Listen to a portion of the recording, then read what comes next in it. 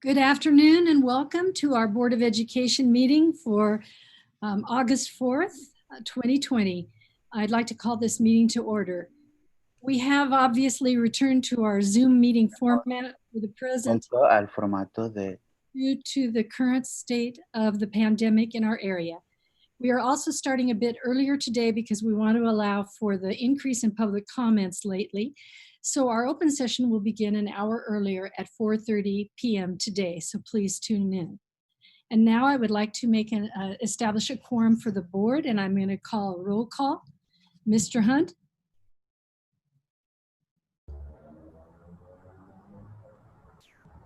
Mr. Hunt? Sorry, Mrs. Alavi. Yes, ma'am, I'm here. Thank you. Mr. Lee? I'm here. Thank you, Mrs. Alavi. Thank you. Mrs. Lockdawson? Here.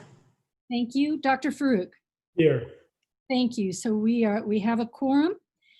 And now I would like to ask that if you'd like to view this meeting in our Spanish live stream, please follow the link provided on the agenda, which can be found at our website, www.riversideunified.org. This meeting will be held online and there will be no physical meeting location open to the public. The board encourages members of the public to join the meeting electronically, and you can find information on the board meeting agenda regarding how to submit your public comments. I would now like to introduce Assistant Superintendent Sergio San Martin to provide this message in Spanish. Thank you, President Alavi. Muy buenas tardes y bienvenidos a la reunión de la Junta de Educación del 4 de agosto del 2020. Si gustan ver esta reunión en español, sigan el enlace incluido dentro del orden del día, el cual puede encontrar en nuestro sitio de línea en www.riversideunified.org. Esta reunión se llevará a cabo solo en transmisión en línea y no habrá un lugar físico de reunión abierto al público. Les recomendamos a los miembros del público que se unan a la reunión electrónicamente. Para presentar sus comentarios públicos, siga el enlace en la parte de abajo de la pantalla. Se aceptarán los comentarios públicos durante la junta. Muchas gracias. Back to you, President Alavi. Thank you very much. And now I'd like to ask if there have been any requests submitted for public comment on closed session items. Not this evening, Mrs. Alavi. Thank you. At this point, we will adjourn to closed session. We will return at 4:30 for our open session. Thank you very much.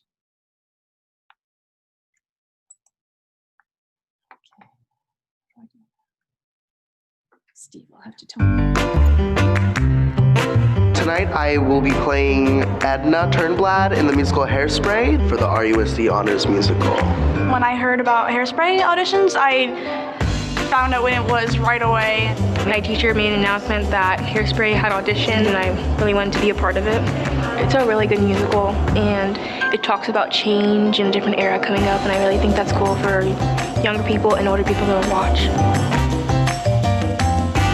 The Honors Musical pulls students from all across our district, from all of our high schools. They're coming here to perform live at the Fox in this very amazing, professional, historic venue.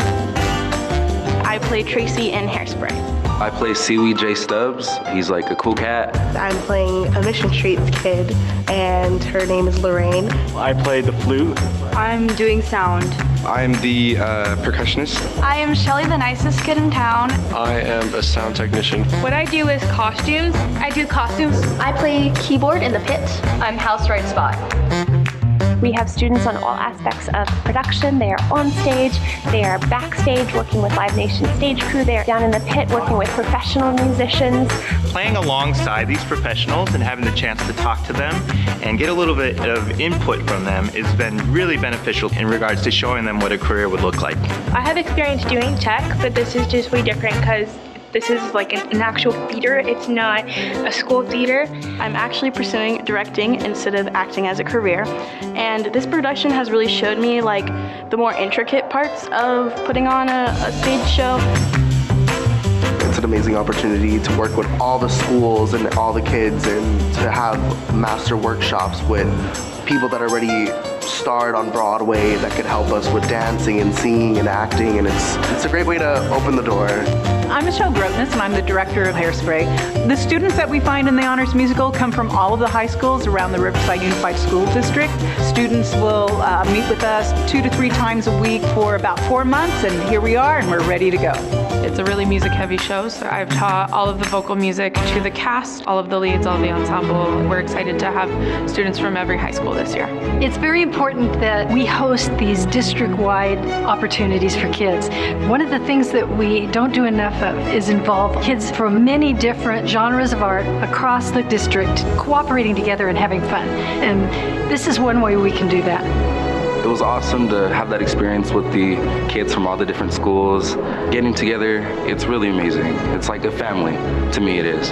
Working with different people from other schools is like really cool. Like it creates basically like a family. You get to meet these new students that have more experience than you, less experience. You get to help them out and they help you out. It's the best. We're hearing that some of the students in past years are now going to each other's shows at their other schools. They're keeping in touch. So this really intensive experience is something that perhaps is launching a lifetime of a network for these students. This is my first time doing this. I've been a tech at my school for a few years, and I figured I might need a change, and I might want to try something in a facility that's more different than the one I'm more used to. It's so fun. It's like a new experience because this theater is completely different from like high school theaters. It's great. We have room to move, for one. It's just much more professional and it feels more like real. It's the Fox Theater. I mean, there's more of everything. We have to work with the cast, all the tech, all the sound, and the music is totally different. The music pit for the Hairspray Orchestra consists of a mixture of professionals that we brought in from the surrounding communities, as well as a mix of high school students. We wound up with an exciting group of 16 students this year on saxophones, on trumpets, on percussion, drum set, everything in between, keyboards, and it's a fun, exciting mix of students overall. It's been an honor to play with professionals, and they've taught me a lot. I've never played with professionals. This is my first year doing this, and I tend to do it all next year and the year after that. This is our third time ever producing this event. I started 3 years ago with Such Sweet Sorrow, and last year is The Chorus Line, and here I am for the third time around. This is my second year, and I hope to do it for 2 more years. This is my second year doing the honors musical. First year I was an actor, second I'm tech. This is my first time doing the honors musical. This is my second time doing the honors musical. This is my third and final RUSD honors musical. I've been here since the beginning, and this is my last one, and I'm really excited to be a part of it. This is all to put together a show for what we're anticipating to be over 3,000 people. We have 1,500 middle and high school students coming to see the production for the matinee, and then in the evening we'll have a community show for another sold-out house.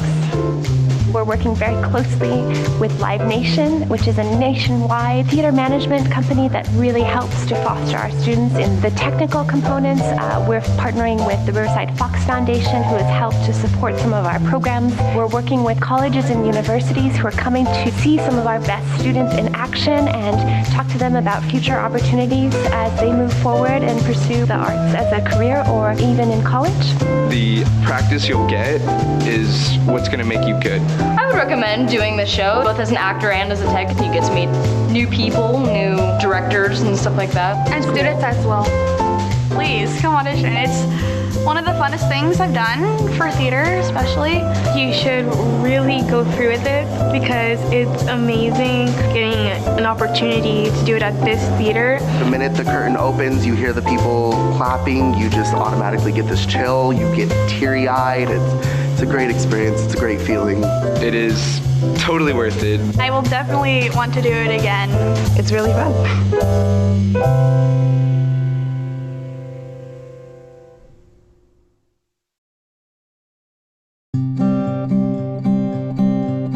RUSD families, Nutrition Services invites you to apply for the 2020-2021 meal program. All families are encouraged to apply beginning July 1st, 2020. If your student qualified for the meal program last school year, your household will need to reapply. If you did not qualify last school year and circumstances have changed, we encourage you to apply before the new school year resumes. If you qualify for the meal program, you may also qualify for programs such as utility assistance, SAT fee waivers, and college application fee waivers.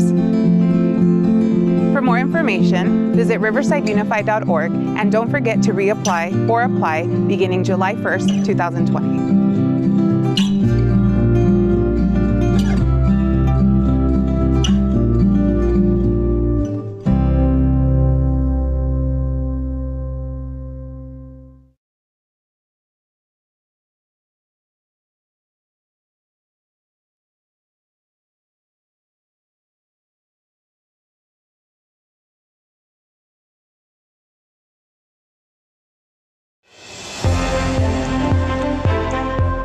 to University Heights Middle School. I'm Katie Grimbaugh. I'm the principal here at Uni.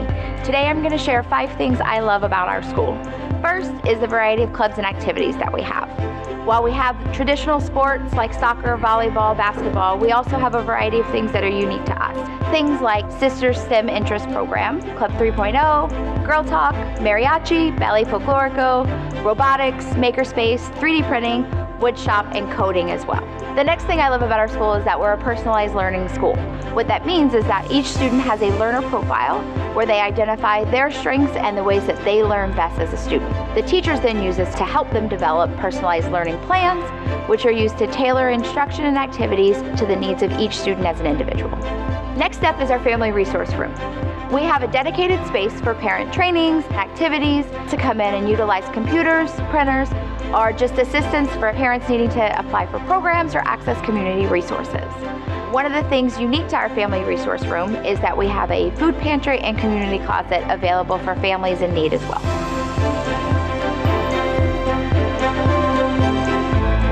Another thing I love about Uni is our Avid School-Wide program.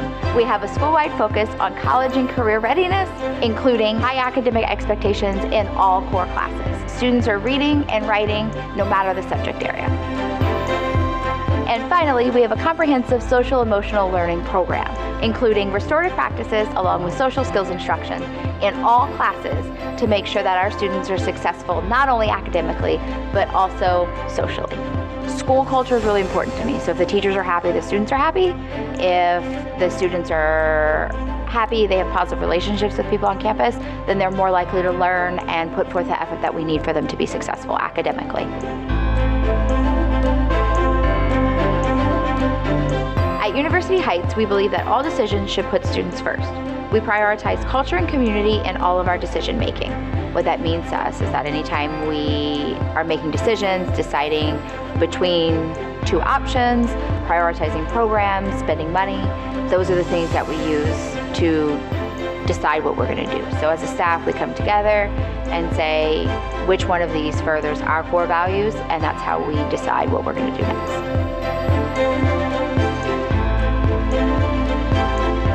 The goal of our school is to provide each student with challenging and rigorous curriculum appropriate to their academic level. We believe every child can achieve academic success. With parents and teachers working together toward the same goal, every child will succeed. Through teamwork, open communication, and a dedication to continuous improvement, we can make this school a place where students delight and enjoy learning.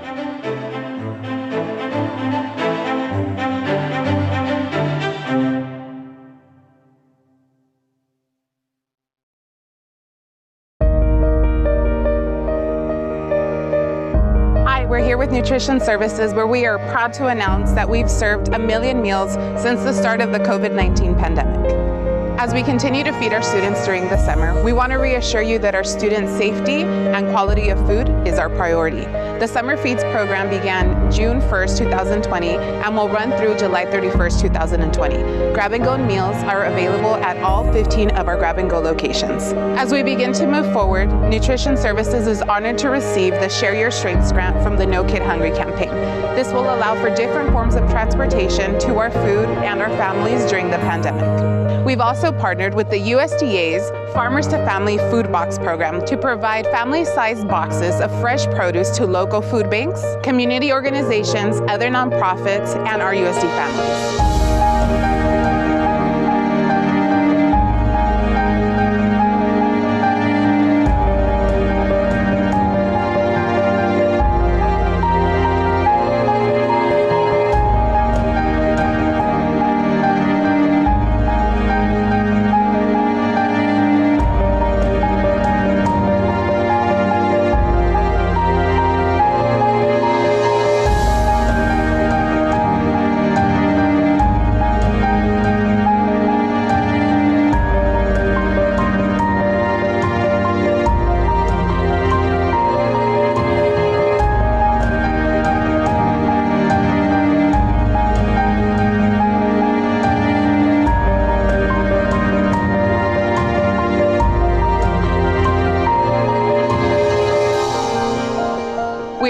together and would like to remind families that you can apply or reapply for next school year's meal program beginning July 1st, 2020.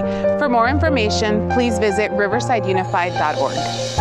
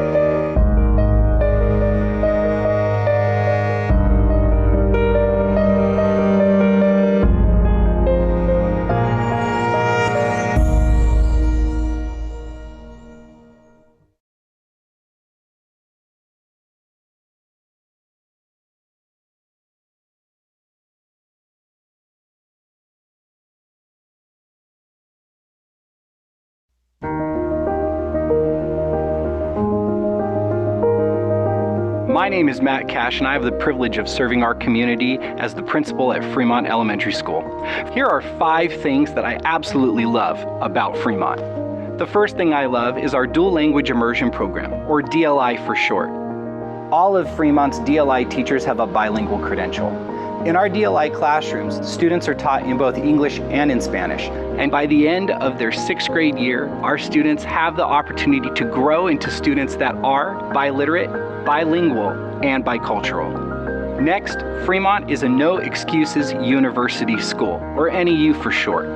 That means that we adhere to the belief that every single child deserves the opportunity to be educated in a way that prepares them for college and career.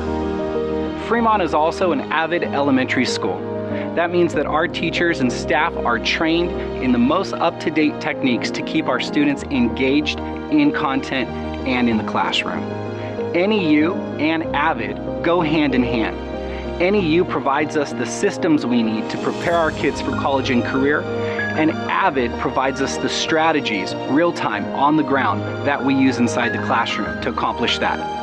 If you ever have the opportunity to walk around Fremont Elementary School, you will see a college presence here on campus. We have banners, pennants, and flags from a variety of colleges around the country hanging in our hallways and in our library. That means that from day one of a student attending our school, we instill the belief that if they want to, they can go to college and pursue the career that they were made for. Fremont Elementary has an amazing show choir. Our show choir is so dynamic that they've been invited to perform at places like the Festival of Lights, at City Hall for the mayor and city council, and even here in our community for local holiday shows. If you ever have a chance to catch one of their shows, you should. Here at Fremont, we are all about partnerships. That includes partnerships with local universities like UCR, the University of California, Riverside. They have a program for volunteers called AmeriCorps, where they come onto campus and college students tutor our elementary students in math, language arts, and other subject areas. Each of these college students work with individuals each day to ensure that our students not only know that they can do their best, but they're also given a mentor that they can aspire to be. Lastly, we pride ourselves on meaningful interventions. That means that data management is a high priority. We know who our kids are, we know their strengths and their challenges, and we design instruction that meets those needs and takes them from where they are to where they need to be in order to be successful. One of our core values is student engagement. We create opportunities for our students to meet their current needs and challenge them to become their best. Fremont Elementary School is unique. Opened in 1917, Fremont is one of the most storied elementary schools here in our city. Our school has been in the La Placida community for more than 100 years. That means we serve generation after generation of learners who have come through our doors. Fremont provides art classes, community service projects, band, show choir, social and emotional services, parent training, community activities, after-school enrichment, and so much more. We're excited for the programs we bring to the La Placida community, and we're happy to serve our families. So with that, we say, welcome to Fremont.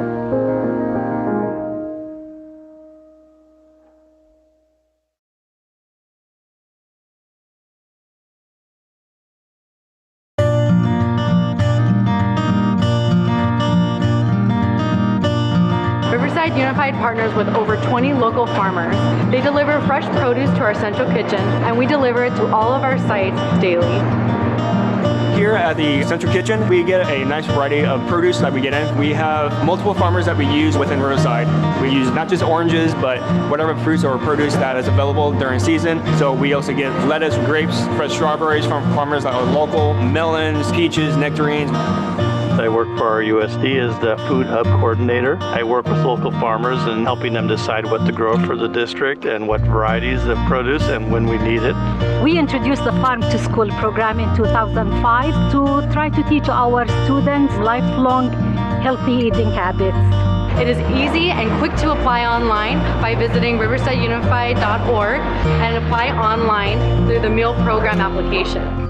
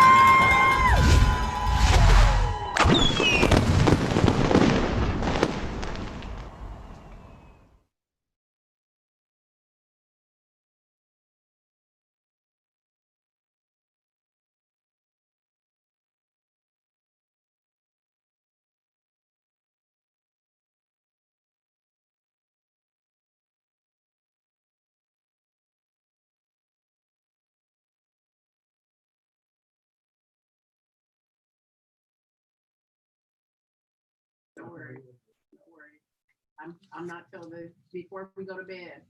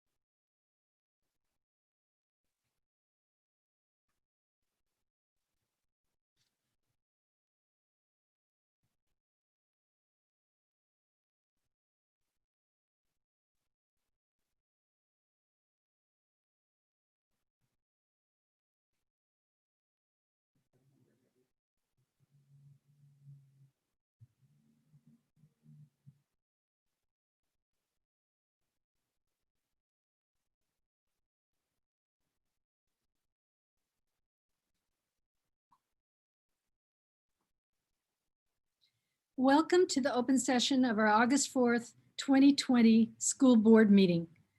Tonight, we have resumed our Zoom board meetings due to the current state of the pandemic in our area. You may also notice that we are starting our open session earlier than usual at 4:30, and that is because we want to allow time for the increases in public comments. A word of clarification to everyone listening about public comments. We welcome them and encourage the public to have a voice and share opinions with the Board of Education. However, board meetings are not community forums per se, which are structured to allow all who attend to speak, like a town hall, for instance. Ours are a meeting of the board to do the business of the district, which is held in public. We are holding a meeting in front of you, not behind closed doors. Because these are not public forums or town hall meetings, we have an agenda, and in order to move that agenda along, we have set policies in place that limit both the time per person and overall length of time for the public to speak. Some members of the public have been confused when we haven't had time to read each comment or when we curtail comments after a period of time. I assure you that this in no way is meant to stifle input, but rather to facilitate the flow of the meeting so work can be accomplished. Our board policy states that there should be no more than 20 minutes of public input per topic. In most cases, the board has seen fit to extend the 20 minutes per topic guideline. That is their purview. But in the cases when we receive hundreds of comments on one topic, such as the start of school, we must limit commentary to a reasonable amount of time. That time is also set by the board. Also, if we want to hear more commentary, we may adjust the time from 3 minutes to 2 minutes or less to allow as many people to have a voice as possible. We read the comments in order that we receive them. And that means that if you are comment number 100 or comment 200, you might not have your comment read out loud. In these cases, we have asked to have those comments printed so that we can refer to them afterwards. We know that everyone has unique concerns and questions. And we know that there are lots of anxious parents, teachers, and staff listening who want to ask their question. If that question is specific, such as how to access certain information about the virtual learning or in-school model or about a specific student, the best way to communicate is through email. On our webpage, www.riversideunified.org, you can find the emails of all the board members and staff. And while there are other ways to reach us, again, I stress that all members of the public are welcome at our meetings because we want you to hear our deliberations, our discussions, and the rationale for our decisions. In addition, I want to clarify that the comments made by one trustee at any given time do not reflect the opinion of the Board of Education, the staff, or the organization. Unless comments are specifically discussed and a consensus is reached, no one individual speaks for the entire board. The simple fact is that in a democracy, we provide everyone with the right to attend a government meeting that is held in public. And we give the right to everyone to express their point of view within established policies and guidelines. including members of the Board of Education. Some comments expressed at the last meeting caused concern and condemnation that have reverberated throughout our organization and the community. I will address these concerns specifically. First, board members do not report to one another, nor do we report to the superintendent or anyone on staff. We report to the voters. We report to you. Secondly, and again, one trustee does not speak for the entire board and thus does not speak for the district. Only the majority speaks for the board, and only the majority sets direction through formal votes. And finally, free speech should be tempered with respect for all people. And from my perspective alone, I am sorry if any words were spoken that people interpreted as racist, aggressive, or disrespectful. Nothing could be farther from my or our intent, which is to govern the school district in a way that promotes professionalism and thoughtfulness. Now, going forward and during this stressful time when everyone is on edge, we pledge our continued commitment to the students of Riverside and to their growth and success, which is our very first priority. And thank you very much for listening to those comments. At this time, I would like to report on closed session that no action was taken. And we will now conduct the Pledge of Allegiance, and I would ask that Mr. Hunt please direct us in the Pledge of Allegiance tonight.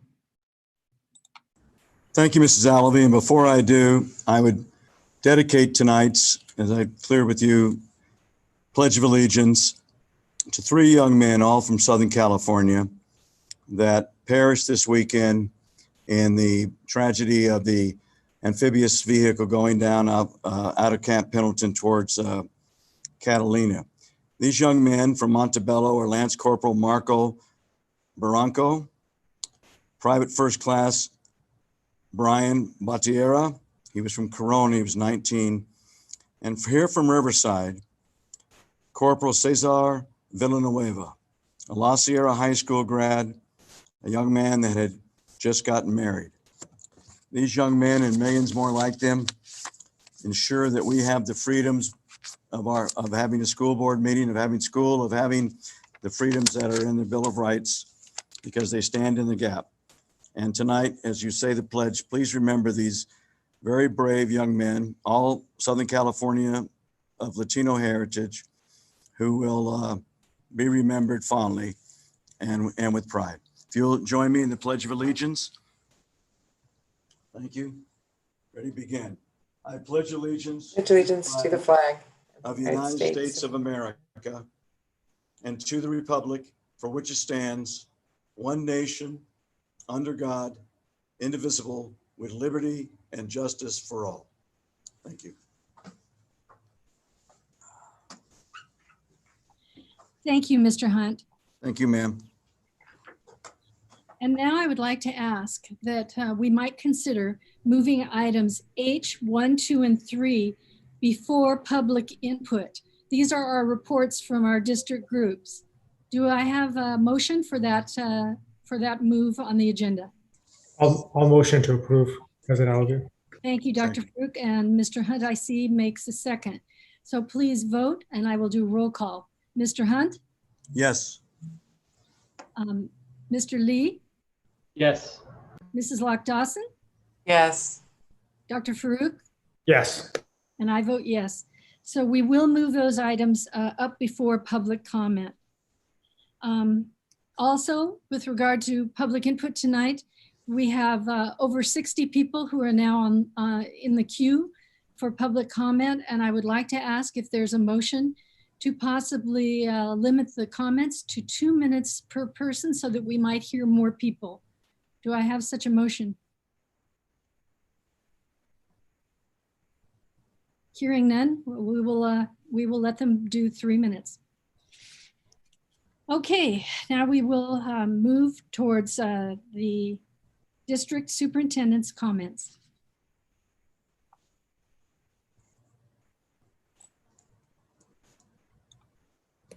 Thank you, Mrs. Allaby. It took me a little while to unmute. I apologize. And good evening to all the public that are joining in with us in our board meeting this evening. I just want to talk a few things that have been on my mind to the board and to the public. Certainly the COVID-19 pandemic has been something else. In many ways, it's been horrendous. It's been an incredibly heavy lift for us as a school district as we talk things such as safety concerns, providing meals to our students, of course, the appropriate devices, program choices, communications, et cetera. The list is long. At the same time, we find ourselves in the middle of an economic uncertainty and a polarized nation and even community. And yet, I want you to know that I have seen time and time again people being more considerate, more humane, more understanding, patient, and showing more empathy than I've seen in a long time. Quick to praise others, many are, and quick to roll up their sleeves and help out, wanting to serve in any way that they can. I see and participate in discussions and decisions that are centered on students, where their needs are being kept at the forefront. I also see different organizations coming together and collaborating towards a common goal, which is what is in the best interest of our students and our families. And for this, I am most grateful and stand in awe towards so many whose presence and voices are calming during this time of crisis. What we say and how we say it in private and in public matters more now than ever before. And so thank you for those calming influences and people in our community and in RUSD. Tonight, board members and community members, you're going to hear another update on our plans for starting school this coming Monday, August the 10th. And I'm very pleased with the hard work of our staff and filled with thankfulness towards each member of the RUSD team. Of course, we don't have everything quite finished yet and completed yet. We're very, very close. And I want to remind us, however, that it always takes 3 to 4 weeks to get a new school year up and fully running, and for every student and family to get settled into the new school year routines. Well, this year will not be any different. Some students will need their schedules and perhaps teachers changed. Books and other materials will need to be distributed. Lunch numbers will be relearned. Login information on student devices updated and learned in some cases for the first time. And some students still need to register and get enrolled in our schools. As you can imagine, the list is long, yet we do appreciate your patience, especially during this difficult pandemic. And as a school district, we will do what we always do. We'll get it done. And it will all work out and things will settle down in the very near future. It always does. On to another topic. I want the board and public to be aware of 2 important upcoming board meetings or study sessions, as we call them. First, later this month, we will have a study session on what we call the design criteria for new construction surrounding our 3 neighborhood schools, Casablanca, Eastside, out in the High Grove area, as well as new construction and buildings at some of our existing schools. That study session will happen this month. Second, next month, we will hold a study session on 3 closely connected topics. Our equity plan, where you'll receive an update on the progress of that plan. Second, ethnic studies. You'll learn about the processes for enhancing our current plan and timeline for rolling out these enhancements. And last, you'll also study, board members, and consider formal adopting an RUSD resolution on racism, or rather anti-racism. So those 2 study sessions I want to put on your radar, and staff looks forward to joining the school board in those this month and next month. At this time, I'd like to invite our Chief Academic Officer, Renee Hill, to give a few comments.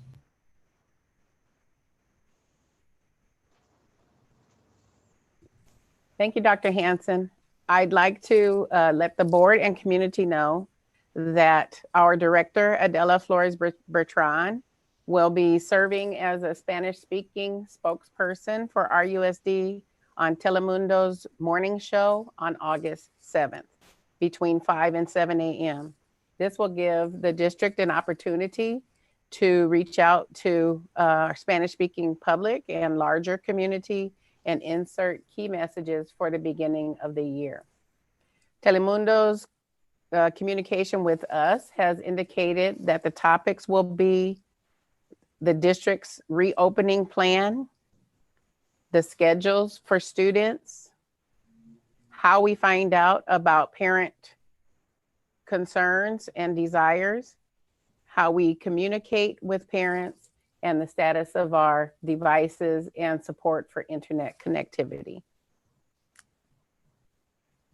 Thank you very much. Thank you, Mrs. Hill, and President Alvey. That concludes my report. Thank you very much. We will now move on to board comments, and then we'll move to those items H1, 2, and 3. I'm getting a little bit of an echo. We'll start tonight with Mr. Hunt. Mr. Hunt, do you have any comments for us? Yes, ma'am. Let me just, okay, you can hear me, I think. Thank you, Mrs. Alvey, President Alvey. Yes, and I appreciate your comments prior, reminding that any comments a board member makes are his own comments, as long as they are by the bylaws and allowed, which they are. I know that mine caused concerns as well as accommodation from across the district. And I look forward tonight to, in this unprecedented time, to getting to many of the questions that are still out there with parents and our faculty and of course, our wonderful classified folks. I thank you again, Mrs. Alvey, for allowing us to remember those 3 young men, though they weren't RUSD, and one was our neighbor here. They were all our neighbors. Tomorrow, I'm really looking forward to joining my friend and our colleague, Dr. Farouk, at Casablanca for their first charrette on the Casablanca Elementary School with the CAG. How interesting that will be. What a long time, 12 years now, I've looked forward to this particular day and others to follow, and just couldn't be more excited. As I reminded Mrs. Alvey, and I'll remind my colleagues, and I have a personal matter I have to tend to. I'm waiting for a note on it, and when it happens, I will step out for a while and apologize. First time it's happened, but I can't do anything about it. So thank you very much, Mrs. Alvey. Thank you. Mr. Lee. Thank you, Mrs. Alvey. I'll keep my comments short. I just want to thank the entire staff for all their efforts since the shutdown in March. I know I thanked them at the last time we had a meeting, but I don't think we can thank them enough. I think Dr. Hansen said it really well.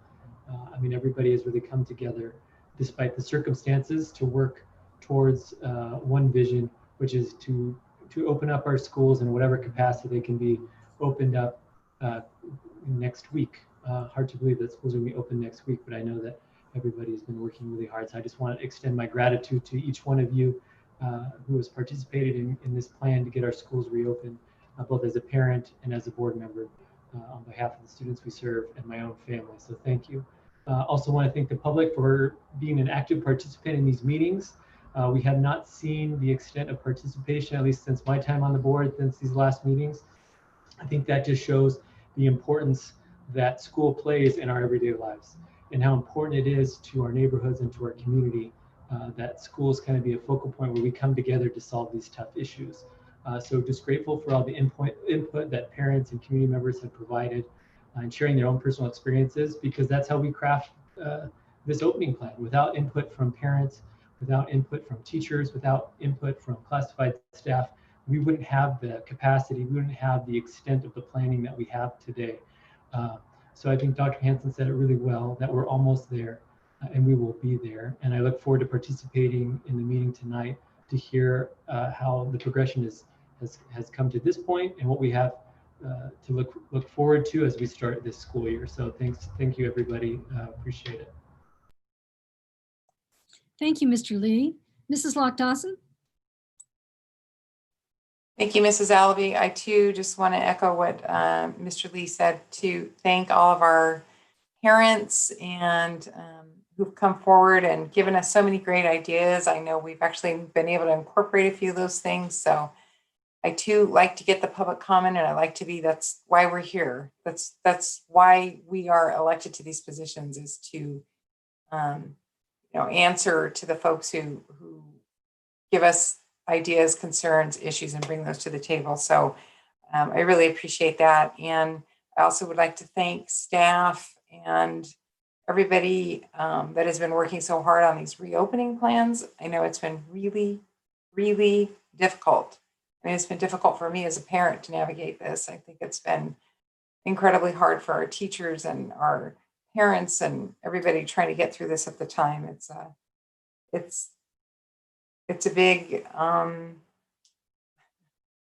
big event here, just trying to move through this pandemic. So I want to thank everybody. I want to ask for your patience and your grace. I, more than anybody, like to have things figured out and set, but I think we've all been humbled by what's going on right now in our country and in our community. And I think just we ask for your patience and grace as we try to move this forward and keep our kids and our community as safe as possible. Thank you, Mrs. Alvey. Thank you, Mrs. Lock-Dawson. Dr. Farouk. Thank you, President Alavi. I want to begin by echoing my colleagues' sentiments about our deep gratitude to our staff and our team. They've been working around the clock, and I know that the situation, is always rapidly changing, and there's so many moving parts. But staff have been extremely dedicated in making sure to stay engaged and be thoughtful and deliberate about how we move forward during this process. So really want to again echo our appreciation. I also want to express my appreciation for the comments President Kathy Alvey made earlier. And I just want to also just say too that I think that our environment must be conducive to public input and our values. We need to always foster an environment that encourages accountability, whether opinions are dissenting, whether they're critical. All of that is welcome, and that's part of the democratic process. I also think, as Trustee Lock-Dawson mentioned, that it makes actually our governance more effective when we're on the pulse of what people's needs are and how, again, we can best serve and be supportive. So, and all of the emails and outreach that people in the community provide, I want to just reiterate that I personally review all of those correspondence and follow up. And again, as public servants, we are here dedicated to you, the community, and that's very important to us. I know that the process of starting the school year and student learning that's being administered during the pandemic has been extremely stressful for families, on top of all of the other challenges that people are dealing with, whether they've been unemployed or whether family members have gotten sick during this time. This is a very tough time for everybody. But no matter how complicated these circumstances are, our district, I know, must strive to deliver a high quality education to our students in an equitable manner and be a resource for families during this crisis. And so no matter how difficult the situation gets, we need to strive and meet that moment of being able to provide that. I know that the focus, obviously, as it should be, is on preparing for the school year, which is literally, starting next week. But I just want to mention that I am looking forward to the follow-up on the ethnic studies review and again, determining how we can ensure a high quality access for all of our students with that. I think that issue should not be lost in the midst of all of this concerns, that we need to do better and improve on that issue as well. I also want to just commend our community with their efforts on neighborhood learning centers that we're looking at with San Francisco and all of the community that's coming together. It's very powerful to see how fortunate we are in Riverside that so many aspects of the community, whether they're nonprofits, the faith-based community, churches, the city, all trying to find ways to help enhance our student experiences for families. And then lastly, I just want to say that FAFSA completion, which is really important for students to be eligible for financial assistance for college. I know our district has always been kind of on the forefront of making sure high completion rates. I know the Blue Foundation is involved with the Leave No Money on the Table campaign. And so I'm appreciative of staff following up on that. And again, making sure that our families have access to the full amount of resources for affordability of college after after their students graduate from RUSD. So thank you, President Alavi. Those are my comments. Thank you. And I'll just agree with my colleagues and extend my thanks to everyone. Thank you to the teachers who've written to me with your emails. I get your frustration, and I'm right there with you. And the professionals that you are, you're going to see this through. Also, many thanks to the classified workers. I've been talking to many of you who have one job or another and are trying to make things work. I appreciate the time that you're spending, and I value you in our district. And to our administration, I know you're working hard because I get your emails at 9 and 10 o'clock at night, and I know that you've got all the burners going. So like all my colleagues, I thank you all for the work that you're putting in for our USD. It's very, very nice. And now I'm going to move on to our district group reports. I'm going to start with our president of the Riverside Council Parent Teacher Association, Mrs. Mary Beth Loyal. Good evening, Dr. Hanson, Board President Alavi, and members of the board. Thank you for your leadership during this unprecedented time. Sorry, I didn't turn on my video. It's better if I can see you guys. Riverside Council PTA praises the work of RUSD to communicate with all families. The recent outreach to obtain families' school program choice was extraordinary. It's incredible to see so many teachers and staff volunteer their time to ensure the school year is the best it can be for our students. We sincerely appreciate all you're doing for our community. The Riverside Council PTA recently formed a grant writing committee, and we were fortunate to have Linda Christopher join our team. Linda's experience and expertise were extremely helpful in applying for the National PTA COVID Relief Grant, and we were most thankful for the continued support in partnership with RUSD. Riverside Council PTA held the Carol Rood Scholarship and Advocacy Award virtual ceremony July 9th, and the following students were recognized. Carol Rood Scholarship recipients, Brody Brown, Marina Bryant, and Grace Tirado, all of Poly High School, and Bryony Gomez Lopez from Arlington High School. The Advocacy Award recipients were from Martin Luther King High School, Denver Ekman and Spencer Young, Maya Braslaw from John W. North, Arlington High School students, Kyle Sook and Ileana Lazaro, Poly High School students, Hunter Knopflock, Brooke Knopflock, Colin Avery, and Luke Pruitt, Ramona High School students, Regina Garcia, Derek Medina, Jonathan Arredondo, and Riverside STEM Academy students, Adwa Boateng, Alexandre Herrera, and Emily Nolke. We also recognized some VIPs during the ceremony. The Power Award in memory of PTA extraordinaire Sherry Power was presented to Deanna Sines, who is involved at Woodcrest PTA, Miller PTA, and serves on Riverside Council PTA. Riverside Council Teacher of the Year awarded to Catherine Murray from Riverside STEM Academy, and Riverside Council Principal of the Year was presented to Mike West. The Riverside Council PTA, in addition to California State PTA and 23rd District PTA, held many training opportunities during the month of July. All PTA officers are required to attend annual financial and position-specific training. More training dates will be scheduled in August and September. Our goal is to ensure each unit is equipped with the tools they need to have a successful, albeit challenging year. PTA membership drives will be drastically different. We are encouraging all teachers and staff and board members to join PTAs at their schools. Most of our schools have the option to purchase membership online through Totem, and that's TOTEM, and can be accessed at jointotem.com. The PTA has always served to connect families with their child's school, and this year PTAs will work to keep all families, virtual, hybrid, and home-based, connected to their home schools. California State PTA sends weekly emails to PTA leaders with ideas to increase family engagement during school closures. I want to close in saying how proud I am of our PTA units. Over 80% of our PTAs have held their elections, many of which held a virtual election meeting. We are working with leaders and principals at the school sites that have yet to hold elections, with hope for all units to have officers elected to the required positions of president, secretary, and treasurer soon. It is exciting to see the work of the PTA continue in new and creative ways.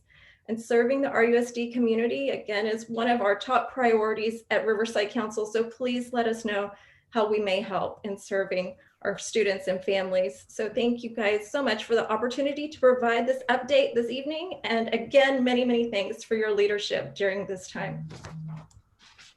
Thank you, Mary Beth. We here at RUSD, we really appreciate the PTA. And like I always do every year, I was hoping you would make sure that I get an envelope so that I can join the PTA.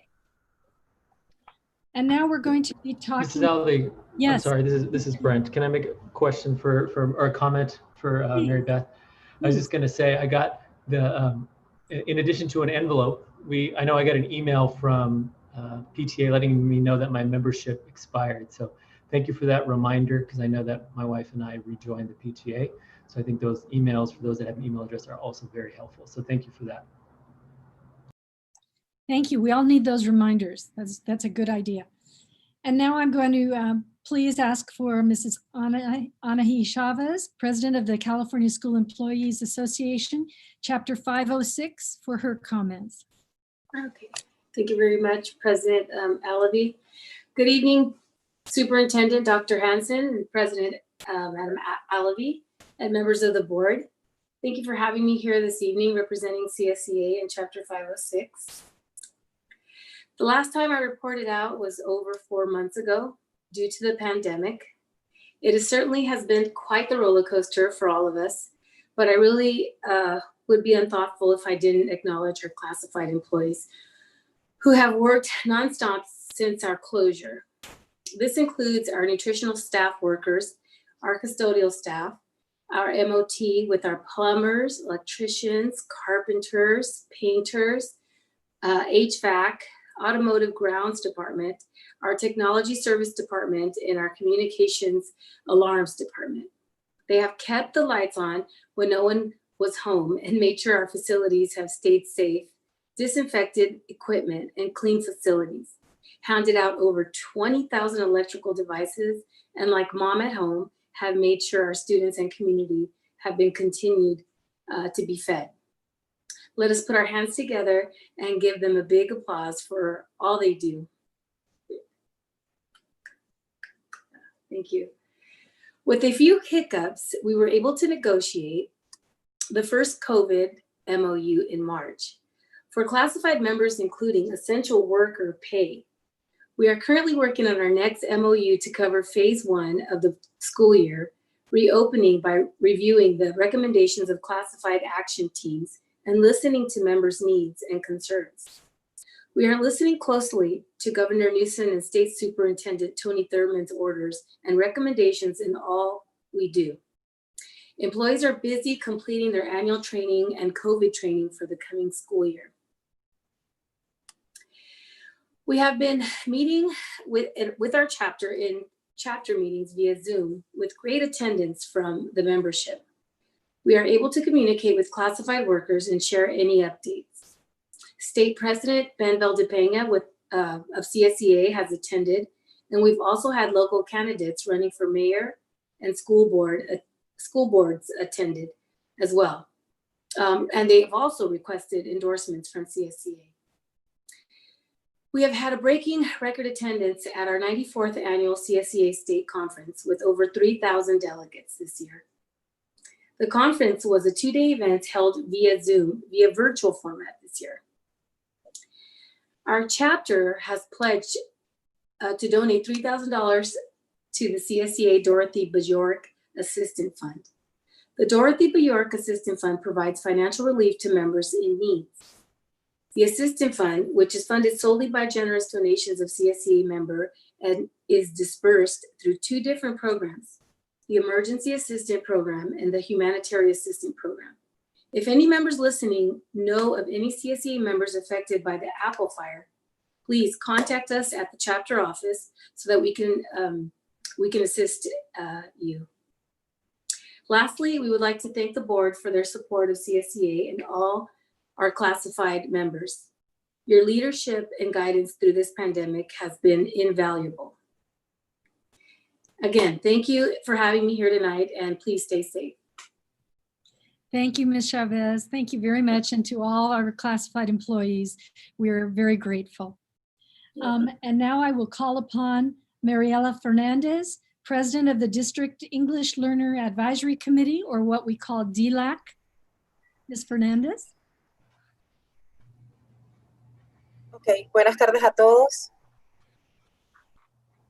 Primero que todo quiero agradecer por el tiempo que nos da.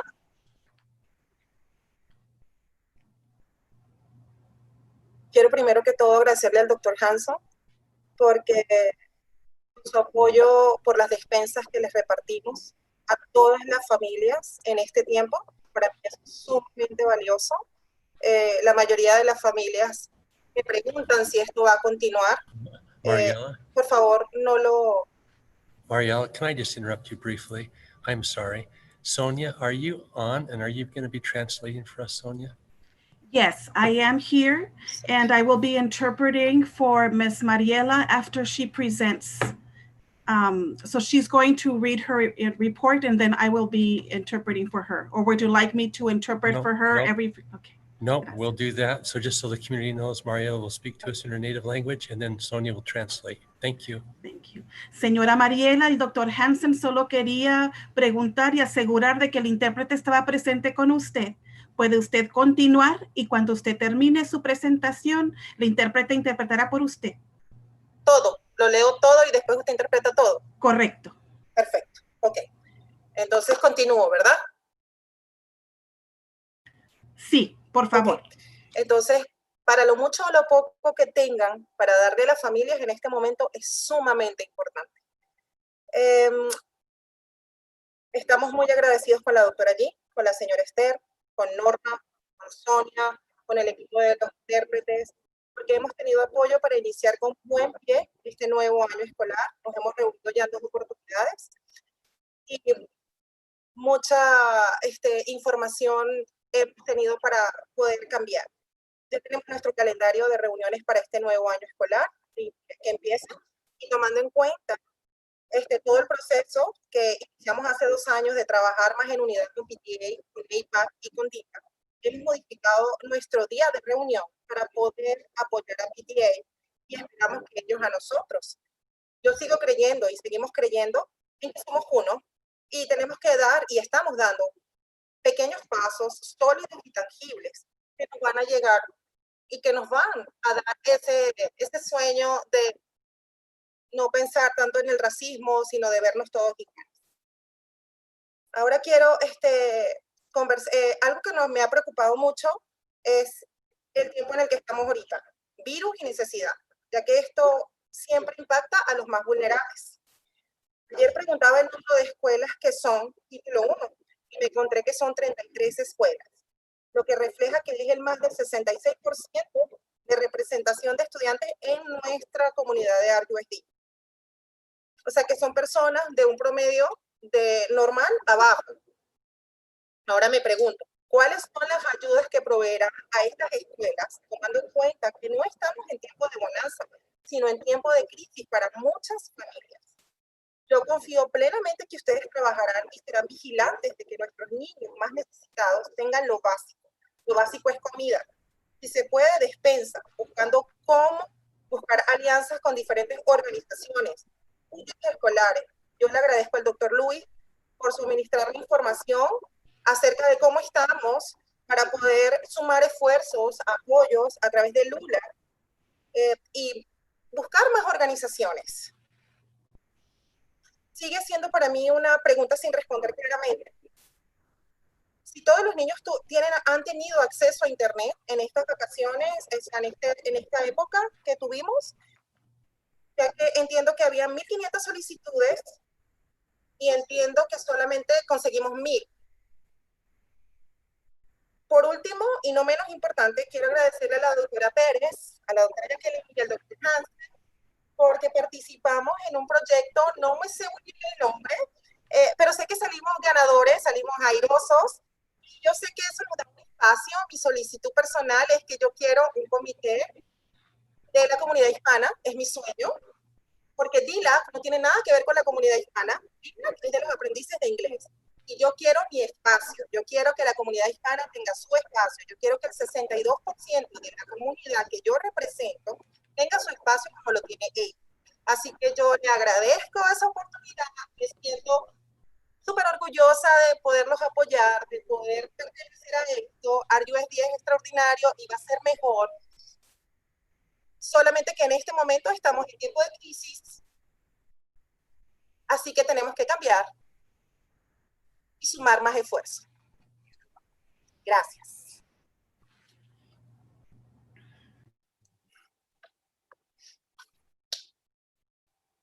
Sonia, do you want to go ahead now?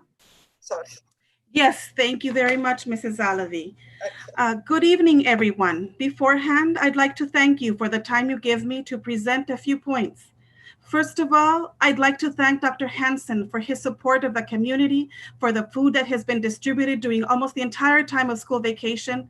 I have heard so many positive comments about that, and this really brings happiness to my heart. Nutrition is completely fundamental in each home, and it is so important, especially in these very extreme times. I have a few questions in regards to English learners for this year.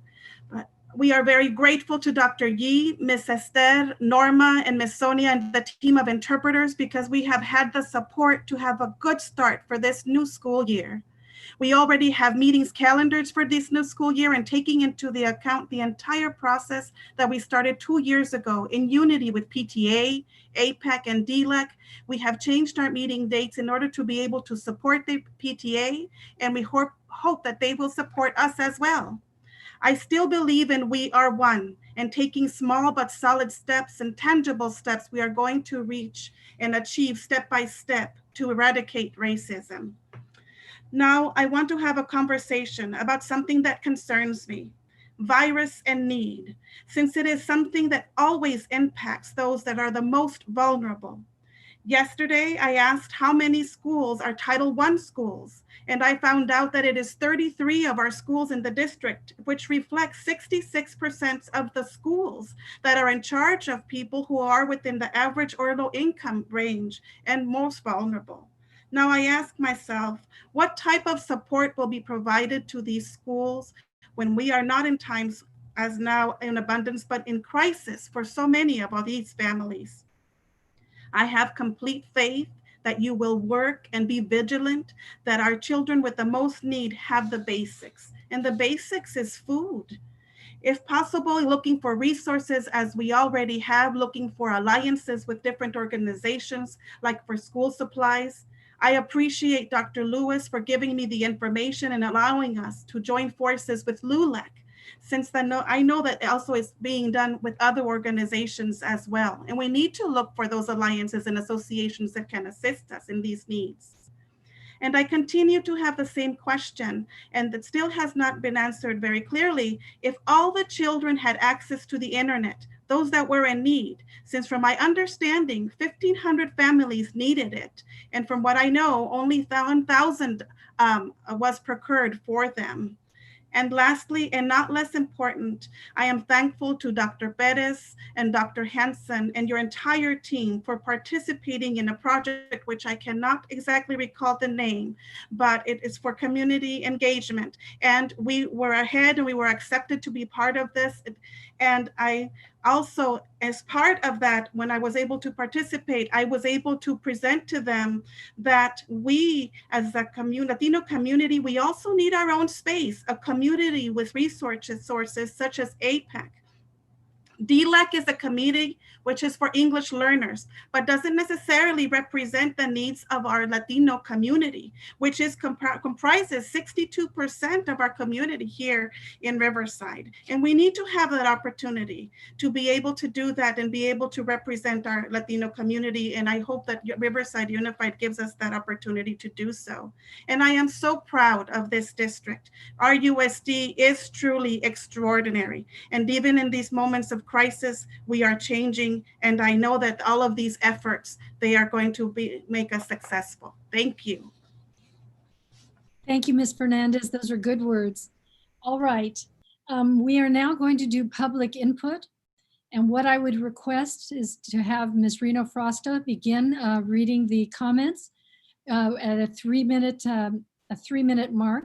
And we will go until 6 p.m. and at which time we will take a 10-minute break and we will come back at 6:10. So Ms. Reno Frosto, would you please set us off?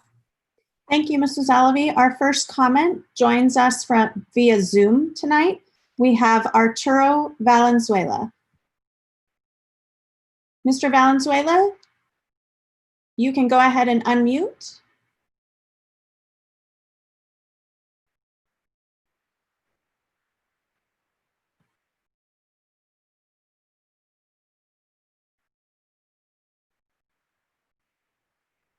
Mr. Valenzuela, can you hear us? You can go ahead and unmute.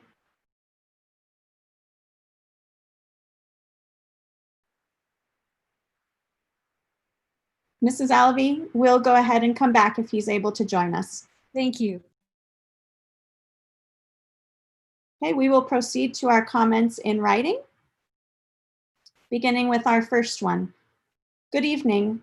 I'm a CSEA member. When the classified MOU is up for approval, I hope that you will expect prioritization to be provided to the classified members with health conditions and those that have family members with health conditions without having to go through processes that certificated employees have not been required to do.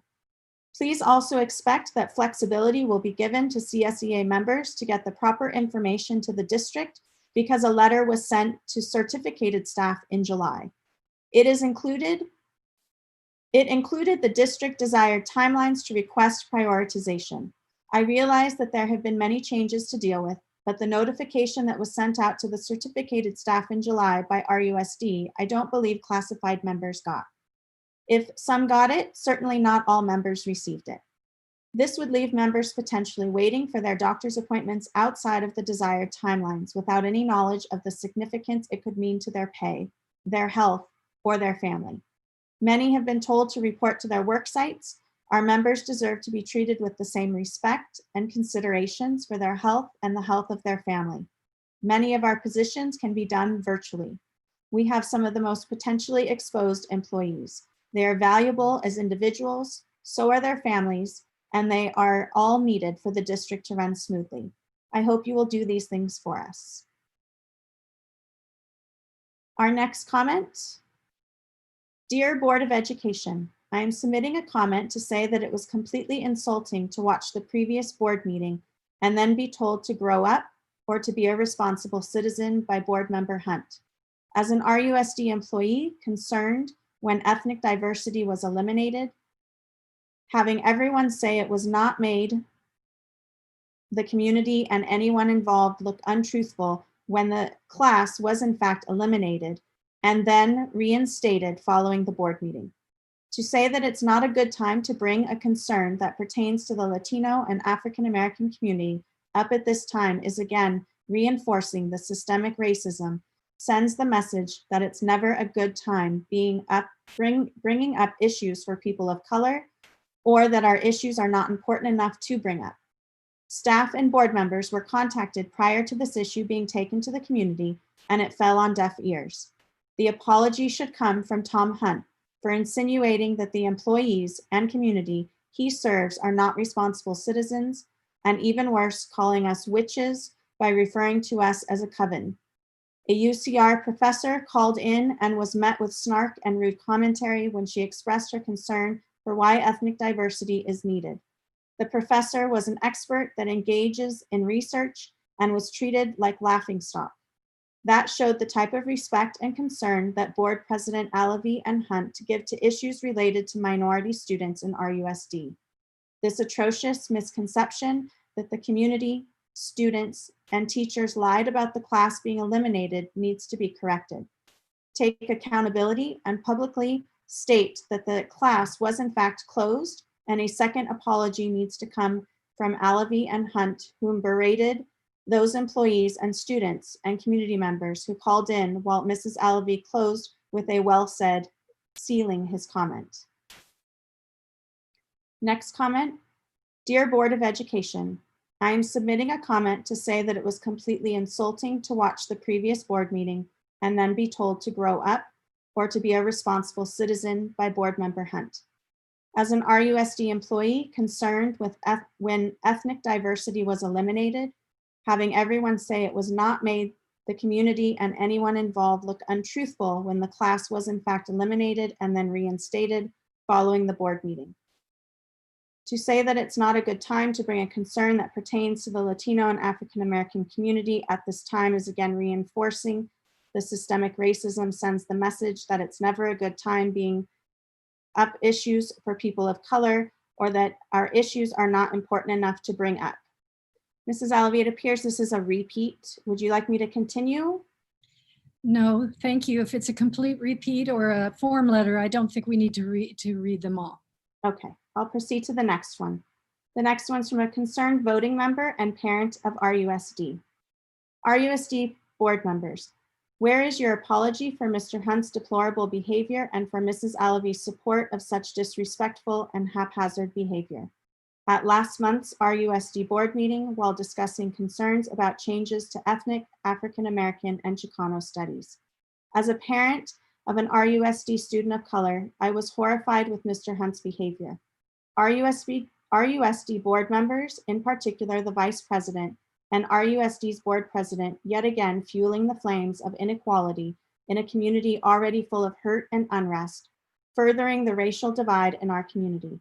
Once again dismissing concerns of students, parents, teachers, and concerned community members of color. Mr. Hunt, your behavior was disgusting. Do you speak to your wife that way, to your daughters like that, when they have a concern and voice it out aloud? Do you tell them to stop wasting your time, to grow up, and challenge them to handle it outside in the streets?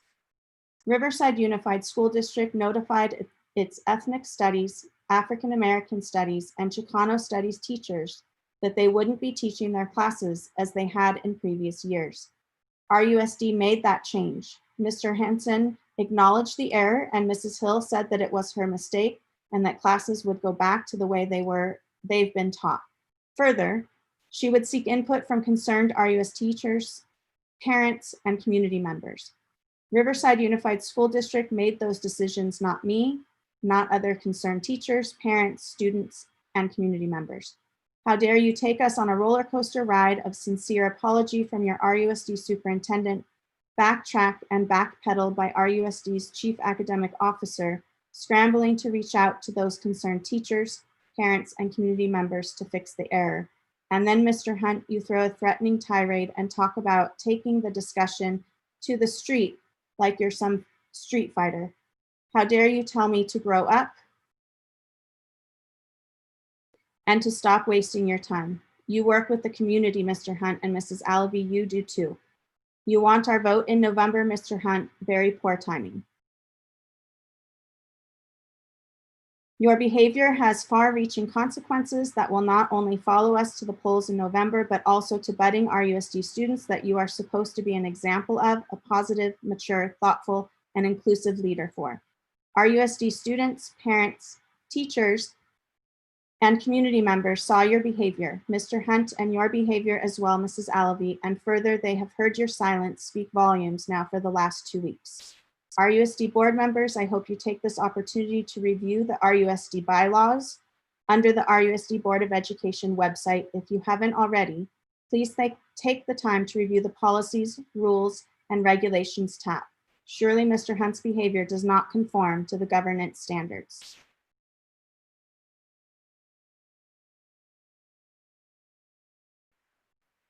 And the next comment, what will be the way that we can have meetings with the ELAC group at our school and with PTA? From Jacqueline Guzman.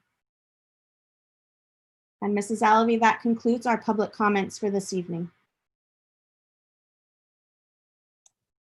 Okay, I'm sorry. I thought you had, I had heard that we had 60 comments. So I guess those are for other agenda items. Is that correct?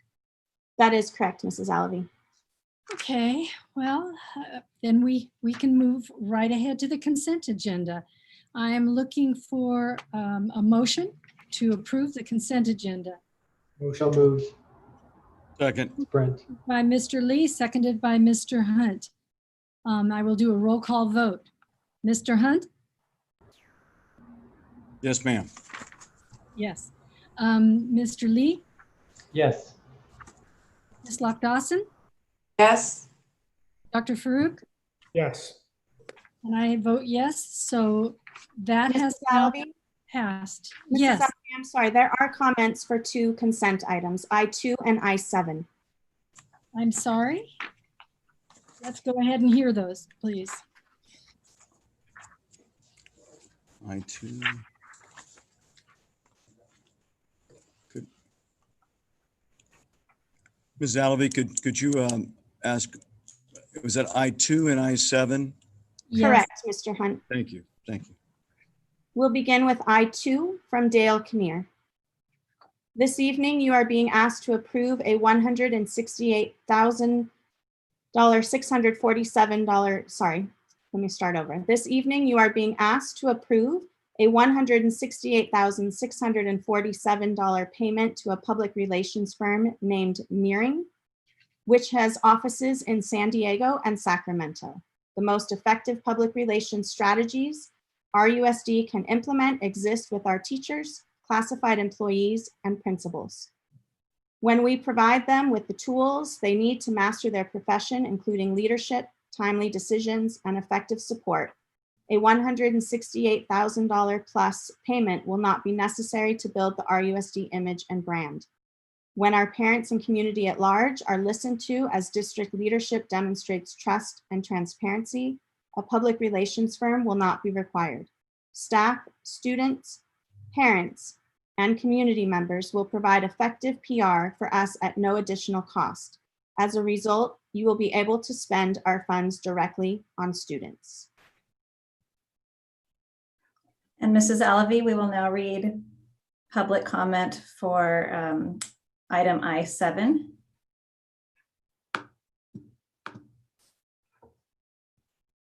Go ahead. Thank you. Our first one does not have a name. It is shocking to see an entire bell schedule expected to be implemented at home on the final MOU. Families with elementary and secondary students have 2 detailed bell schedules to manage at home with lunch times not fully lined up. Daily live instruction was presented and voted on as 3 hours in the morning for elementary and 3 hours in the afternoon for middle and high school. Students could then complete independent work during the time of the day that worked best for them. Instead of live instruction during different parts of the day, this schedule will have students and parents still working from home, all live at the same time. What a distracted learning environment with homes sounding like call centers. And the families where high school students are the ones at home with their younger siblings now will have schedules that overlap instead of running opposite. How will those teens attend to their detailed online schedule at the same time they need to help their younger siblings get onto their classes and through their conflicting schedule? This will be your equity issue. Attendance matters in distance learning now, yet the majority of our district families don't know their students are expected to be live with a teacher taking attendance at 8 a.m. on Monday. The state is requiring us to move our start time back for secondary. Let's at least do that now. Let's implement the 8:30 start for middle and high school this year, not next. It will help a bit and has to be done anyways. These teens have had nearly half a year without morning instruction. A few days notice isn't going to be enough time to get some teens scheduled back in line, especially when afternoon live instruction was advertised instead of the full day details we now see a few days before school starts. So these are the schedules supported by the union. The same union district staff voiced concern about approaching to move the school start date back when Mr. Hunt asked a couple meetings ago. So we just didn't,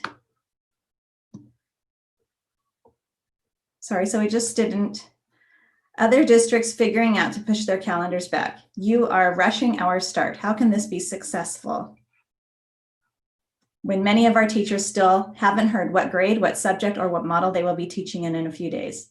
This year's calendar is the earliest ever for RUSD. Maybe instead of summer break starting before Memorial Day this year, we can push the calendar back a bit and have the start of everyone's actually prepared for. Our kids deserve that. And our next comment. The distance learning schedule provided in the RCTA MOU presents a completely unreasonable expectation for households with 2 full-time working parents. With live instruction spread throughout a full day of school, younger students will require far more attention to assist them in their learning, and it's impossible for me to be a full-time employee while also full-time teaching facilitator. Further, my children attends a small in-home daycare, which provides her only form of social interaction. A schedule with live instruction spread throughout the day would require her to be home and completely isolated. Daycare providers cannot accommodate the instruction needs of multiple children of different ages, schools, or even districts, and it is unrealistic for me to expect that of my child care provider. A schedule with a set block of live instruction time, like that provided in the virtual option, would allow families to make reasonable accommodations with employers and other child care providers. A household with 2 full-time working parents, we need our children in school as soon as possible so that we can provide for our family, and we're forced to choose the in-person option without having seen an actual schedule. Now that the schedule has been presented, but the selection window has been closed, I will be forced to either withdraw my student from your district or just not attend scheduled live interactions.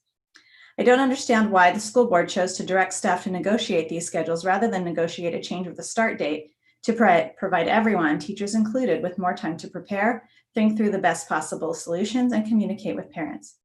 I have grown increasingly frustrated listening to staff tell the board they have enough time to prepare, yet here we are less than a week out from the start of school, and there's no opportunity for you to make changes to a schedule that will not work.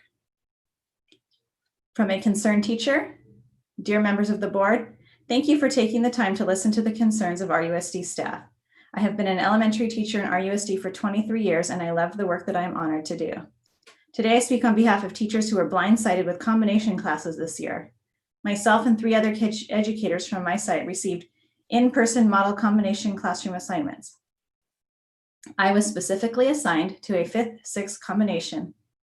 To figure out what to do, I immediately looked to the RCTA Union MOU, distributed on July 30th, 2020, for the expectations placed upon combination teachers. I found no expectations or language about combination classrooms in the new MOU. Call to action. We are asking that the board recommend for the district to look again at alternate options to implementing combination classes. Perhaps look at staffing in new ways. Can home, school, model facilitator, or intervention teachers be used differently or more equitably and efficiently to support our in-person students? Have we exhausted all possibilities and resources to avoid these combination classes? Please also reconsider extending the start date by 1 week. We combination teachers have concerns that affect our students, their families, and ourselves. The MOU expectation for in-person teachers is to provide 40 to 60% of the students' day with synchronous instruction. How can this expectation be met? Oops, I apologize, my screen is jumping. How can this expectation be met when the teacher has 2 grade levels and 2 curriculums? This concern was addressed with the union. The solution that was given was to split the synchronous instructional time in half for each grade level, leaving each grade level with 20 to 30% of their day being instruction. This is not equitable or acceptable for our students, teachers, or families to cut their instructional time in half. What I ask, would you do if this was your child's situation? Every student deserves equal instructional that the students assigned to single grade level classes will receive. Every teacher deserves a reasonable workload assignment that can lead to success for all. In order for combination teachers to give kids in both grade levels the instruction they need and deserve, they would have to be synchronously teaching 80 to 100% of their workday. There would be no asynchronous blocks for teachers to hold office hours, help students, or plan. This is not equitable with other teachers' assignments, even with a small stipend. Money cannot buy planning time for office hours within our workdays. I looked again at the MOU for combination classroom schedules that we could follow. Regular classrooms, K-12, had district-prepared daily schedules. There was no such schedule for combination classes or DLI classes to add. We addressed these omissions with the union and RUSD staff. They both assured us that this was being worked out, but nothing has been distributed yet. School starts on Monday, August 10th. We teachers have 2 workdays to plan in new waters, and this is not fair. Combination classes specifically not only have to learn to effectively teach virtually, but also to figure out how to make this combination work on their own, learn brand new curriculum, and be effective for kids who have major anticipated learning loss. Is 2 days enough for that? No. Most curriculum cannot be integrated to teach a whole class at one time. The required core curriculum and standards for each grade level are completely different. In doing this, we cannot prepare. I think we have run out of time for that comment. Thank you, Mrs. Alavi. Our next comment. If SB 98 requires for the 2020-21 school year the minimum school day for a local education agency as follows: A, 180 instructional minutes in kindergarten, B, 230 instructional minutes in grades 1 to 3 inclusive, C, 240 instructional minutes in grades 4 through 12 inclusive, then why are we scheduling 7 hours for distance learning and 6.25 hours for virtual learning for the instructional day according to the district provided schedules? The SB 98 instructional minutes are school day minutes, not live interaction minutes. Additionally, the TKK schedule is not differentiated in the virtual schedule and does not have the same number of minutes. Our next comment. According to SB 98, schools will provide daily live interaction with certificated employees and peers for the purposes of instruction, progress monitoring, and maintaining school connectedness. If SB 98 does not specify how much live interaction is required, why are teachers being directed to provide a specific amount of live interaction time? With the district provided schedules, teachers are providing interaction and support from 8 a.m. to 2 p.m. in distance learning and 8:30 a.m. to 2:45 p.m. for virtual learning. This is an excessive amount of online time for students, especially in primary grades, English learners, struggling learners, and this impedes on teachers' planning time. Our next one. I am writing to you as an RUSD teacher and RUSD parent. Are you aware that in less than 7 days, around 10,000 students who selected the virtual model will attend a class of a teacher who currently knows nothing about what grade or content area they will be teaching? The only communication teachers involuntarily transferred to the virtual model have received thus far is that we've been transferred and an opportunity to give our input on a Google form. Our family is aware that the majority of their virtual teachers are new to RUSD, if not new to teaching altogether, and were transferred involuntarily based on seniority and credentials. I wonder if families would make a different choice if they realize they might get a teacher who is new to the content, grade, or even profession. Do they realize that they might get a teacher who has never taught that grade or curriculum? I wonder if family decisions would have been different if they would have known the in-person model is starting with distance learning. Are families aware that other teachers at in-person sites have master schedules finished, first week lesson plans with slides to teach their students next week, staff meeting time, date and agenda, and even welcome, but virtual teachers have nothing? How is this equitable to students or staff? Are families aware that the district would not move the start date of the school year in union negotiations, which could mitigate the numerous issues to prevent the current unpreparedness and chaos, especially in the virtual model? Are you aware that families who selected homebound have heard nothing with less than 7 days to prepare? I try to be solution rather than a problem, and I realize this is a difficult situation without a guidebook. I only offer my suggestions. Please consider giving the calendar a few more days before we start to allow the involuntarily transferred students and administration to prepare or go back to an all virtual model across the district with students and teachers in their home school. Then when schools are able to go in person, move to an option model. Our next comment. Schools plan to be open from 7:45 a.m. to 2 p.m. to offer teachers the opportunity to work from their classrooms. However, morning session virtual teachers are expected to be available for small group instruction until 2:45 p.m. and afternoon virtual teachers are in live instruction until 3:30. Even for in-person teachers, we would be online from 8 to 2 with periodic breaks. This leaves no time for on-campus planning. Schools should be open in accordance with our usual contract time. Next comment. According to the district created schedules, students are expected to log in and log off all throughout the instructional day. This is unmanageable for primary students and multiple child households. Next comment from Jennifer Coulter to members of the board members of the Riverside Unified School District. I propose that students start school officially on Wednesday, August 12th, 2020. I understand that certificated and classified staff must begin work on the 6th, as it is decided contractually, and I'm in agreement with continuing forward with this. In fact, the delay start is in an effort to give more time for preparation. My suggestion comes because the 2 extra workdays would help teachers and staff prepare a bit for the start of the school year. Most teachers who have opted to teach in person were giving their schedule of classes over this past weekend. At the writing of this letter, only hours before this board meeting, virtual staff have yet to receive any word on what they will be teaching this year. Additionally, much classified staff, such as instructional assistants who have been given no guidance in their roles in the virtual classroom, or teachers whom they will be assigned, apologize. My colleagues and I feel unprepared and unheard, and these 2 days would not solve all of that, but would help improve morale and our ability to enter our workplace in a less frazzled manner. You as a board have promised this community well-prepared teachers, but we as educators have not been given ample opportunity to prepare.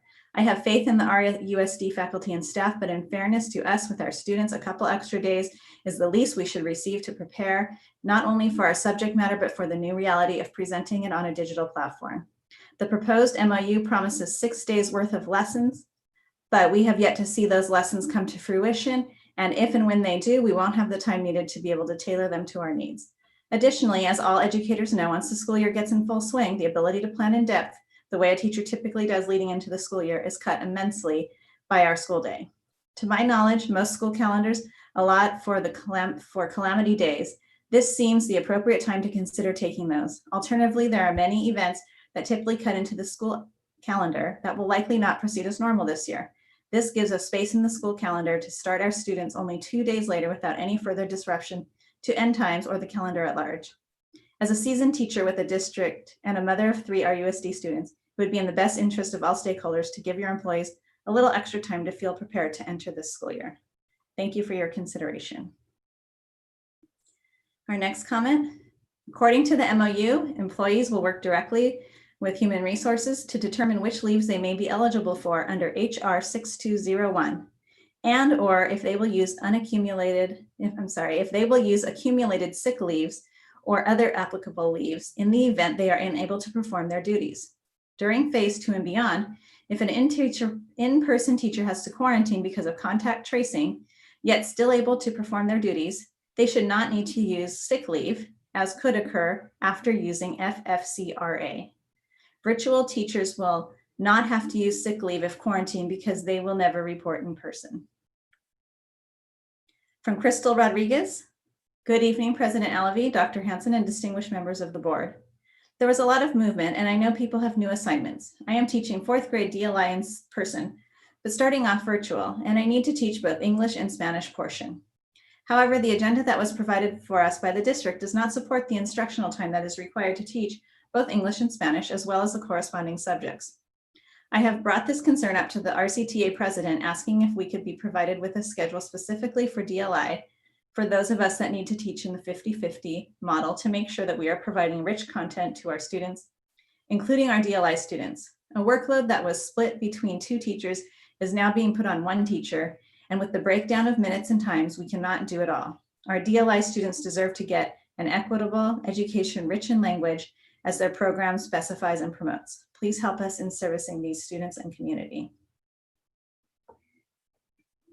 From a Riverside Unified teacher, good afternoon, board members. I'm writing to you as a dedicated teacher and parent in the district. While we can all agree that remote learning has its challenges, teachers who are also parents have added challenges. While we are granted access to our classrooms, those of us with children will not be able to go in. We have been told that we may not bring our own children into our own classrooms while we teach, plan, or prepare. This means I must pull together my own resources at my house in order to teach. Meanwhile, other teachers are able to work from their classrooms with the supplies they need. How is this equitable? My husband is an essential worker, and we have no access to childcare right now. Please reconsider letting teachers bring their own children into their own classrooms so we can teach and plan efficiently. They are not contaminating the classroom any more than I am, and if a waiver is needed in order to bring them, I would gladly sign. I am sure I am not the only teacher mom in this position. Please help us out. Thank you. From an RUSD teacher, I am sure it has been difficult to come up with a plan on such short notice, but I am very disappointed that we are not delaying the start date. You have had time to negotiate with the unions. Everyone is stressed about what grade level we will be teaching and just being notified. This on what we will be teaching on Monday is ridiculous. There are many combos in schools for in-school teachers, and that is not fair for students to have to split their time online with teachers. Dear RUSD board members, I am a certificated employee, and I have watched the last 2 board meetings from start to finish and wanted to say how grateful I am for your care and concern, not only for our students, but also for the staff during this worldwide pandemic. I am writing to you today to express my abundant concern for our special education department's handling of the planning for hybrid distance learning and in-person models. We work with the most fragile and vulnerable of students in our district, and of today, August 4th, almost all service providers in the district, including occupational therapists, school psychologists, speech and language pathologists, physical therapists, etc., have not been given their school assignments for the 2020-2021 school year. We have also not been informed of where and how we will be working. We have no idea what our caseloads are. Our caseloads are comprised of students with individualized education plans and various school placements, general education, autism classrooms, mild, moderate, etc. I will remind the district that students are planning on starting school in less than 4 business days. In addition, it has been unacceptable that RUSD has not sent 1 email to service providers expressing the plan for the 2021 school year. We have been getting our information from these board meetings and from our union, and most of the time is the first time we have heard anything related to how we are doing our jobs and servicing our students. We have had 0 communication from special education regarding what is going on for the beginning of the school year. I am appalled that the district did not take COVID-19 seriously by beginning to work on a plan in April regarding the worst case scenarios. Many departments have been reaching out to the district since April, expressing concern and asking questions. And on Monday at a team lead meeting, these questions and concerns were still unanswered. Some service providers began reporting for work today. The rest will begin on Thursday. We have no way to prepare for the school year. We have no idea what to plan for and what materials we will need. We will absolutely not be ready to start on August 10th. The fact that it took the district until 2 weeks ago at the last board meeting to come up with a plan this late in the game is extremely concerning. I fear that the district has left our most vulnerable and needy students out during their planning. Thank you. And this is our last comment for this item from Kathleen Becker. I know during this COVID-19, we have all been faced with a very challenging time. I want to thank RUSD for all your hard work the board has and all staff have been working on. Seeing firsthand, not only as an employee of 13 years and a parent and now grandparent of RUSD, I want to applaud the hard work that is going with these challenging times. There is no one glove fits all, but as a team, we will continue to give it our best, whether at home or at school. The behind the scenes and the union negotiations are working long hours for the best solution for everyone. This will be changing with each phase. Appreciate everyone's hard work. Thank you. And that concludes our public comments for consent items. Thank you very much. I apologize for not getting those comments read before our vote. We will now move on to item J, which are public hearings. Our first item is a public hearing. Mrs. Alvey, Yes. Mrs. Alvey, Dr. Farouk had a request to speak before. I'm sorry, I didn't see that. Me too. Dr. Farouk. Thank you, President Alvey. I don't know if from a matter of protocol, if we have to re-vote because we didn't follow the process of the community providing the input before we took action. I would personally prefer that. And as part of that, I have a few questions that I would like to pose to staff just to help address some of the points that were made also, if that's okay. I don't mind taking a second vote. I'd be happy to do that. Why don't you go ahead and pose your questions? Well, I just think if Dr. Hansen or the appropriate designee can just provide some context that these decisions that are being alluded to regarding the start date are not happening in a vacuum, that they're being done through the collective bargaining process in conjunction with our unions that are speaking as a voice for all of our employees. Can you just, I just think it might be helpful to kind of, for Dr. Hansen, for you to elaborate on that and just speak to about the preparation levels and how information is being disseminated and for the start of the school year. I just think it'd be helpful for you to speak to some of those things before we formally take that action. Dr. Hansen, would you like Ms. Hill to answer that question? Sure, or we can have Mrs. Ibarra and Kikish also sat at that table. So I will defer to Renee and she can pass it to the others too if she would like to. Okay, thank you. I'll start, if you don't mind, with the content, Mrs. Alavi. As regards to having the school sites open, we are in conversations right now to see how we can have the school sites open for a longer period of hours than is expressed in the MOU. So we should have some information out about that shortly. And about the pushing back of the start of school, we did have that conversation before, which that is not possible.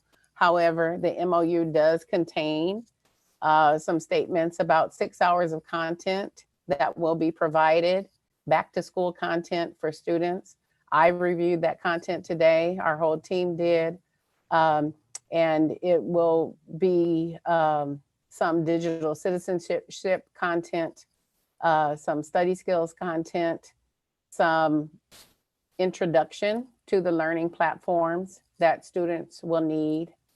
And in the cases where our adopted materials have back to school or review content, that will be made available also. So yeah, so Mrs. Ibarra or Mrs. Kakish, if you want to expand upon that, please do. Thank you, Ms. Hill. You addressed many of the components that came from the negotiations table. If there's specific questions, Dr. Fruch, that you would have, but with regards to what can be negotiated and how we negotiate it, Ms. Hill did address the fact that we are right now going back to discuss one of the concerns that I heard with regards to extension time, along with the component of the time to provide teachers with the 6 hours of supplemental curriculum in that first week. Ms. Kakish, did you want to add anything to that? No, Mrs. Alavi, I'll just answer any questions. Thank you very much. Dr. Fruch, were your questions answered? Well, I mean, I obviously all the detailed things that were brought up, it sounds like those all can't be addressed individually right now. But the broader point I just wanted people to understand is that the staff are not making imposing these decisions in a vacuum, that they are being done through the collective bargaining process. And some of the things that were brought up about flexibility, like for a waiver of liability of bringing children into classrooms due to lack of childcare and things like that. Have we exhausted all of those options as staff to determine if things like that are even possible to consider? I can speak to the, hold on. Go ahead. Go ahead, Ms. Kakish. Okay, I can speak to the childcare.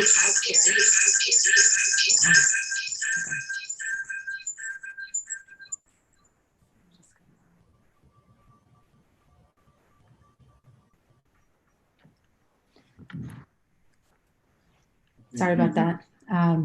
One of the things that we're doing for childcare for our employees, but also for our community parents, is that we are exploring with our partners. We have current partners of childcare providers, and we are expanding our agreements to other that have also approached us with interest to partner with the city as far as sites within the city and as far as facilities within our buildings. And so we are in discussion and negotiations of joint use agreements and updated contracts with childcare providers. I'm talking like child development centers, champions, Think Together. We're talking and we're seeing what's best for our district and community as a whole. And we'll be finalizing some of that by the end of the week. Thank you very much. Okay, and I'm assuming that in regards to the preparation for the start of the school year, that's going to be gone over in the presentations coming up, right? Yes, Dr. Fruch. Yes, Dr. Fruch. The staff will go over those specific questions. And I just want to get clarification also that in terms of the start of the school year, that was collectively bargained, right? That's not something that was imposed unilaterally by the staff, because I've heard mixed information on that. In terms of Ms. Ibarra, who's our chief negotiator, would you address that question, please? Absolutely, Dr. Fruch. As we brought to you early on, the start of the school year can be negotiated to have moved, but in that, when you negotiate it, you have to add those days on at the end of the year. When we brought that to the table at the time, it was not of interest to be able to take away either a Thanksgiving holiday, a Christmas holiday, and or spring break. And remember, this has to go to both bargaining tables because it also impacts the work year for your classified employees, not just your certificated. And so that was not something at the time when it was brought to them that was looked at as an interest for all parties. To then extend, because what you have to realize is you have to extend, you have to make up those days at some point. And my last question, there was some comments alleging that our collective bargaining units are getting treated differently, in terms of like HR policies and things like that, that like classified have to jump through more hoops than certified. Is that true? And can anybody speak to that, please? I can speak to that. That falls under our department too. And no, actually, we started with classified far sooner than we started with certificated because they started coming back right in the beginning. And in fact, some of them never left. As Ms. Chavez spoke to tonight, our nutrition services, MOT, have been here all along. And so with that, we've started the process of informing and providing those opportunities for this classified to be able to come in and talk to us and work with us with regards to any accommodations needed and or how they would meet the criteria that fell under HR 6201. Certificated came after, and they did receive a letter, but it was actually modeled after the letter that went home to all of our classified employees through the district email. Thank you. Mr. Lee, you had some questions? Yeah, I wanted to apologize. I wouldn't have made a motion if I knew we had public comment, or my motion might have been a little bit different. So I'm not sure procedurally what we can do on this. I mean, I'm glad we're still talking about it. I do have some questions for staff. And I do think, I know Dr. Farouk asked several of those questions. They said maybe we don't want to get into details, but I think we should get into details since some specific questions were brought up. At least specifically for me, on process again, looking at some of the schedules that were proposed in the MOU, could you share a little bit how those were brought forth and how we landed at these specific times during this specific part of the day, as it is a little bit different from what was shared at the last board meeting. Again, I'm not a teacher. I'm not sure exactly how to break this day up that's conducive to learning for kids and productive for teachers, but maybe share a little bit about how we landed on these precise times and why maybe the virtual is different than the distance learning, and if there's any difference in terms of instructional minutes. So, Mr. Lee, I'm actually going to ask Dr. Lewis, because he oversaw the action teams, that the two teams, which was both the virtual and the in-person, that those schedules came from. So Dr. Lewis, if you could please address that question. I can. Good evening, Mr. Lee. So through the action teams, I'll speak to virtual first. The team came up with a very similar draft to what we saw throughout the board meetings when we talked about 3-hour chunks of time and then offered in both the morning, afternoon, or evening sessions, which you'll hear more about in Ms. Hill's presentation later in the evening. I think the one that is being referenced is the in-person distance learning schedule that we will start as phase 1 of that plan. And that is a schedule that was being worked on throughout the presentations. You did see different drafts or possibilities, I should say, that the action teams were working through. And they looked at a lot of different options. They looked at chunks of time where you would spend the 3 hours of your instructional time in one component. They looked at schedules that spread that out. And the final recommendation was to spread that out, which most closely mirrored a regular instructional day. That was designed both to be developmentally appropriate. So while you'll see times of instruction all the way down to kindergarten, all the way through 12th grade, those times will obviously, our teachers are experts at working with our students and developing what they need to be appropriately. They were designed to mirror a day of instruction, as that is the model that will, as we phase into our plan, will most closely resemble a school day. Last part is throughout that day, the team came up with different periods. So you will have live engagement time, but you also have time throughout that day that teachers can meet with different groups of students. And that was at flex time that team felt important to provide that opportunity based on student need. So in terms of instructional minutes, do they mirror each other if you have the in-person model versus the virtual model? Yes, the number of minutes, I believe the question was in kindergarten, and I don't remember that one off the top of my head. But as far as minutes of instruction in both models, they are very similar to to each other. And then another question about professional development. I know that several of my colleagues had brought up potentially pushing the start date back and the implications of that, and we didn't end up doing that or negotiating that at the table. However, if we did add additional professional development days, what does that cost the district every day that we are open as a district with or without students, if it's PD or with students? So I can answer that, Mr. Lee. 1 day to the teachers is approximately, because I'm not sure if we would offer it to teachers and support staff, because I think the instructional aid will probably be also in need of professional development if we were to offer additional.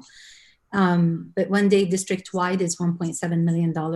1 day just for the teacher unit and the classified staff might be around $1.4 million, because we won't need to unless we offer it to management. So total for district-wide would be 1.7. If there's any groups that are not in need, then it would be less than that. So if we were to push back the school day start date but bring teachers back to provide training, it would cost us roughly $1.7 million each day that we did that. It would be less if it's just for the less than 12 month employees. So it'll be somewhere around 1.4, 1.5 million. Ms. Kikish and Mr. Lee, just remember too, if we're bringing them back, we have to pay at the extension of the school year.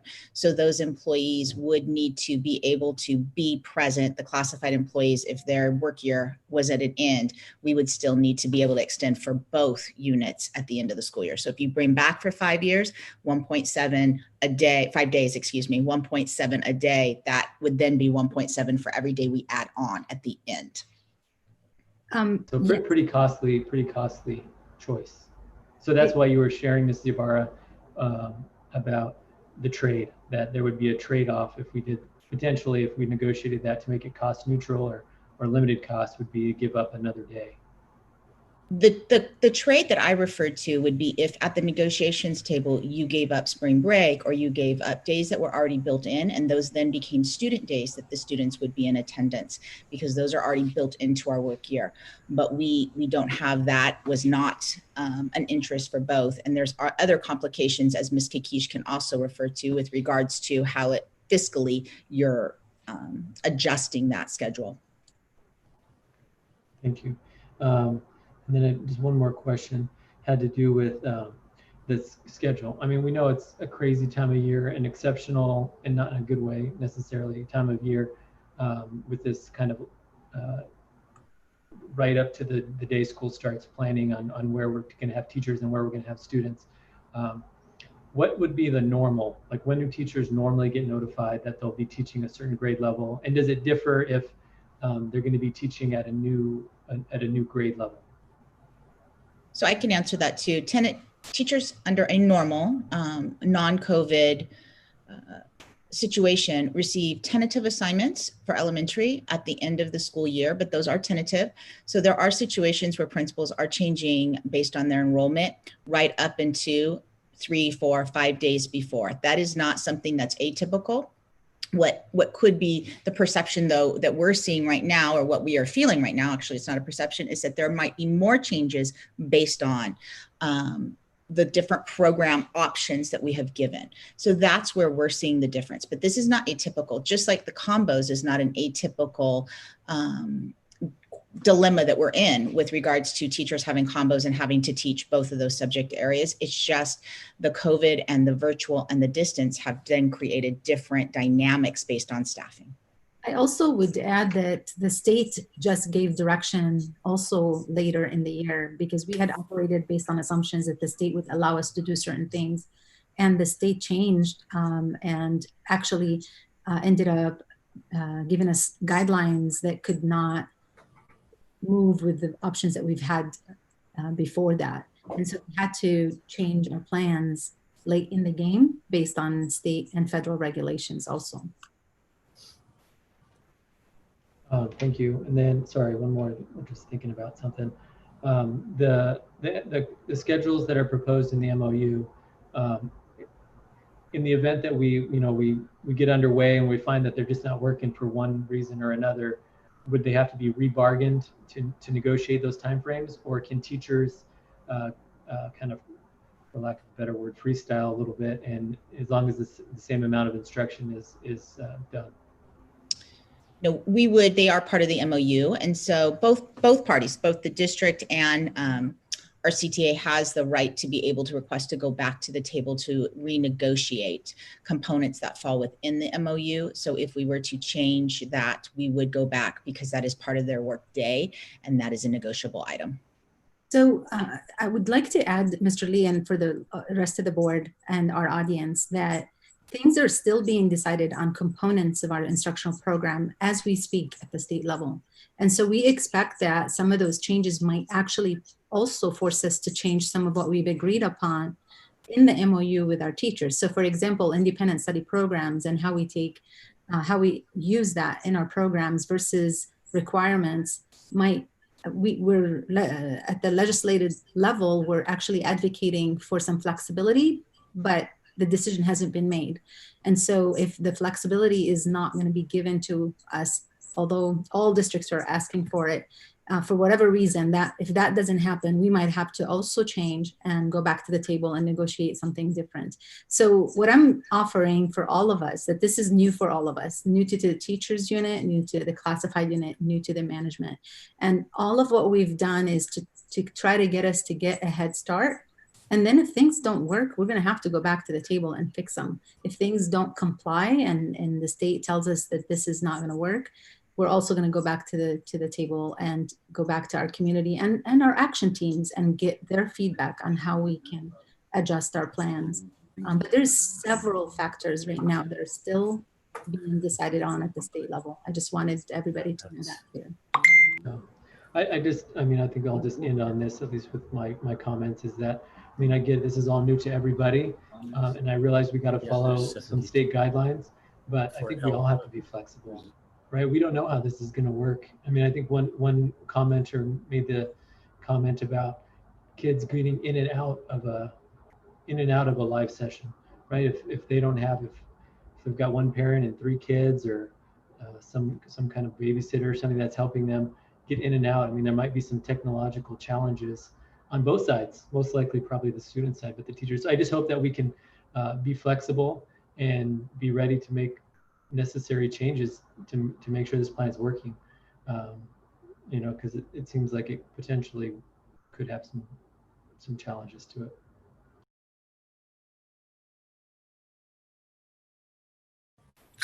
Mr. Lee, thank you. Do you have any further questions? That's it for now. Mrs. Alavi, if you want to have if you'd like to have some clarification regarding whether we can change a vote or not, I'd like to invite Assistant Superintendent Tim Walker, who is our in-house, if you will, expert on this, to address the board and let you know how to proceed. Tim, would you please unmute? I did. Thank you, Dr. Hanson. Good evening, Mrs. Alavi and members of the board. I hope tonight's meeting finds you in good health and spirits. I've looked into the issue while you were having conversation, and just wanted to read you a point. A member may raise a point of order regarding the conduct of the vote, demand a division of the assembly, move to retake the vote under another method, move for a recapitulation of a roll call vote, or request unanimous consent to change his vote. So I would ask that if it is a consideration of the board to retake the vote, that the person who made the motion would make a new motion to rescind the previous vote, get the second from the person who seconded, and then take a vote by the board to take away that vote, and then you may take action as you so please. That would be my recommendation. Thank you, Mr. Walker. Hearing that and understanding where you were coming from earlier, Mr. Lee, I think you made the initial motion. Would you like to make a motion to rescind that vote? I would. only because I think we should vote on it separately. So I would like to rescind that motion, make a new motion to approve the consent calendar with the exception of I-7 and vote on that separately. And I believe, Mr. Hunt, you were the second? Well, Do you- I would include my rescind the original motion and second Mr. Lee's existing motion. Thank you. Thank you. So we will now vote on that revocation. Mr. Hunt? Yes, ma'am. Aye. Mr. Lee? Aye. Ms. Lock-Dawson? Aye. Dr. Farouk? Aye. And I say aye. So that previous vote was rescinded, and now we will entertain Mr. Lee's new motion, which is the consent agenda minus item 7, I think it was, right? 7. Do I have a Mr. Lee motion? Do I have a second? Mr. Hunt seconds. Any further discussion on that? Then I will take the roll call vote for the consent agenda minus that one item. Mr. Hunt? Yes. Mr. Lee? Yes. Ms. Lock-Dawson? Yes. Dr. Farouk? Yes. And I say yes. Okay. So we now have a vote of approval except for all items except for I-7. Now, do we have a motion for I-7? I'd like to add something, Mrs. Alavi. Yes, please, Ms. Kikish. I just want to add, for the benefit of the board, that this negotiation process is a process, and it happens in good faith, and it happens under interest-based bargaining. And for us to not get that process validated through this MOU would send a negative message to our bargaining unit that we could be in regressive bargaining. That's just one. Of course, we can overcome that and explain the circumstances, but I just wanted the board to have that information. The other information is that we have an MOU, and if we were to vote on it now, it doesn't mean that things in it cannot change in the future. Things can still be flexible, just like Mr. Lee had mentioned. And I believe that the relationship that we have with our bargaining units is strong enough for us to go back to the table and adjust things that are not working. So I just wanted to offer that for the team and answer any further questions. Thank you very much. Dr. Farouk. I want to echo what Ms. Kikish said, because I definitely think it's important that we honor the collective bargaining process. The point that I want to raise, though, that's really important is that I'm being told directly by the leadership of the classified CSEA that they were not given those considerations of trade-offs on the start of the school year and so forth. And obviously there's some kind of breakdown of communication. So, I know that, again, we've had an extensive process to negotiate these things. And there's obviously a lot of issues beyond the start of the school date that was included in this.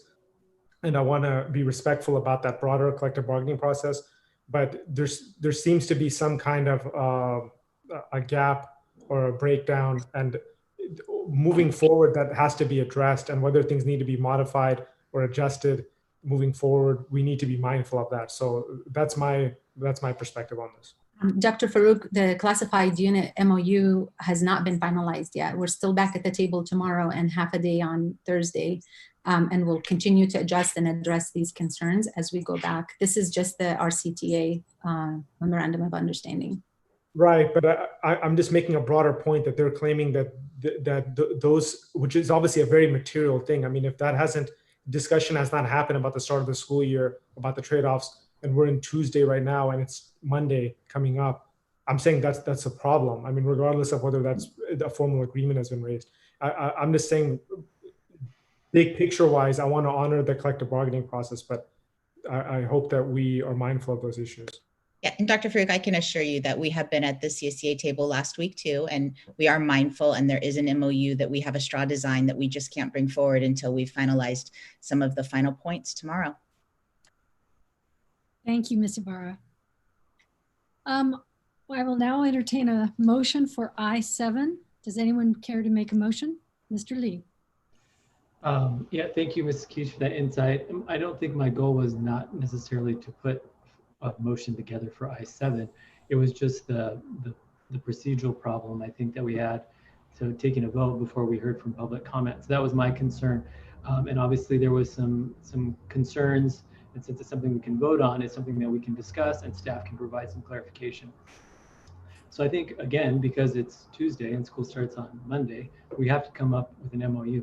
So while, you know, I might have some reservations about some of the issues within the MOU, of course, I want to honor the collective bargaining process. And if this is something that's been negotiated through our process, then it's something we should be abiding by. I just want to make my concerns on the record that we need to be flexible and that we think this is a great plan, but we haven't tried it yet. So that I want to make sure that we're on the same page, that we're willing to revisit some of these items, especially in regards to how instruction is delivered once the school year gets underway. And it doesn't mean we have to wait a month or 2 months. It could be after a week, there's enough feedback to tell us it's not working, then we need to get back to the table. So that was the only thing I wanted to bring up by pulling that motion separately. And I'll make a motion when the time is right, but I see Mrs. Luck-Dawson has a comment. Ms. Luck-Dawson. Thank you, Mr. Lee. You know, this is the thing that I've been pushing on the most, I think, is trying to move the school year up a little bit. I know some of the other districts have, you know, some other districts have made that decision to change their start date, and it's been somewhat fluid. But I also know that this has now been through a process where we have, I mean, I think I've asked about this 4 times now, and this is the first time I heard just the extent to which we bargained with our staff on this and our faculty, and I don't like it. I don't like it, and that's why I think I asked that by Labor Day, just within a few weeks, that we come back and we see how we're doing. I asked that at the last board meeting. I want to hear some reports on how this is all shaking out. It's just really imperfect, and there's something called adaptive management, and I think that's what we need to be doing here. We need to just keep this loop going where we're looking at how we're doing. And I'm happy to second Mr. Lee's motion. If you'd like to make it, Mr. Lee, I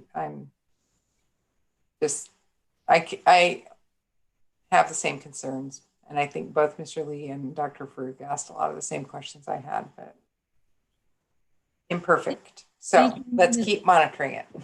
Thank you, Ms. Luck-Dawson. I know you've asked that question about pushing the date for school back several times. I've heard it myself. And since it is a process and it is something that many people have to come together to make a decision on, it isn't something that we can just wave a magic wand right now and create. But I think Mr. Lee's point of flexibility is well taken. Mr. Lee, did you want to reiterate that motion? I would like to make that motion to approve I-7, but a matter of procedure as well. I see Mr. Hunt is raising his hand. I'm sorry, Mr. Hunt. No, I can't see them. I can't see them. You're on. Okay, thank you. I didn't want to interrupt. You know, my father warned me about those headphones I got in high school. It's very hard for me to hear sometimes on this, but is just to settle it, because back on July 8th, Mrs. Alvey, you and I did talk about this, and about is Assistant Superintendent Ybarra, Chief Business Officer Kikish, is it just a dead in the road issue that we can move this date? I mean, you know, my grandfather talked about you measure twice and you cut once. I mean, we're trying to move forward, and we all know it's imperfect. We all know we're doing the best we can, and I commend all of you, and I commend our 2 bargaining units. But is there any, so we can dispel or we can confirm, is there any possibility to get to the table and buy extra time in these most extraordinary of circumstances? This is not like any other year in the 140 something years of RUSD. What can possibly be done for these parents? I know our colleague, Mr. Lee, and thank you, Mr. Lee, has been working hard with community groups about childcare and all, but again, as several of the speakers said, we start Monday. So that's a long one, but just my question is there any route to get there? So I'd like to answer that question. I think that's a very valid question. All districts are facing the same dilemma. Districts are having to open their schools with a lot of things unanswered and having to do the best that they can to negotiate the articles that are contractually obligated between the district and the bargaining units. We could always push the school as far as we want to. The thing is, the state has issued a Senate bill and had required the district to do their best to open on time, give instructional. We've been without instruction for quite some time. And the spring distant learning is not.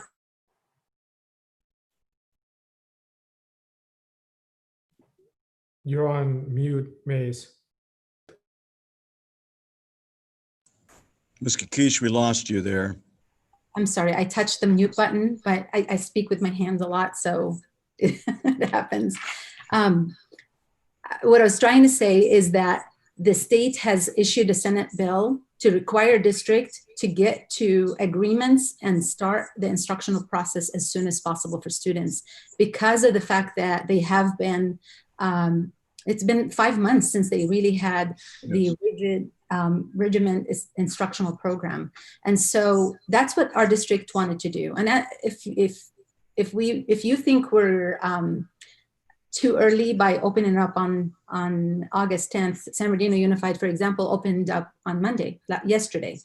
And they're trying their best to bring the best program to their team. So that's a 50,000 student district, and they opened up yesterday, and they're right now working through the kinks of their agreements and working through the kinks of opening school for the first day. We're going to go through those growing pains the first week of school. I am confident that the staff at the negotiation table, the staff at the implementation table are going to be pivoting and are going to be adjusting things as they go along. But it's so important for us to connect with students. Delaying to connect with students one more week is just as devastating as opening it and trying some of what we have put in place as plans. So I think we need to open schools on time. We need to connect with students. We need to see where our gaps are, whether it's in technology, in hotspots, and programs, and under enrollment, to see where our students are. Some of them might have left town. And we work through it. We have staff at the facilities that are projecting the enrollment and monitoring enrollment. We have staff at the educational program that are ready and eager to engage with their students. We have our parent center and their staff that are ready to engage with our parents. There's a lot of support. And as you know, our preschool director and myself are working on childcare and solving those issues with our city and community. There's a lot to do, and there's a lot that has been done, but this work did not come to you without every aspect being studied. And I think that will be confirmed by both presidents of our bargaining units. Now, I tell you, the concerns from classified that you hear, Dr. Farouk, is valid, because we're still at the table. There's so much more complications with some of the classifications because it's very diverse. It's not as easy as teachers. Teachers is one classification, right? And they're different levels, and they're, secondary versus elementary. And there's few things that we need to adjust in between the same classification. Classified are multiple classifications. Every one of them has to be studied for the job description that they'll be doing, the duties, how it's going to be adjusted under virtual reality, and how we're going to be able to accommodate their needs when it comes to their medical needs or their emotional needs or their technical needs. Some of our staff might need additional training in order for them to be doing something under COVID times that it's going to be different than a different time where we were in a normal setting. I can tell you that sitting at those tables, it's exhausting for both teams, because it's work that has not been done before.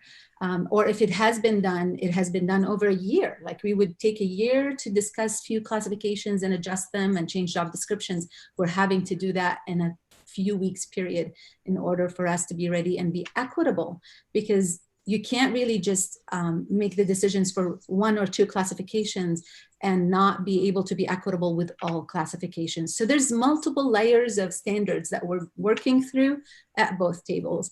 And some things are easier because the law dictates for credentialed employees things that are black and white. and it's not as black and white for classified. So, but I hear you, and I hear the fact that Mrs. Lock-Dawson alluded to the fact that we need more updates. We need a lot more detail to be sent. And so we will continue to do that. And as we change and pivot, we need to give you updates in a much timely manner. Thank you for that very thorough answer. And I have no doubt that everyone has been working very diligently. You'll admit if we could go in a time machine, we'd go back and perhaps try to pick up some time. I don't know if this will be allowed by the legislature and collective bargaining, and I'm being pessimistic about this pandemic lasting into the next school year. I don't know, but is it possible to, and legal, and you don't have to answer this now, but to look into it, that there could be a clause put into both bargaining units that in the event of something like an earthquake as well, and these things, that we can negotiate together to extend more time. I'm just asking if that's something you would think about down the line. Is that possible? Everything is possible, Mr. Hunt, and especially if we continue to work with the state and advocate for certain flexibility. As the state helps us get there, we will come back and work with our bargaining units. Yes, ma'am. All right. Well, thank you, Mrs. Alvey. Thank you, Ms. CBO Kish. Thank you. I'm going back to Mr. Lee again to ask for his motion. I can. Sorry about that. Yeah, motion to approve item I7 on the consent calendar. Thank you. I'll second. Ms. Lock-Dawson seconds. I'm going to do a roll call vote. Mr. Hunt? Yes, ma'am. Mr. Lee? Yes. Ms. Lock-Dawson? Yes. Dr. Farouk? Yes. And I say yes. So that item I7 does pass. Thank you. And now I'd like to take a short break till 6:30. That's just 5 minutes, but I think everyone could use just a 5-minute little break. So come back here at 6:30. We'll start again. Thank you.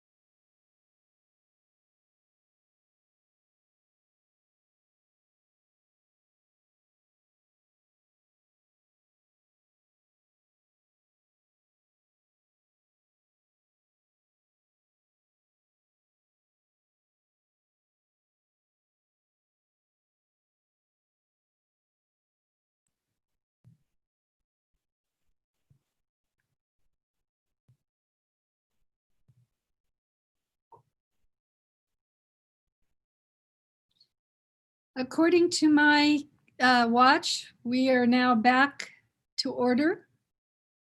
Pulling the board back to order, please. Okay, do I see everybody there? Mr. Lee? Mr. Hunt? Mrs. Alavi, Yes. Mr. Hunt needed to step away. He had that other conflict he mentioned at 6:30. Yes. Thank So you He has gone there. very much. We will then proceed with our public hearings. We are going to hear item J1, which is a hearing regarding the Arlington High School Modernization Measure O project. Now is the time designated to receive comments from the public regarding the environmental impact report prepared for Arlington High School Modernization and New Construction Measure O project. We will open a public hearing, and if we could please have a brief presentation directed by our Assistant Superintendent of Operations, Mr. Sergio San Martin, after which we will receive comments from those wishing to speak to the proposed project. So, Mr. San Martin. Thank you, President Alavi. Good evening. Good evening, Board of Trustees, Dr. Hansen. As the board is aware, the district is evaluating a project at Arlington High School that involves both modernization of existing buildings, new construction utilizing Measure O funds, and state funding. Next slide, please. The project includes the development of a brand new 10,000 square foot biomedical special education classroom building. This building includes 3 science labs, 3 special ed classrooms, 1 life skill classroom, a speech therapy, a sensory room, a changing room, storage, and science prep areas. In addition, the project also includes a new 8,100 square foot auxiliary practice gymnasium. There's also improvements throughout the campus. There is a stadium improvements, which includes adding a brand new 2,000 square foot concession building with restroom buildings, the new stadium lightings with LED lightings, adding and expanding bleachers. At the home side, we're adding an additional 1,250 seats, totaling 2,000 seats for the home side, and adding also 1,000 seats on the visitor side, totaling 3,000 seating capacity at the stadium, existing stadium. As I mentioned, there's also modernization scope of work throughout the campus.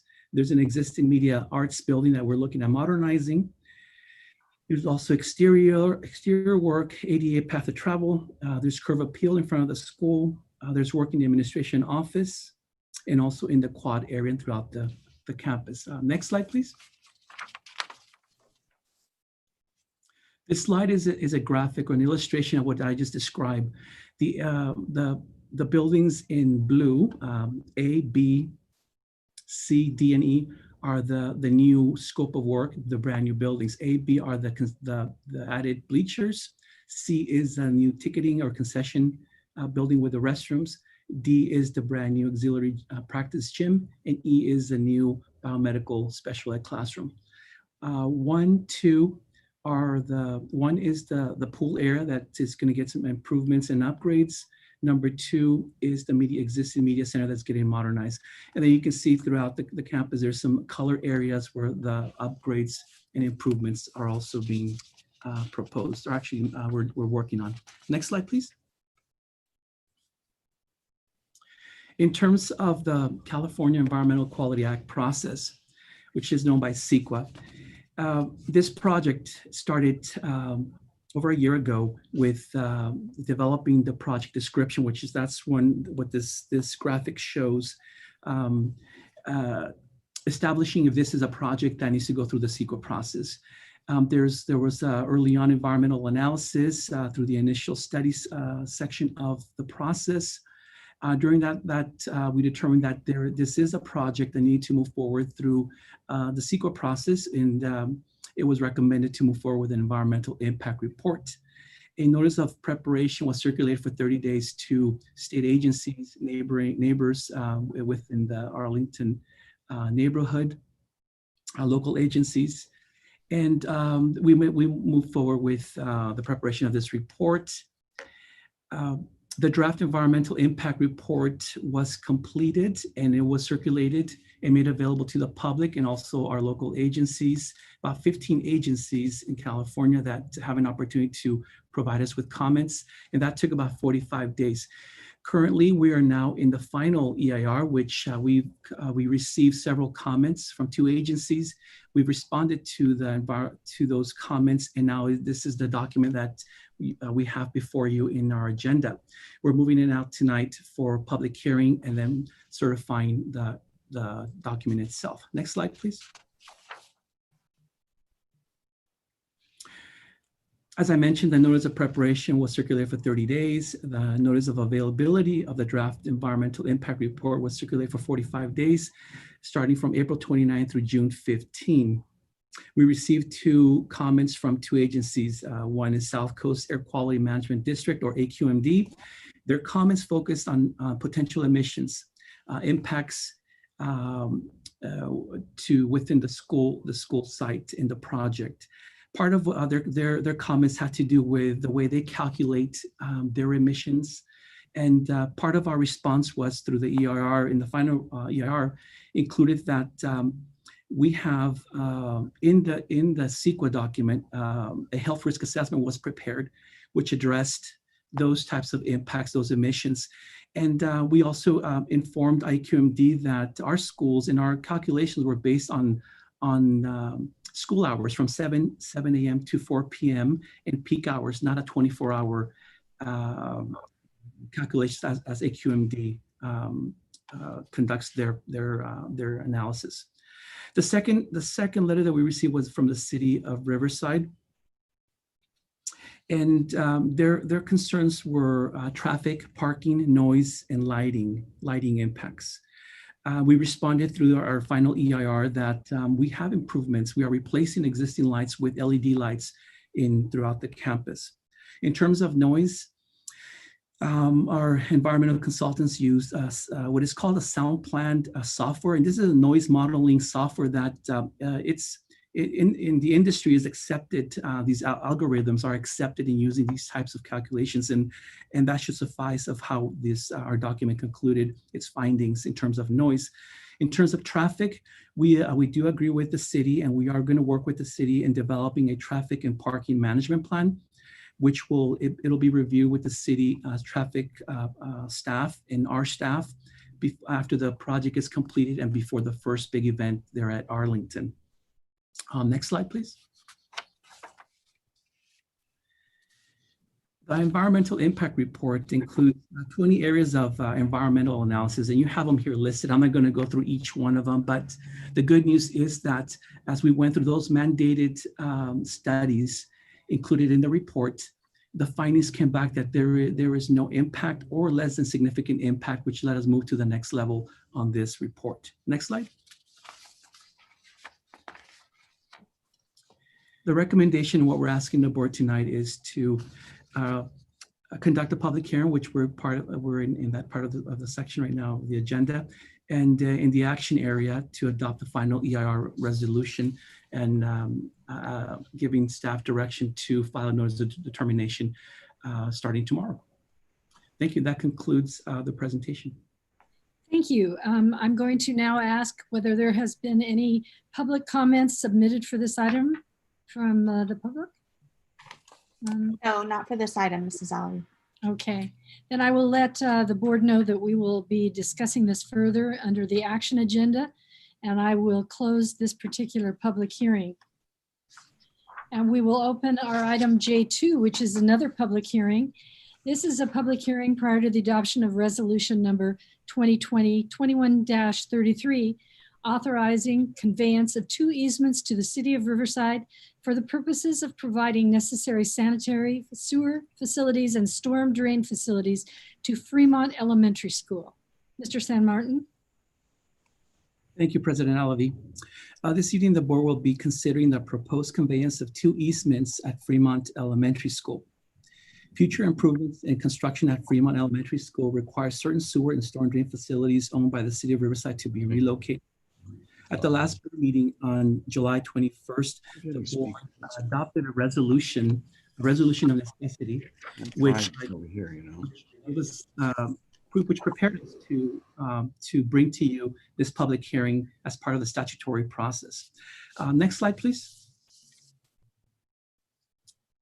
So this next slide is an aerial of the existing Fremont Elementary School. It's color coded by the first section is we have the red line, as in that's the sewer existing line that currently exists at Fremont. And then we have the yellow line that crosses through the campus, and that's the existing storm drain, existing easements that we have with the city. What we're proposing is to relocate part of those easements or those laterals to what that section that is in white, and that's about a 400 linear easement that will be relocated towards the property line away from the center of the play field, where we're looking there at putting a new two-story building there through Measure O funds and state funding. This will give us the ability, as we relocate those funds, those lines and those existing easements, it'll facilitate our engineers to plan on using that area for that future construction that's taking place. The next slide, please.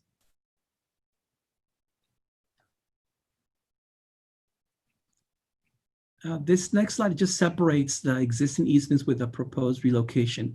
On the screen, you'll see the storm drain existing easement, which is the yellow line that you can see crossing the campus. The green line, that's the portion that will be relocated and eliminating that portion of yellow that's within that 400-foot run. That easement there is about 8 feet, just under 8 feet width, with a 400-foot linear run.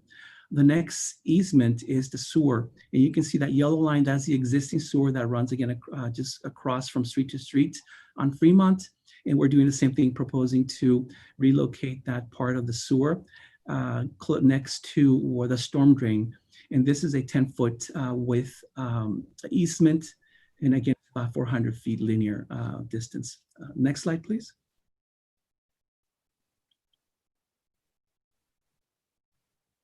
Next slide.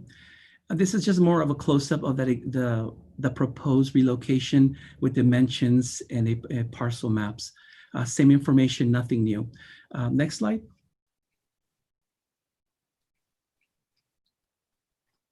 And I believe that concludes the presentation, Ms. Alvey. Thank you. Thank you. Do we have any comments submitted for this item from people who wish to make comments? We do not, Mrs. Alvey. Okay. Do we have any written comment? I can comment on this. We haven't received any written protest for this specific item, Ms. Alvey. Okay, thank you very much. Well, Mr. Hunt, we're going to be talking about this again in action calendar. So at this point, I'm going to close the public hearing and we can move forward on the action agenda. Mrs. Alvey, we have one comment for K1 on the action agenda. Excellent, because we are now at K1.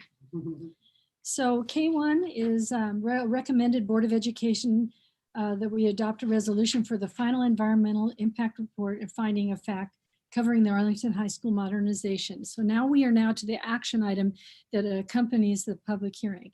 Ms. Reno Frosto, you want to go ahead and read that public comment? Yes, Mrs. Alvey. The comment is, can I ask why the health office in this school is not being upgraded? The area is not a workable space to be able to keep an eye on each student in this space. Walls could easily be taken down so that it could be a big usable space. Please consider adding this to the reconstruction of this school. Thank you very much. Thank you to the person who made that comment. And now we will open it up to the board for any discussion on item K1, discussing the EIR for Arlington. Mr. Hunt, did you have a comment? Yes, ma'am. Thank you very much. Mr. Sam Martin, I don't recall this coming before the operations committee, but normally something like this would. Can you help me there? And is this due to the Mr. Guthrie's project across the street? We're talking about Arlington right now? Oh, I'm sorry. I have a hard time. He's bringing me some speakers. I very much apologize. Okay, no problem. We'll talk about Arlington first, and then we'll talk about the Fremont project. Is there any comment about the Arlington EIR? I have one question, Mr. San Martin. When you get the letters from the air quality management and the city, and you write back to them or you give them the reasons why we feel that we have covered their concerns, do you hear back from them to know whether or not they're satisfied with those answers, or are we still left in limbo with these organizations?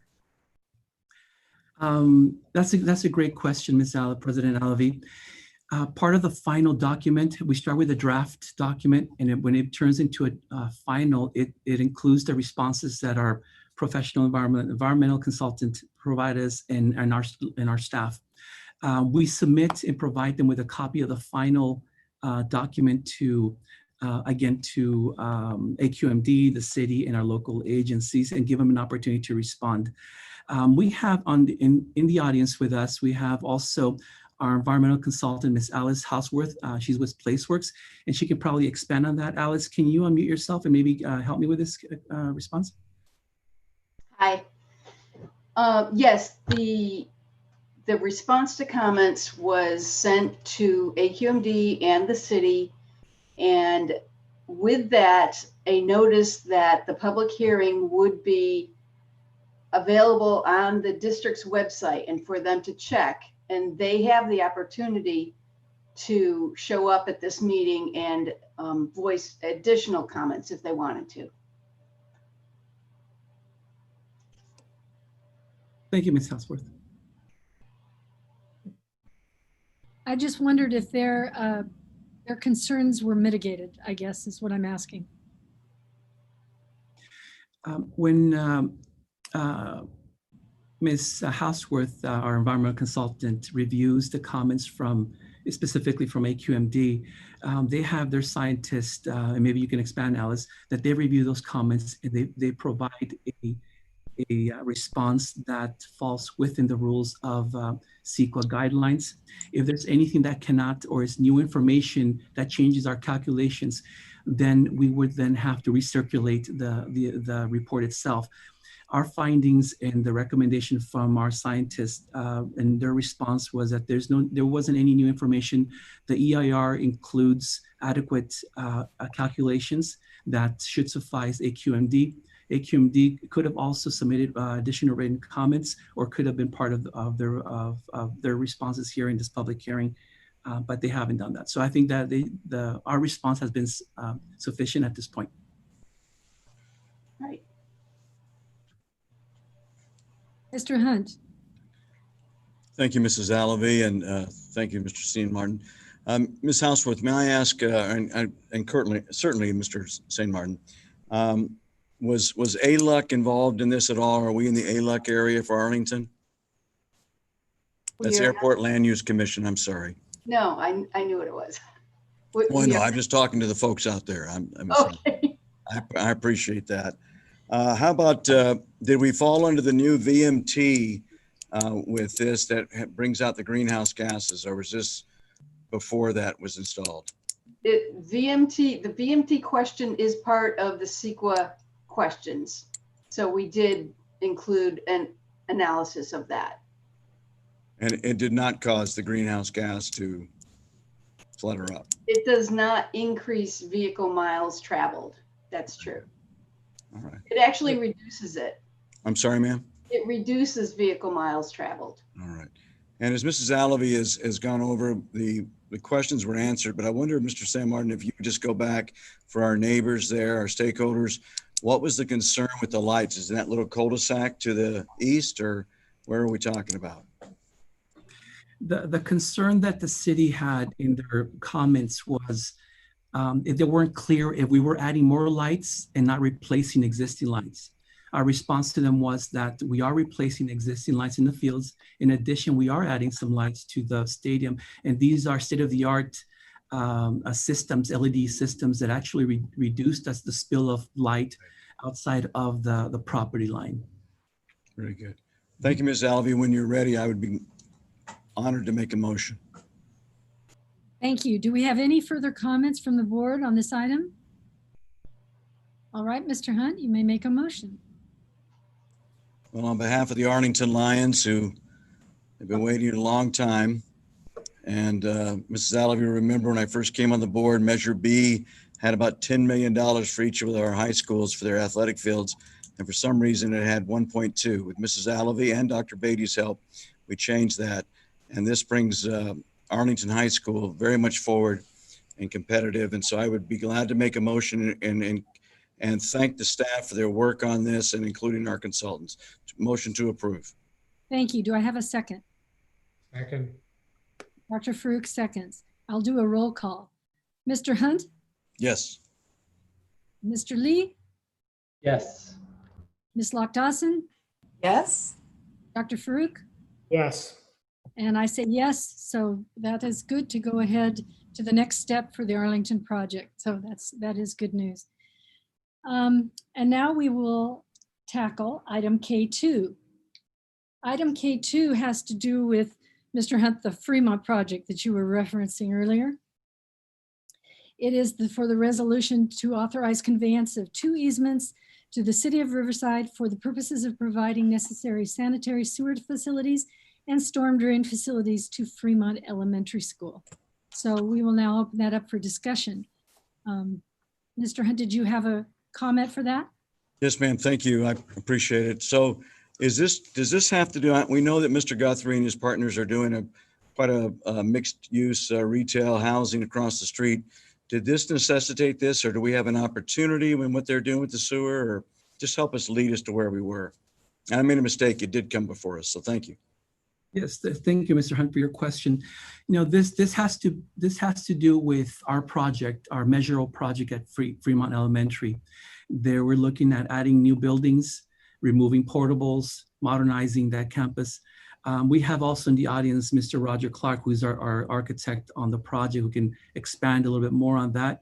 And I also want to thank our legal counsel, Jeff Hoskinson, who's been helping us with the statutory process of granting easements and forming easements. In this case, we have an existing easement, 2 existing easements. We have a storm drain and a sewer that exists, right? And it crosses in the middle of the campus in the fields where we're proposing to build a brand new building there and parking and so forth.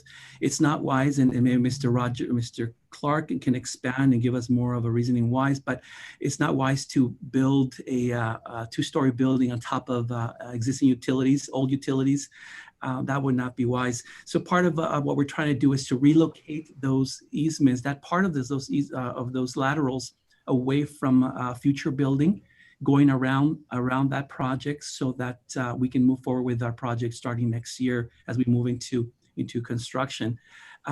So what we're doing is relocating existing easements. They're not new. But the 2 new easements of that portion will still be granted to the city, and the city is the owner of those facilities. Roger, are you there? Maybe you can expand a little bit more on the project, Mr. Clark. So good evening, President Alley, members of the board, staff. During the investigation at the site, we found the existing sewer and storm drain that ran underneath the area where the new building was going. And so we basically had no choice but to relocate those, or else relocate the building. And so it was much more efficient and cost effective to just move these around the edge of the building where you see it in the new easement. And so we're basically just rerouting the sewer and the storm drain around the end of the building, and then reconnecting it back up to the line further into the site where it won't be affected by the construction. So I'm happy to answer any questions you might have about that.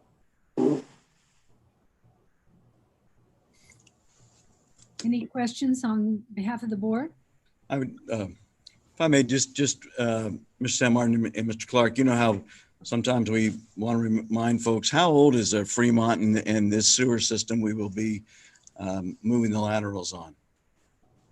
I believe it's approximately 70 years old, and so you're replacing an outdated line, and so you're making an improvement to your site at the same time with this construction. And so some of those were not even mapped as we saw that, but it really wasn't something that occurred because of Mr. Guthrie's project across the street. It really had nothing to do with that. Thank you for clarifying that as well. Thank you, Mr. Sam Martin.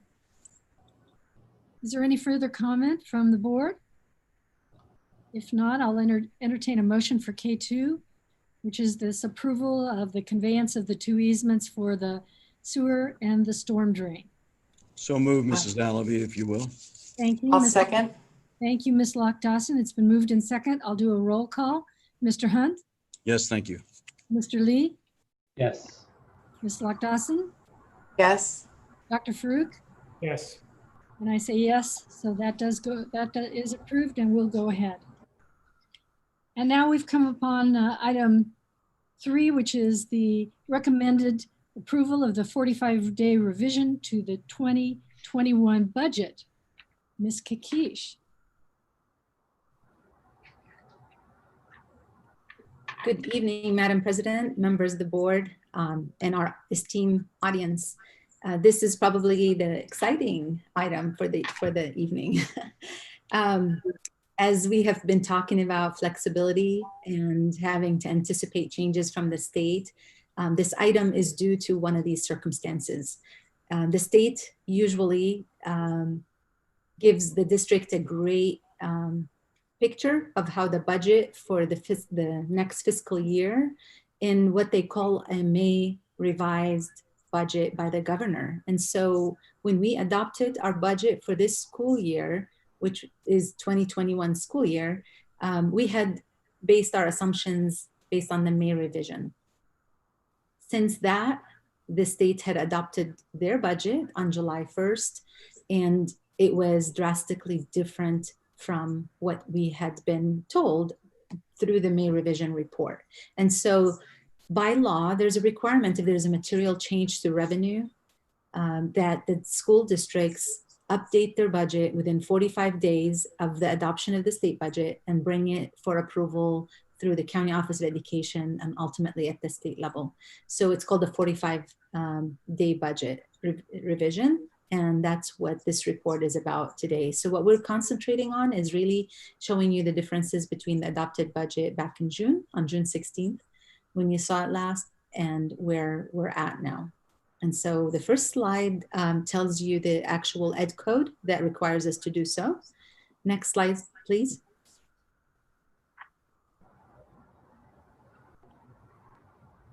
And this one summarizes the differences. So I'm going to go through the main one is really the 10% reduction. If you remember me back in June thinking that the budget was dire and we were not really meeting our reserve requirements that is mandated by AB 1200, and it requires the districts to have a reserve balance at the 2% level for school district our size in the third year in a multi-year projection.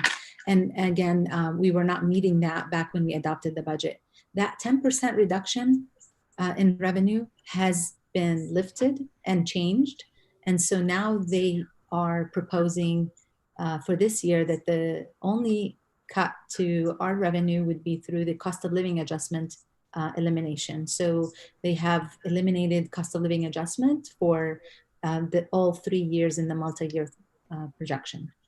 And so that drastically changed our revenue, at least for this year, by $30 million that we were thinking we will be cut, and it was back and added to the revenue. There was also an increase in coronavirus relief funds. We had anticipated 27 million from the CARES Act and approximately 8 million from the ESSER dollars, which is the elementary and secondary schools relief. And that both of these pots of money were increased by approximately $8 million. And there was a little bit of a reduction to the increase in the base rate for special education. It's still positive, it's still an increase. It was just a different, a smaller difference. And then we also have changed the increase to the routine restricted maintenance contribution. That is a requirement. If we're in the state facilities program, we have to keep the routine restricted maintenance at the 3% level of our budget.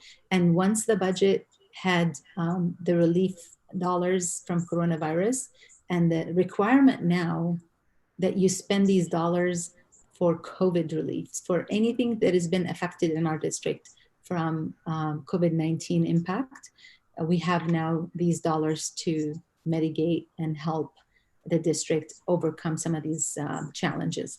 And so with that, we've added in the restricted accounts expenditures that we are projecting to do.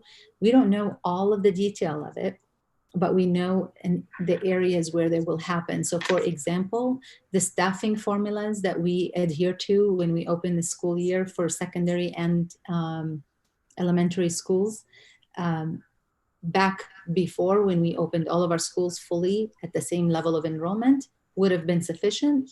But at this time, now that we have different options and different choices for our students, we will have to add and adjust those allocations accordingly. That's just one example. There's a lot of other supports that we will need to do as far as facilities, safety, and cleanliness issues. And it could impact staffing also. And so we will come back to you around the time that we would bring to you the actual new requirement by SB 98 to have a learning continuity and attendance plan, and bring back to you some of these categories that we will spend these dollars on. Next slide, please.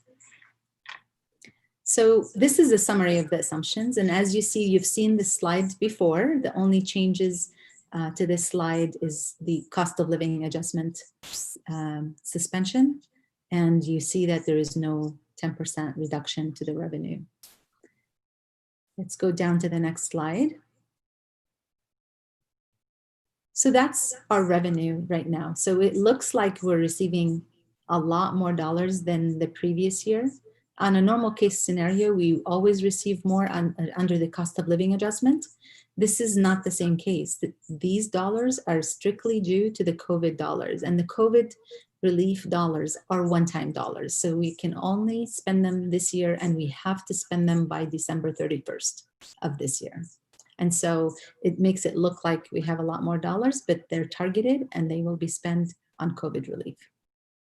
Let's go to the next slide. So this is a pie chart to give you a visual that this year, a significant portion of our revenue is from COVID-19 relief funds, 7.83% of our budget. And next slide. This is our expenses. And as you see, we've also increased expenditures so we can actually spend those dollars. Now, we were already, because of cost of living adjustment decrease, we were already deficit spending. And so deficit spending meaning that we're spending more than what we have received in revenue.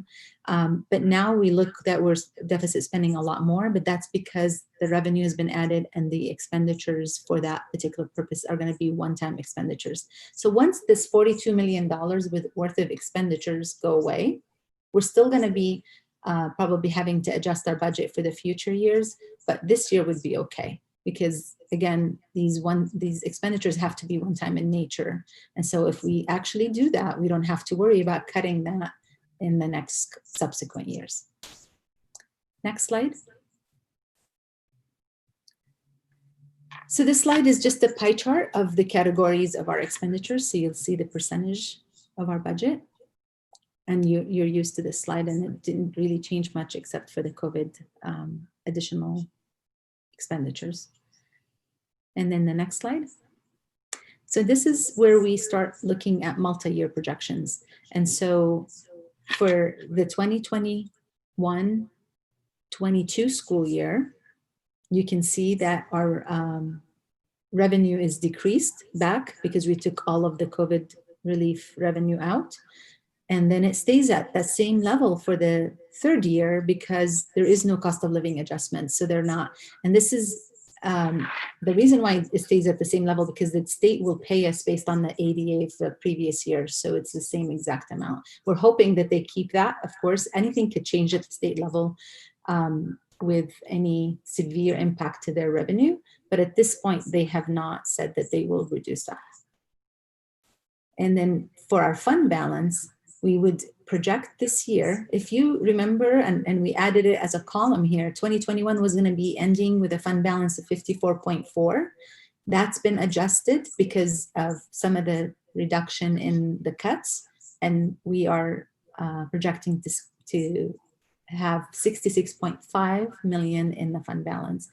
In the next 2 years, that will go down because of deficit spending to 18.9. It is still around the 4% that we had put as a policy for our district, but I want to give you a little bit of detail on the restricted and the unrestricted dollars in the next 2 slides. So the next slide is unrestricted. And as you see, they're lower because the restricted dollars are not part of that. So 36 million is what we have projected back at the adopted budget. It had increased to 48.4, and then it goes down to 38.2 and to 11.2. So it makes us look right now in this budget that we are going to be okay for the 3 years.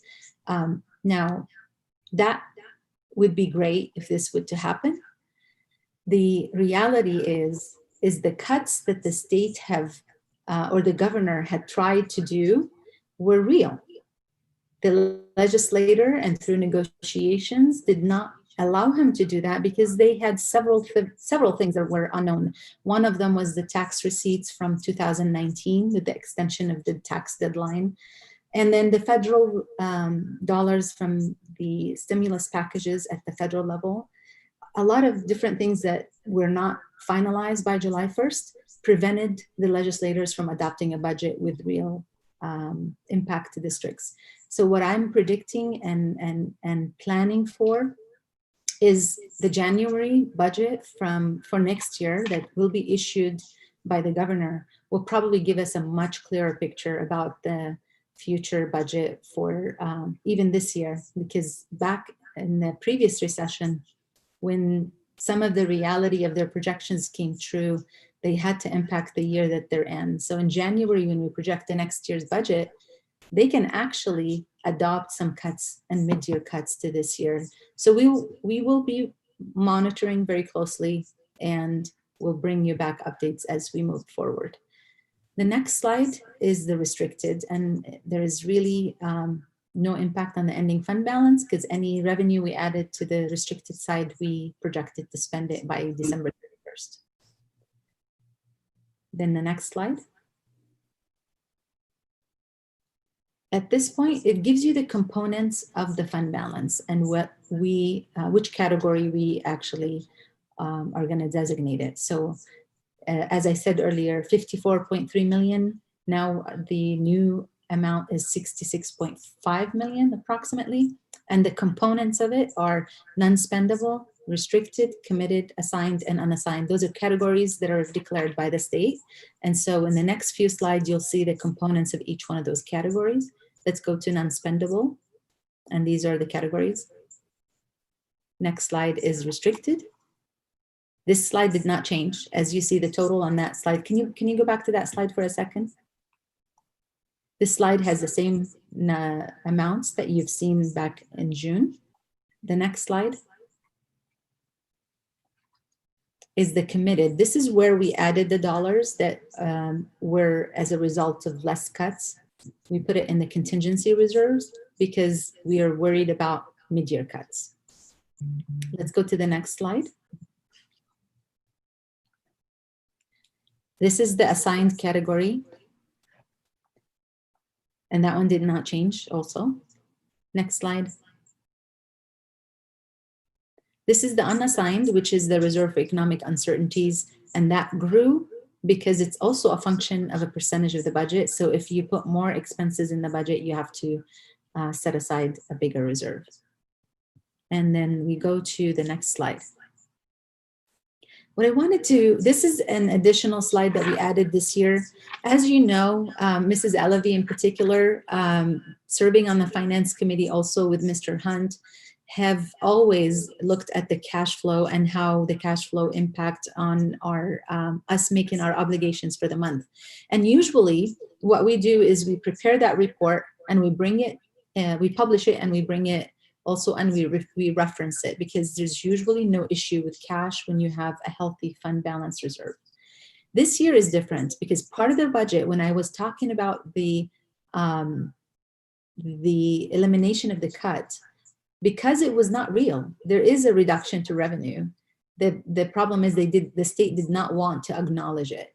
And if you don't acknowledge that and you're in denial, you have to fix it somehow in the budget by fixing the cash. So they solved a budget problem with a cash solution. And their cash solution is starting February of 2021, they will defer our apportionments. And they did this, this graph demonstrates their plan is to take February apportionment and give it to the district in November of the next fiscal year. They take the March and they give it to the districts in October, and April they give it in September, May to August, and June to July. So as you see, 5 months worth of an apportionment, big chunk of our money that is owed to us under the local control funding formula will be sent to us in the next fiscal year. If anybody remembers the Enron accounting, this is exactly the Enron accounting, because we are setting up an accounts receivable for the state to receive those dollars in this fiscal year, and they are not setting up an accounts payable on their end because they want to balance their budget with a cash solution. And so I hope this made sense. I know it's a little bit complex to talk about funds versus cash, but this particular creative accounting that they're doing has caused us to actually stop and look at our cash a lot more closely. So the next slide, if we can go to the next slide.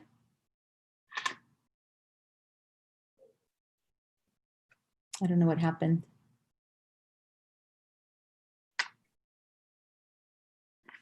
Can you hear me, Mrs. Alavi? I can hear you. Okay, something happened with my equipment. So this slide shows you for this fiscal year, half of the year from July to December, we're going to be okay cash-wise, and we have a black number at the end of the day in our bank. The next 6 months for the year, if we can go to the next slide, you can see as of February, when they start not sending us the money, our fund balance would go down to 5 million. So it means for February, we'll be able to make payroll. We'll be able to make all of our payments for that, whether it's utilities, insurance, and all of the regularly scheduled payments. But starting March, we will not be able to meet our obligations if we don't find a solution. And that number grows from 17 million, because they're deferring all of these months to the next year, to 82 million in June. And so with that, as we project these numbers, we're working collaboratively with the Riverside County Office of Education and the 23 districts in Riverside County. And we are going out collaboratively for a tax revenue anticipation notes. And with doing it collaboratively will help us save on cost of issuance and just get the cash in a timely manner. And so we feel like we'll be able to have a successful process for that and be able to mitigate this. This is something that every district in California is having to do. And it's going to be monitored closely to make sure that our number one priority is to meet our obligations, especially to our employees and our contractors and our service providers. We are also, as we move through this process, we'll continue to work with the state to see how we can mitigate this. And the state is trying to find solutions statewide too. So at this point, I'll stop and answer any questions from the board. Ms. Kakish, do you have any concerns at all that we would have any trouble finding loans to fulfill those short-term months? I don't. Actually, one of the things that I am going to do and work with is that we have an opportunity to borrow from our own internal funds also. And so if there's any reserves that we have, for example, our insurance program, we're self-insured, and there might be some dollars that are required to be in reserve under the actuary studies. We might be able to mitigate some of that and not borrow up to the $82 million and save some dollars on borrowing. It depends on when the premiums are due and how we are working with our JPAs to also defer some of these payments. This thing happened also back in the previous recession. We worked with our partners. We scheduled our payments accordingly to minimize the impact on how much borrowing we do to save some dollars. But we will have a solution, and failure is not an option. That's for sure. Any questions on behalf of the board? I can't see you very well, so if you've got one. Okay, Dr. Farouk. Thank you. So I really want to commend Ms. Kakish for her diligence on this. Every school district in California is facing this issue because of, like as she stated, the cash flow in terms of the deferments of how the state funds are going to be distributed to school districts. And the treasurer's office had set up financing to help all the school districts throughout the state, address these cash flow issues. And I was really impressed when I found that through the leadership of Ms. Kakish and all of the school districts at our county level, we actually have set up just locally more favorable terms than even what the state treasurer's office was able to set up for all the school districts, for California. So I think that's a real boon from a taxpayer standpoint, from our local community, that we've been able, through our leadership, have been able to provide that kind of competitive solution. So one, I wanted to just acknowledge Ms. Kakish and efforts to do that.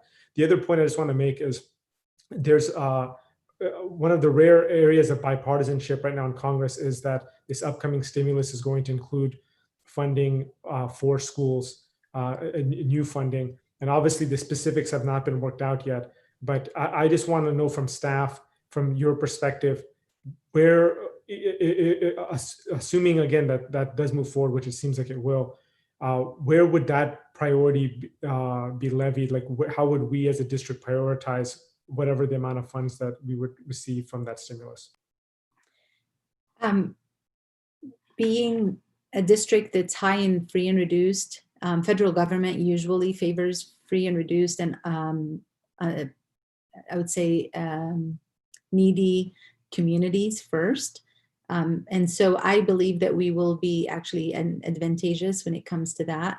But things could change because advocacy groups, we were already advantageous district, the district that would take advantage, I would say, under the previous proposal. And that one moved and changed. And so I really won't count on it until it happens, but I believe our district would still benefit and be a winner under both proposals. Okay, and even if those funds are restricted to COVID-19 exclusively, how would we prioritize those areas of need?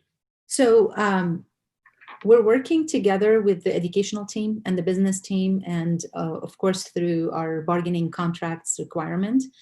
Most likely what they have sent for those dollars is really going to be spent on COVID relief, because of the fact that the changes that we're doing, the options that we're having to offer, and the need for adjustments at the facilities level, all of these areas are going to be costly, and they will be mitigated through those dollars. So I feel blessed that we are supported by the federal and the state, and our governor is probably, from what I heard, is the only governor that actually gave the state portion to K-12 education. Not many states did that. And so we're very, very fortunate to have been send these dollars, even with the restrictions, because we're having to spend it anyway in that manner because of the impact on our district from facilities, allocation of staffing, the changes that we're having to do, the new training that we're having to do. So I believe we might be able to even do more. For example, if we need to help some of our city and stakeholders' interest in creating learning hubs in our community, in the event distant learning take longer than what we wish it to, we'll be able to help subsidize some of these costs. Thank you for those responses. Thank you very much. Are there any other further questions? If not, I will entertain a motion for K-3 to approve the 45-day budget. I'll motion to approve. Thank you, Dr. Farouk. And a second? Second. Thank you, Mr. Lee. I will do a roll call vote. Mr. Hunt has stepped away for his emergency that he had, so we will just skip Mr. Hunt. Mr. Lee, Yes.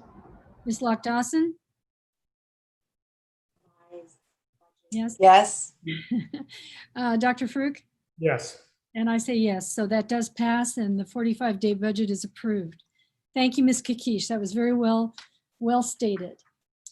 And now we will look to item K4, which is a variable term waiver for the speech language pathology professional program requirements. Ms. Ibarra? Yes, good evening, President Alavi, Dr. Hanson, and members of the board. I'm going to bring to you actually 3 variable term waivers, and I'm going to describe the process right now. The Commission on Teacher Credentialing has had the authority to issue these waivers. Each year you see I bring to you the different candidates that fall within that. These documents have to do with the educator preparation and the credentialing, and with the ability for us as employers to then be able to employ or assign a person who's not appropriately credentialed in their assignment. But there's different reasons why they can't be. And so the variable term waivers give us that flexibility to cover the assignment when a fully credentialed candidate, qualified credentialed candidate, cannot be found. And so as I describe each one of these, you will see why. These waivers will allow for us as the employer to meet the staffing needs while still searching for individuals who either hold the appropriate credential or who qualify for one of the available assignment options of that assignment.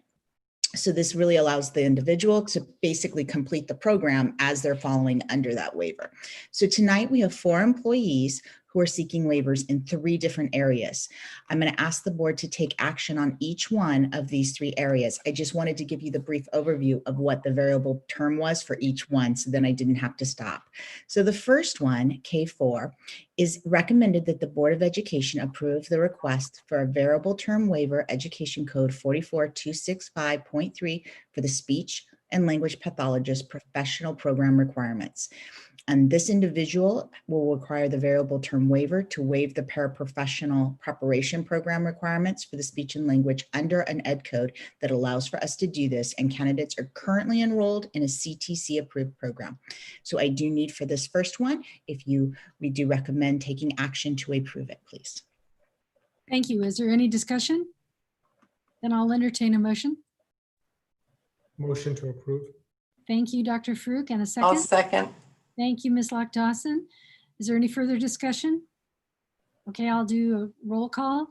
Mr. Lee, Yes. Ms. Lock Dawson, Yes. Dr. Farouk, Yes. and I say yes. So that does pass.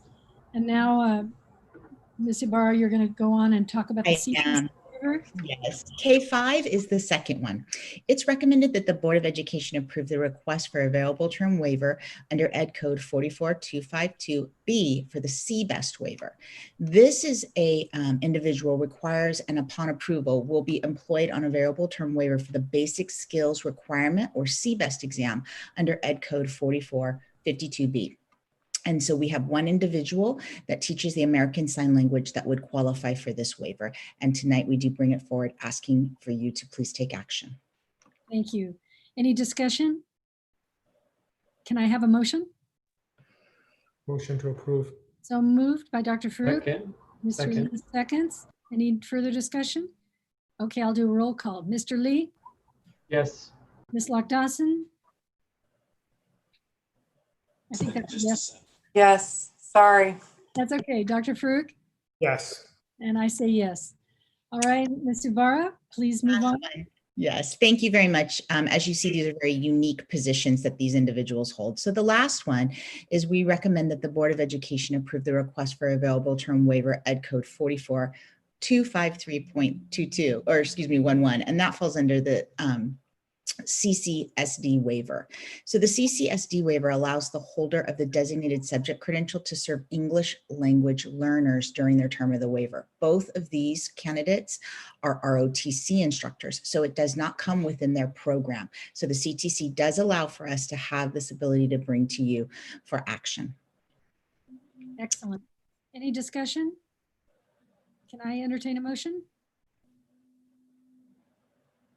Dr. Farouk, do I have a second? Second.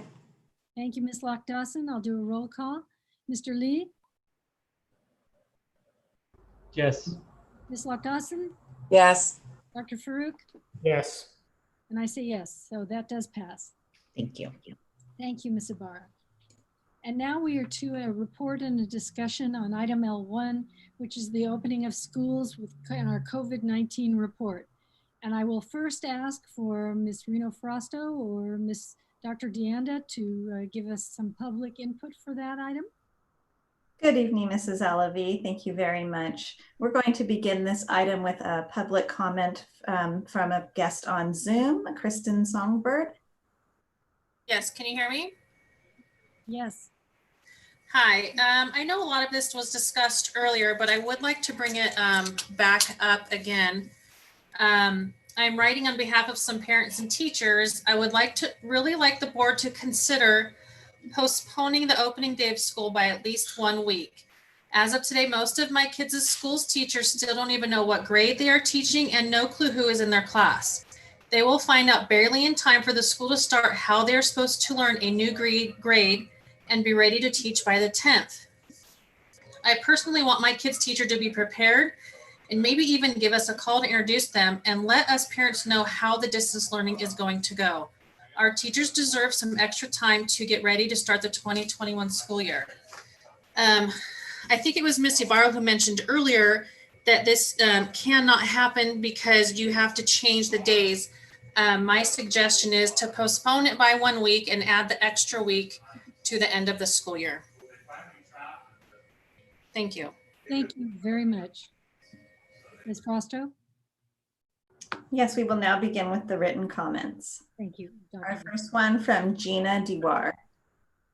We are in a new crisis and the stress is unlike anything teachers have experienced. Let me try to help you understand. It is like a pilot who has had X amount of years of flying. On July 28th, he was given a task to fly a new plane. He has heard about it and has read a few manuals on how to fly it. The pilot is required to take flight on August 10th, not sure what time the flight takes place or even where he is flying to. So the pilot cannot prepare a good landing in his brain.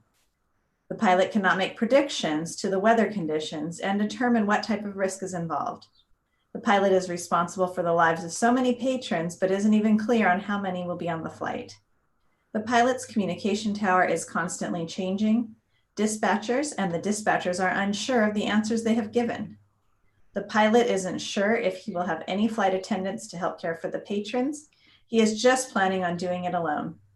The CEOs of his company are ensuring everything is going to be okay and reminds him that he is a professional and they are making sure everything is going to run smoothly. Yet, those CEOs will not have the responsibility of the safety of the patrons on his flight. And if the plane crashes, the CEOs will put out a statement saying that the plane crashed due to an error. The CEOs will continue to speak about how they provided the materials and training needed for a safe flight. The pilot union will also make a statement that they did not want to change the flight date because it would require a change in the contract due to the short notice that there isn't time for that. So the union doesn't even consider the idea of a flight date change and says to him that it would be a lot better for everyone to take the flight. Lily Din Wu, a 9/11 survivor and principal of a school at Ground Zero, once said, "When we do the right thing, people follow." As she spoke about leading through a crisis, Lily Din Wu talked about how it is never too late for leaders to make a sudden change. A good leader will notice when we need to pivot and take action. An example of bad leadership reminds me of Pickett's charge, which took place on the third day of the bloodiest battle at Gettysburg. If you are unaware of Pickett's charge, it was a well-trained and educated leader arrogantly putting his infantry on the battlefield. These soldiers failed because they were not prepared. It was very similar to what is currently happening with our educators. Loyal educators are the ones who are put in the front lines, supporting each other, doing what their leaders are telling them to do. But it will be those same teachers taking the fall for being unprepared. Please do not put us in battle right now. Board members, I encourage you to consider changing the start date to September 1st so that teachers can prepare. I also encourage the RUSD and board members to apply for a California waiver to open up the schools and continue with the 5 days a week in-person plan. We need leadership more than ever because as of now, RUSD is taking flight into a storm. Thank you for your time. Our next comment from an RUSD parent. The district has demonstrated its commitment to constant and consistent communication with the community. While I have appreciated the continued focus on communication with families during this time, it is my understanding that all students would continue to feel included as part of their homeschool community. Unfortunately, the current messages from schools seems to bend more towards in-person students and families, leaving virtual and home-based students looking in. If schools are going to bend toward in-person students, then who would virtual families and students look toward for community, for concerns, for questions? Most importantly, who would be the principal for the virtual students for any school community? And our next comment, who developed the in-person schedule? The live instruction needs to occur in one time block like the virtual schedules.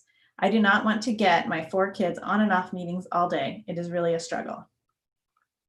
Next, if you were a student, a parent, or a teacher, if you were to ask a student, a parent, or a teacher to describe Ramona in one word, odds are they would say either family or community. These communities have been ripped in two with little concern for the consequences. When the numbers began flowing in on which choices parents had made, it was apparent that Ramona was about to lose 45% of our students to the programs that were not Ramona-based. I've watched in horror as colleague after colleague was informed that they were no longer based at Ramona and were now RVS. They had no choice. No one was first asked if they would voluntarily go to virtual when it was determined that we needed so many more teachers to be moved to that option than had already asked to be switched. We lost almost 50% of our staff. Today, we learned our assignments. Most have been given classes that we had no way of knowing about yesterday. Many have never taught one of the classes. Now you must get up to speed on making sure we are ready to go in less than a week. It is clear that you as a board do not value us as professionals. You have set us up to fall short in helping our students when we need to be ready for them. You are now causing unnecessary anxiety and trauma. You could have avoided this by simply starting with distance learning for all. Informing families that rigor would be there, students would not have the experiences necessary to continue learning, and accountability would exist for all of us. Unlike the end of last year when students were held harmless. I talked with a student after they found out that to go to virtual meant no longer having teachers that they know and they love, and they have made connections with. It means that the students that they know would not necessarily be in their class, since it would be students from all over the district. Isn't that what we should be paying attention to? Personal connection at this time of COVID? This breaking of connections causes trauma. You are the cause of even more trauma in our kids' lives. It could have so easily been avoided. You are better than this. Our next comment. Good afternoon. I am a resident in the Riverside Unified School District. I have attended the past 3 meetings and write in today to speak directly to the board. School board members, last Friday, Dr. Fauci said the following to the American Federation of Teachers. In many respects, unfortunately, though this may sound a little scary and harsh, is that you're going to actually be part of the experiment of the learning curve of what we need to know. Please note the term experiment. To state differently, open schools are a testing ground. How many will get sick? Let's test to find out. How many will pass disease onto family members? Let's test to find out. How many will die? Shall we test? The answer is no, not with our children, not with our teachers, not with our support staff, not parents, grandparents, brothers or sisters. No, we must not allow Riverside Unified School District to become a petri dish and our children glorified lab rats. It is necessary that we have a cluster first? Let LA and Orange County or many of the other states be the test. Be honest and realistic with your constituents. Remind them that this is a 100-year disaster. Remind them that you agree that learning best happens in schools, but traditional classrooms are not safe. When the 5 of you decided to join public service, was it because you wanted to support and guide your community? Now is your chance. It is very rare that an elected school board official is given power to decide life and death issues. Please treat your decisions as such and take care of our community. Thank you, a friend of Riverside and RUSD. Next, good afternoon, distinguished members of the board. Please reconsider starting the school year a week or 2 later to allow teachers to better prepare for this new journey, especially having 2 official days to prepare and to help those with combination curriculum. And our next one, good afternoon, distinguished members of the board. Please consider replacing veteran teachers who have voiced that they are not comfortable teaching virtually to the home-based option. Teachers placed in the home-based option are more qualified to teach virtually, or have home-based teachers also help as co-teachers in the combination classes. From Martin Ross.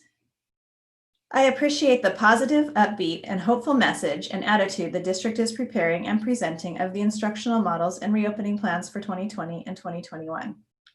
However, I am concerned with the teachers' inability to adequately plan and prepare for the start of the school year. I received notice yesterday of my involuntary transfer to the virtual model. At this time, I am unaware of my caseload, my students' grade level, or an assignment of staff support. I have completed the required professional development on my own time, for which I am receiving a small stipend. However, had I chosen not to, I would be required to complete it in days and prepare for instruction to commence the following Monday. That would and will require teachers to work through the weekend to complete their required professional development by Sunday night and be prepared to teach on Monday morning with perhaps a completely different assignment. Teachers are professionals and are not shy about extra work. In fact, many believe this is an unpaid but necessary part of our job. However, it is usually not mandated, and in this case, our extra work is required by circumstances and time constraints. We will do fine, however. It is important for parents to understand in the spring we had 2 weeks to prepare as opposed to fall when we were given 2 days. Many of the teachers I have talked to expressed desire for student return to be delayed. I agree, although I understand at this point that may not be possible. At the very least, I would hope the district would send a clear message to parents that we are in for a bumpy start. Otherwise, I would expect a considerable number of parent messages of disappointment and unmet expectation. And I believe it would be unfair for teachers to be blamed and held accountable for this. It is also important not to misunderstand my concerns as lack of putting our students first and foremost in my concerns for adequate preparation. Our next comment. Please reconsider the schedule for the combination classes, as it is a disservice for all students academically and the sanity of our teachers. Next, the district should have asked all teachers for their preference, not just virtual. From Tina Belote. As parents, caregivers, many of us are concerned about the wearing of masks when school is able to restart in the actual classroom. Are the students going to be required to wear face masks all day long? Many children suffer from headaches, anxiety, and just plain cannot handle them being in their face all day long. Also, it is only going to be masks, or can it be face shield that they are going to be able to wear? One last thing, how are playtimes going to be specific, socially distanced? Our next comment. The district has not provided guidelines for moving from phase 3 socially distanced cohorts to phase 4 full classes of students. Additionally, the district's FAQs state, what if a school or school district reopens to in-person instruction, but the county is later placed on the county monitoring list?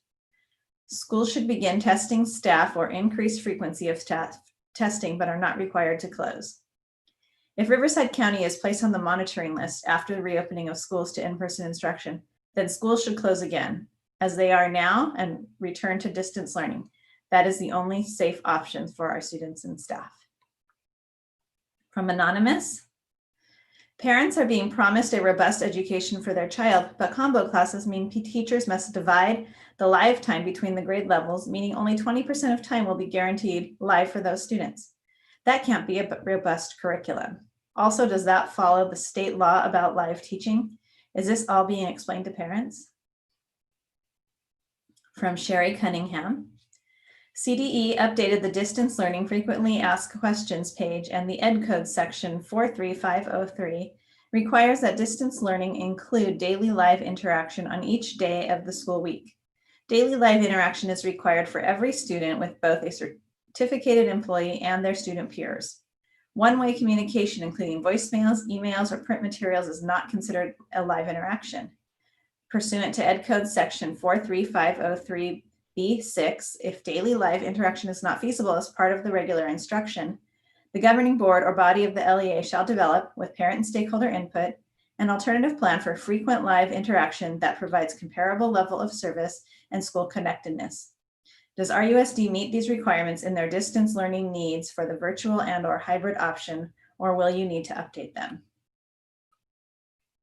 Our next comment, please consult teachers about the materials provided to students. From anonymous teacher.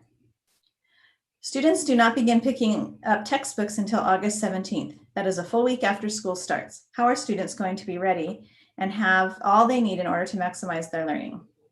Every district meeting and RCTA meeting lately are filled with "we don't know yet." That's still being negotiated, or we'll look into that. How are teachers supposed to be ready to begin instruction August 10? Some teachers are still waiting to find out what grade level they will be teaching next week. Others found out last Friday and Monday that they will be teaching grade and subjects they have never taught before. Social, emotional, and digital citizenship lessons shared by the district, if they ever come, will not be enough for robust distance learning instruction the first 2 weeks of school. We are facing a weak beginning. It is a shame that the board did not fully explore the idea to push back the start date. It's disappointing that neither the district staff nor RCTA approached pushing back the beginning of the year with an open mind. Yes, secondary would probably have to end their semester after winter break. No one is prepared to start August 10th with the kind of program you, the board, have promised our teachers, parents, and students. I know other surrounding districts have not pushed their start dates, but honestly, they had their act together. With offering 3 program choices, we took ourselves out of comparing RUSD with other districts. Are you brave enough to do the right thing for our students? From Julianne Hills. Good afternoon. I have 3 daughters who attend different RUSD schools, Franklin, Earhart, and King. My older girls are both involved in the arts programs at their respective schools. One plays trumpet in advanced band, and one auditioned and was accepted as a senior into King's amazing chamber singers and show choir. We chose to do virtual learning because my 2-year-old son has asthma along with other health issues and is considered high risk if infected with COVID-19. This past week, we heard announcements about how sports and other extracurricular activities would be affected. But unless I missed it, we haven't heard anything about the performing arts programs and what is to happen to the students who choose the virtual option. What is to happen to the band, choir, and theater programs if they can't perform as a group? How will these advanced students record their performances and solos in lieu of college applications? These advanced programs, especially band and choir, have specific members who were chosen specifically by the director to produce advanced music for tournaments and shows. We are now learning that virtual students may have a different director. How would that work? These advanced students don't need to learn how to sing or play instruments or act. They need the experience and guidance of the director that put them together in the first place. My senior child plans on attending college for the performing arts and majoring in music with a minor in musical theater. This was supposed to be the year where she created a portfolio to send off to the colleges of her choice to showcase her talents for scholarships. I understand the position you are all in, but there should be a way for these programs to remain intact virtually with their original teachers and directors. What is the plan for these programs? And Mrs. Alvey, we have reached our 20-minute time limit. Thank you. I wanted to let the board know that were we to continue at this rate, we would be over a little bit over 3 hours more of public input. And I would like to ask the board how much longer they would like to hear commentary. Would they like to extend it by an hour, or what is your pleasure? I have a question. This is not an action item, right? This is informational. Correct. All right. I mean, I would make a motion to extend it another 45 minutes. And then after that, we could just have the comments emailed to us for information, since we're not taking action on anything on this item. Correct. Do you feel comfortable taking a vote on this? Yeah, I think I made a motion, if we need a motion. But Lisa. happy to hear other board members' input. Other board members, do you concur? I would concur with Trustee Lee, and I would second that. Thank you. Then let's go ahead and take a vote. Mr. Lee? Yes. Ms. Lock-Dawson? Yes. Dr. Farouk? Yes. And I say yes. So 45 minutes more will be put on the clock, And we will get copies of all the remaining comments that we can read at a later date. Okay, please continue, Dr. Deanda. Thank you, Mrs. Alavi. Our next comment. Teachers are being set up to fail because many teachers don't have grade subject they are teaching assigned yet, and we start in only a few days. Parents will blame teachers and be angry when lessons are not robust, but teachers are not being allowed to create these lessons. Many teachers are having severe anxiety right now, and I fear some mental health issues at this point in the year. Our next comment. I am a loyal Riverside citizen. I grew up in Woodcrest and own a home near Lake Matthews. I attended Woodcrest, Gage, Amelia Earhart, and Arlington. Barbara Kerr was my first grade teacher, and the first time I spoke to the board was when I was in 6th grade. When I was a senior at Arlington, I was a school board representative. So needless to say, I love Riverside Unified. I hold 2 master's degrees and 3 teaching credentials and give credit for my love of learning to the RUSD teachers that were my mentors. In fact, I am a dedicated and loyal teacher for RUSD, taking flight on Monday. Unfortunately, this is the first time I had to voluntarily withdraw my 3 children from the district and place them in a private school. My children's education and well-being comes first, and as the result of poor decision-making on the board, I had to make this decision to remove my 3 children from our district. They will remain in private school until our school opens full-time. When we do the right thing, people follow. Our next comment. I'm a current classified employee for RUSD. There are so many of us still not knowing what's going to happen to us. We have no answers from RUSD, our union, and our direct administration. Who can we go to if no one can give us the answer? We would like to be treated with the same importance as the certificated employees, meaning the RUSD and their union had their negotiations done already. But with us, the classified employees in the union and RUSD are still in negotiations. We are the backbone of each classroom. I feel that as a classified employee, I don't matter at this time. It hurts to know that no one has our back in this critical time.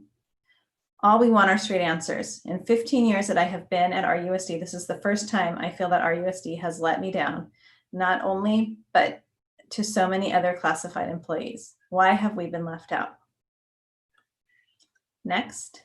Hello, we have still not received information on the plan for students who have their own one-on-one assigned aid. Please remember that there are many students for whom the aid is vital for student success, and it is imperative to successfully access the curriculum and a free and appropriate public education. Please consider that neighboring charter schools are supplying the aid via a virtual tutoring format during distance learning, and this is something that RUSD should consider. The one-on-one is completely vital for our children's continued academic growth in a population that is dangerously vulnerable to academic, social, and behavioral regression. Thank you for your time. Next comment, will the in-person instruction begin after the county is off the watch list immediately, or will this distance learning continue through the first trimester? From Anonymous.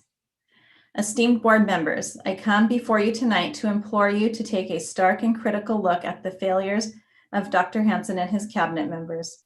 Since the school closed back in March, Dr. Hansen and his assistant superintendents, or any one member of his overstaffed and underqualified management team, should have taken quicker action to account for and prepare for student learning in a hybrid or distance learning environment.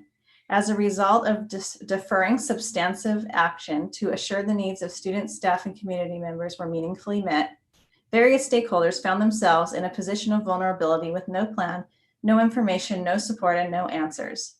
Meaningful dialogue to craft a coordinated plan to ensure students have access to quality education and the support services students and parents alike have come to rely on was not extended to the action teams or bargaining units until well into the summer months.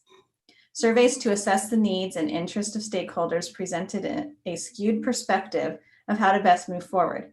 The findings, which created unsafe, insufficient plans that did almost nothing to codify a meaningful learning model or present a plan to ensure the safety of students and staff.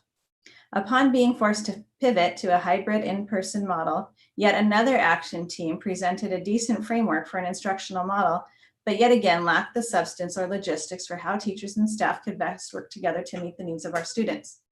Our stakeholders at large, as as virtually in the dark as to how we're actually moving forward. Students and staff alike are scrambling for answers. The entire process has been a masterclass in mismanagement, and I implore you to hold the superintendent accountable for his near universal failures to stakeholders. Riverside Unified School District deserves real leadership, and Dr. Hansen has illustrated to parents, students, and staff alike that he is unable to deliver on the promise and purpose of this district. Next comment. There are middle school virtual teachers that still do not have their assignments. Some of these teachers are credentialed in multiple subjects, so they don't know their grade level or subject. With this setup, teachers are being asked to work weekends without pay to get their work done. District members are not doing the same. No other job would expect you to work without pay. Teachers already do this enough without it being forced on them in this stressful time. Our next comment.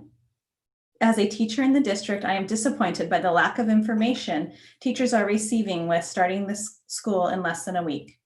The district and the board have put such an emphasis on equity and being unfulfilled, but your teachers are being torn apart. The PD that has been put out is extensive and still doesn't address a lot of questions and needs the teachers have.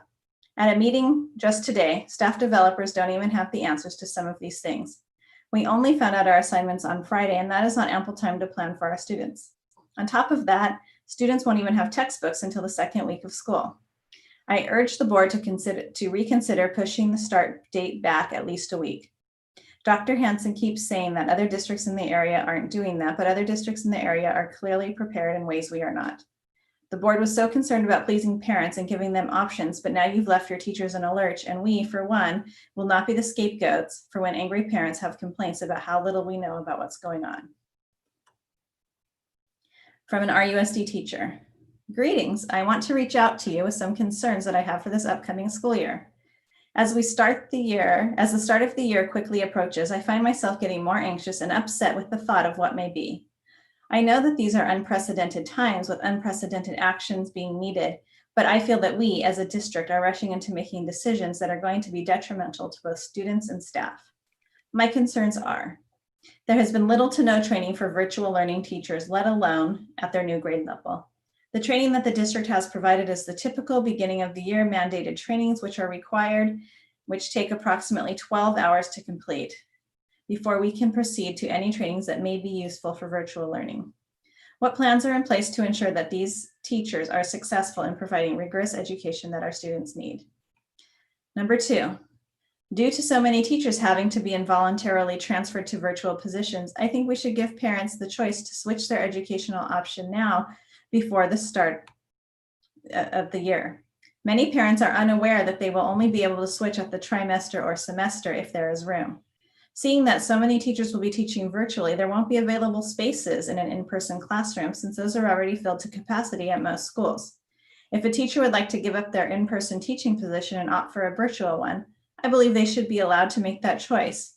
And they are not. They have been given a hard no from the district. Also, principals should be allowed to switch a district-decided virtual teacher grade placement. After all, the principals know their teachers much better than the district does. I don't know why principals weren't allowed to make these choices.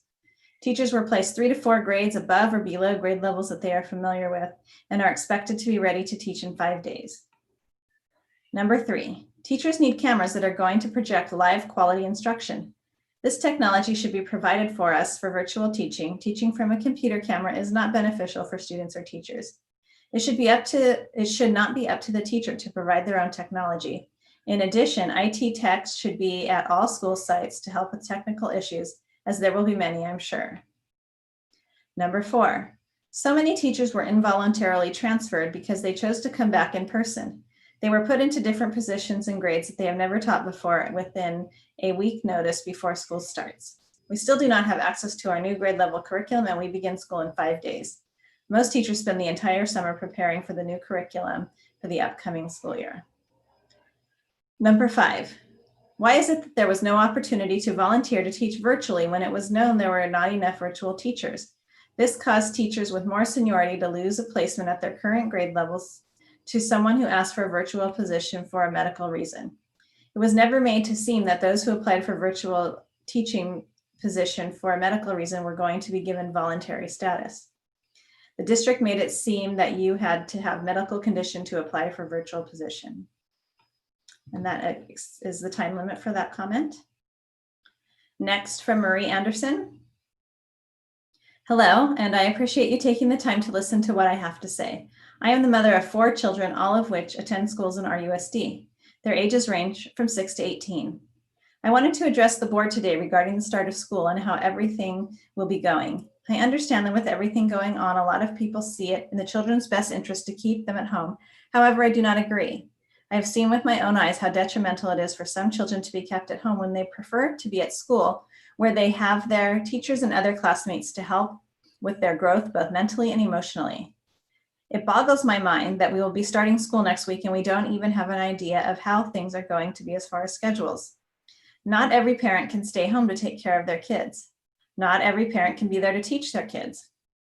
I understand teachers are going to have lesson plans for the children to follow, but it's not going to work for everybody. If there is a way that we can push the start date further out to September, I think it would definitely give the teachers more time to plan, as well as us parents. This is a very stressful time for everybody, and I don't think putting everything on the kids and their parents, AKA teachers, before things are thoroughly planned out is the way to do it.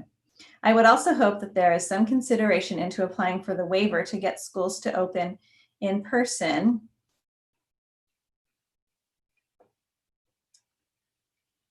sooner. If you look at the statistics of COVID-19 and who is being affected, I think you'll understand that the kids being in school versus home is not going to cause a rise in COVID-19 death rates. It is imperative that these kids get back into the classroom sooner than later, or I think we will see a huge drop in test scores.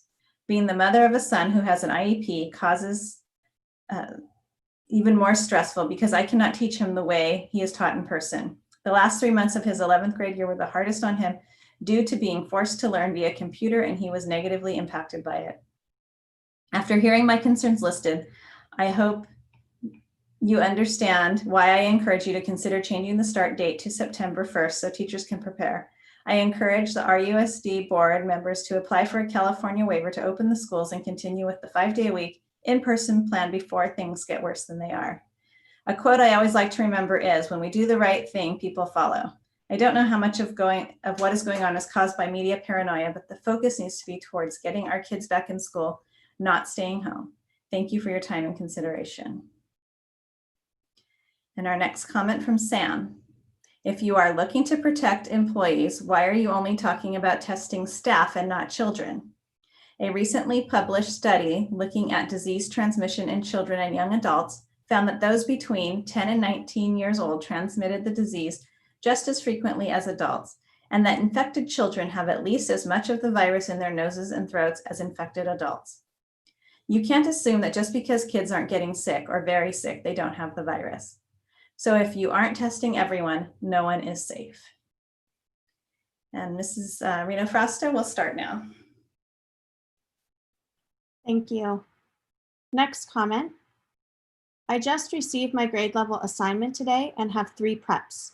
At this point, I don't have materials for 2 of these preps, and I need to track down the teacher with these materials and get them from him or her. I question the safety of this because I don't know whether that person or persons will be asymptomatic with COVID-19. I would not have time to let these materials sit for even a day, or I would not be able to prepare for my classes. I feel like I'm choosing between my health and my students. Next comment is Monique Edwards. Dear RUSD board, please allow the hybrid option to have distance learning at a set AM block of time similar to AM virtual. Attempting to log on 3 elementary age children multiple times a day is extremely difficult to plan for working parents. Also, I am surprised that the teachers union did not push for a later school year start date. Allowing educators even 2 more weeks would set up everyone for success. It is embarrassing that we are 4 business days away from the start and many teachers do not know what grade they will be teaching. Next comment is Vanessa. Why are students being removed and not acknowledged by their home school when they have chosen the virtual program?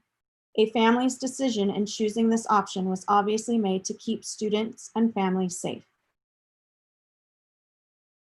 Next comment. Teachers are being told they are going to regularly be regularly screened for COVID? Is a registered nurse completing these tests? This is an invasive procedure with an instrument being put into a body cavity. Will teachers be forced to allow this medical procedure to keep their job? If yes, why was this information not given to them before they chose virtual or in person? Also, what will district do with this personal information? Is it a HIPAA issue? Dear board members, next comment. I am an RUSD certificated employee and have watched the last 2 board meetings from start to finish, and wanted to say how grateful I am for your care and concern for not only our students, but also for our staff during this worldwide pandemic. And Mrs. Alavi, I believe this is actually a repeat comment from the previous I-7. So I will move on. Next comment, Marie Anderson. Hello, and I appreciate you taking the time to listen to what I have to say. I'm a mother of 4 children, all of which attend schools at RUSD. Their ages. This is Reno Frausto. This is a repeat as well. I apologize. Thank you. Next comment, Kristen Urbaniak. I realize we are in an unprecedented time, and I appreciate how difficult this situation is for everyone. I would like to request that classified employees be allowed to work from home, just as we have been doing since the shutdown. If it is not safe for our students and teachers to return to school, then it is not safe for us to return to offices. Many of us have been successfully doing our job from home for over 4 months.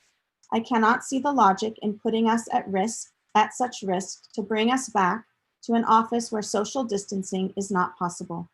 Please consider letting us continue to work from home, at least while school is on distance learning. We should follow the same hybrid type schedule with easing our way back to full-time in the office. Thank you. Next comment. I appreciate your efforts in ensuring all students are safe as they return to school through all 3 plans, homeschool, virtual, and hybrid in-person. I ask that when it is time to move to the next phases in the hybrid model, sending students back to school, that it is because RUSD truly thinks it is safe for students to return to school, not because our governor or other reasons, but because RUSD says it is safe to return. RUSD has the responsibility to ensure students and staff safety.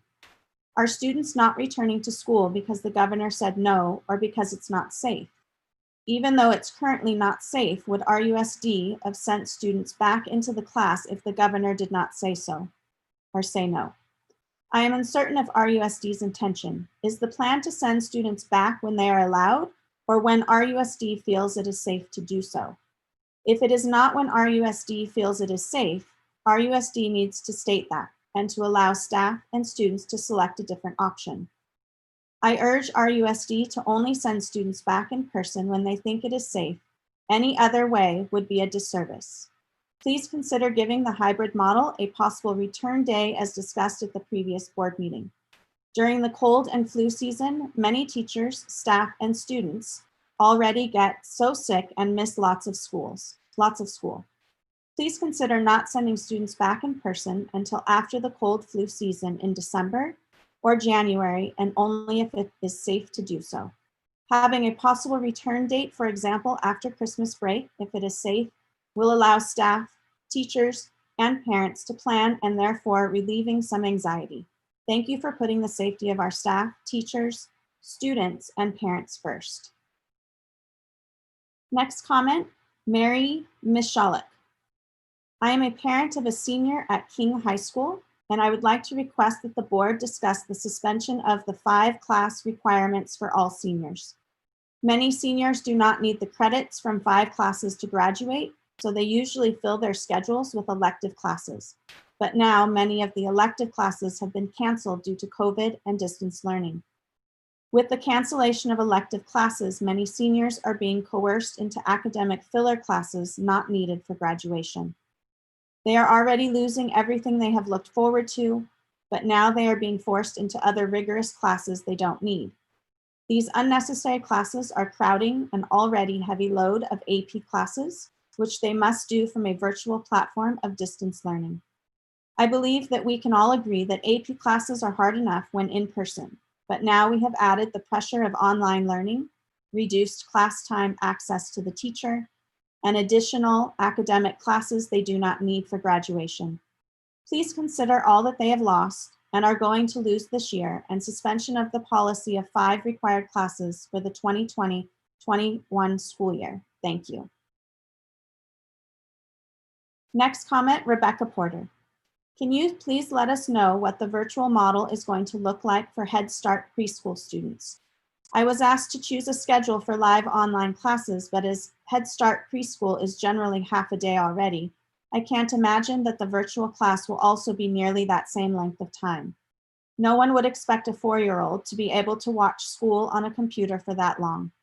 I haven't received any info as to how classes are going to look for these students. Thank you.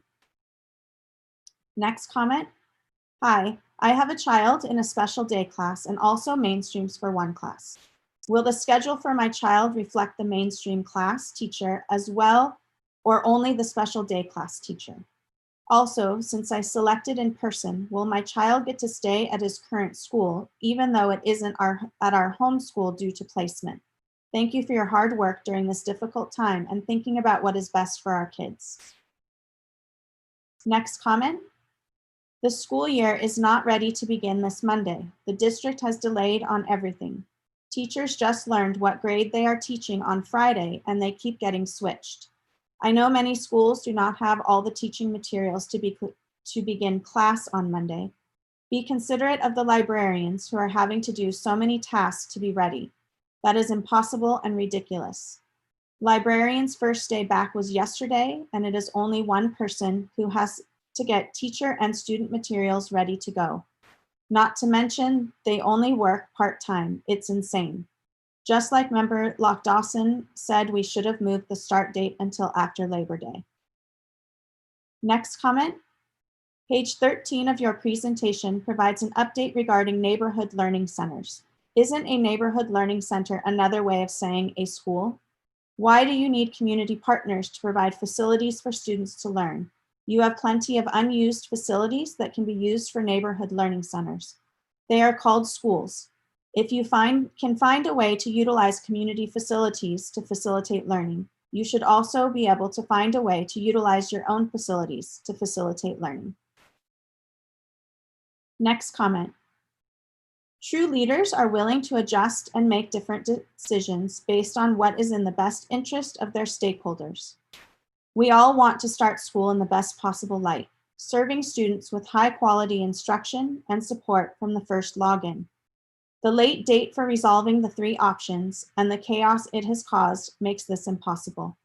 It is Tuesday before Monday start of school, and teachers have been moved to other schools and grade levels they've never taught with less than a week to prepare, all without the materials they need. Logins for online resources for their new assignments haven't been provided.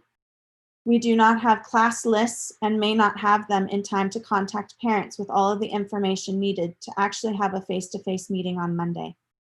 A quick Google search of media headlines suggests that some of the state's largest districts are pushing back their start dates to promote preparation and ensure a quality first day. Some members of the board have suggested this, but were quickly shut down by district staff, same staff who are insisting that everything is ready for the first day, when indeed it absolutely is not ready. It is not too late to do the right thing and push our start date back a week to allow teachers to prepare for a successful opening. We will not take the fall for your inaction. Next comment, anonymous teacher. As a teacher in RUSD, I have to express how devastated I am sure many teachers are. So many surrounding districts chose to go virtual across the board until they are no longer on the watch list. You gave families a choice, and that's great. But what that choice has done has completely tore your teaching staff apart. And to be overdramatic, it seems like you really don't care. You think about the students who you serve and the sports, BAPA, clubs, and other organizations they belong to at their school site. Kids are not just losing their regular teachers, they are losing affiliation with those programs that are, for so many kids, the reason they look forward to school. Many teachers and advisors of those programs are now stripped away from their site. You say no one will lose affiliation with their school, but according to teaching assignments, their band teacher is no longer their band teacher. Their coach is no longer their coach. I can't believe this is happening. Things could have been different if we were all virtual while on the watch list.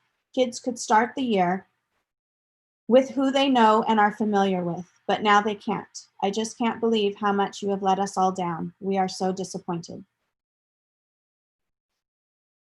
Next comment, Christina Ziembowitz. To whom it may concern, has RUSD considered filing an exemption for the elementary schools to resume in-person classes? The parents have been asked to fill out surveys and provide information, but have received little to no information on what plans are in place to resume in-person learning for those that require it. How quickly will RUSD be able to pivot to the hybrid model? The hybrid model was presented with phases, but no information on benchmarks or timelines to move from one phase to another. I have listened to the board meetings and heard numerous teachers, staff, and parents listing all the reasons they do not want to return to the classroom, but I have heard little to no attention paid to what's best for our students if we are supposed to listen to health experts and follow the science. Why are we not listening when all the experts, scientists, doctors, and health experts say that children need to be in school? If they say we need to wear masks, we all run out and buy masks, but they are all saying children need to be in school, but we do not listen to that. Why? Teachers are essential. I have asked the board multiple times why it is safe to send children to daycare, but not to school.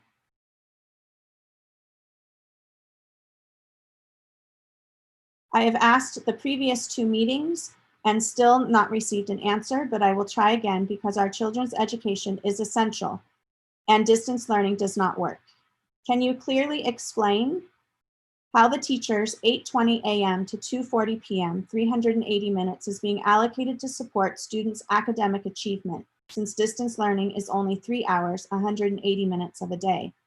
Will the teachers be working in the classroom for a full day every day? In the 3 hours the students are expected to work independently, can in-person office hours be available, scheduled for students to get additional instruction or questions answered? If teachers are not working full-time and parents are required to share the burden of teaching, shouldn't we receive a refund of our taxes? What accountability oversight will be provided since distance learning was done with little to no teacher instruction and relied on apps, videos, and lists of self-guided assignments with the parents doing most of the actual teaching? This is not feasible with most parents going back to work full-time out of the home. Will parents be able to report classes with limited no teacher instruction? As I listened to the governor speak about taking operations outside, including nail and hair salons, worship activities, etc., has there been any consideration about using the grounds on campuses to be able to provide in-person instruction outside sooner, or by doing this, speed up the phases? The board keeps talking about innovation, yet I have not heard one innovative idea for the fall, even though you have had months to plan. What is the plan to get our children back to school? And that concludes the 20 minutes for that, or 3 minutes for that comment. Next comment, anonymous. I am a classified employee and I work in special education class. I know there are some people pushing for school districts to apply for a waiver to reopen the schools early. I am hoping that you will look at what is going on at other districts and campuses across the country and realize that if it can't be done safely at this time. In addition, if you'd had any classified input at all when making these plans, you might have a better idea about what we actually do as opposed to what you think we do. And you might understand better why the reopening plan is not safe, especially in our special education classrooms. Adding the words "when feasible" to safety measures, your message to us basically says we will worry about our staff and students safely when feasible. That is unacceptable. Until you can figure out a plan that works without stipulations, please do the right thing and do not open. Thank you. Next comment. Being a classified staff member, we were scheduled to come in since last week, coming in close contact with parents and families. How will our safety be met when more families continue to come to our offices? Certificated staff have the option to work from home due to safety issues. Why are we not thought of when it comes to safety? We have small children also. How will we be accommodated as far as helping them at home? Next comment, Gil. A preliminary analysis of COVID-19 cases found that the odds of transmitting the pathogen in a closed environment was more than 18 times greater than in an open air space. And the authors concluded that confined spaces could promote super spreader events. Reopening the school and having students and staff in confined classrooms without N95 masks for an hour will result in a super spread. Why not hold classes outdoors with shade coverings, just as churches and restaurants are doing? Next comment, Lisa Carty. Last night, we found out that our online high school band students will not be part of their homeschool band class as was promised in previous board meetings. Instead, over 200 band members will not have access to or a connection with their high school band teacher and the program. The ability to be in a class for band or sports was part of the plan adopted by this board. In light of the recent information, can an online student switch to the in-person option to continue to be part of their high school band program? Next comment, concerned working parent. As a parent of a first grader, I am very concerned about how the proposed schedule will affect my household and my child's learning. My husband and I are both essential workers. Excuse me. I myself am a nurse in this community. Looking at the proposed daily schedule, I am concerned about how we will be able to accommodate our daughter logging on several times a day, 5 days a week. We pay a daycare provider. However, she has other children to watch and my infant son. It is not fair to expect our daycare providers to log on and off and sit with our small children that are not yet proficient in reading and comprehension. Someone would need to sit with the smaller children throughout the entire school day schedule, ensuring they are able to read and understand the materials. Maybe having 1 or 2 days of required logging on sessions would be a better option for the working parents, and a homework packet that could be worked on with the children when the parents are home, including the weekends, if that is what works for the family dynamics. I understand the ultimate goal is to provide our children with a good education. I believe it is also important to set realistic goals for working parents and their children. Please keep in mind that most families in our district have to work. Thank you for your time and consideration. Next comment, Mark Feldstein. Thank you to most of the board for your valiant efforts. I say most of the board because Mr. Hunt stated in consensus isn't achieved, start with in-person classes regardless of risk. Mrs. Locke-Dawson suggested pushing back the start date when this is one of the few things we agree on. As a former public official, I know doing your best isn't enough. Many don't or won't get the effort and concern you put forth. So I'm troubled by comments that lack respect and appreciation. Our kids are watching. We've had 2 hate-filled situations in the King District alone. Kids mimic parents' comments and actions. Due to their learning critical thinking skills, students know the popular opinion isn't always the correct one. We expect this of our kids. Adults should be no different. As parents of twins, numerous families mentioned using our district's web-based resources, feeling their district's efforts were inadequate. Our district also offers greater flexibility, making the best of a poorly handled national crisis. The board also listens to all public comments, whether well-reasoned or an odd theory. When studying social movements, it included the charismatic, civil rights, and women's movements. There wasn't, nor should there be, a movement against common sense public health initiatives. I've also never seen so many people prevent progress, i.e. county board order rescissions, lawsuits, and recall efforts. When people get too comfortable or bored, they need something to challenge. So having to wear a mask, consider others, and accept the potential risk of their own suggestions are seen as subversive and cause for a fight. Kids have died of this virus. Please continue to do what is right. What appears popular or the loudest doesn't mean it's the most well-informed, nor will reduce risk to each student. Finally, while some said the district is too protective of teachers, our kids are at equal or greater risk as those teachers who are also our neighbors. Next comment, Tina Summerford. Good afternoon, board members. My name is Tina Summerford. I am, or should I say, I was a 6th grade teacher at Hawthorne Elementary until last Friday. I have a few comments about what is happening to the teachers and students of the Riverside Unified School District. I realize we are living in extraordinary and unprecedented times. I understand there is a need for all of us to be more flexible and that no plan was going to be without cons. The fear of the unknown is great, and it seems that less than a week from the start of the 2021 school year, there is still so much that is still not known.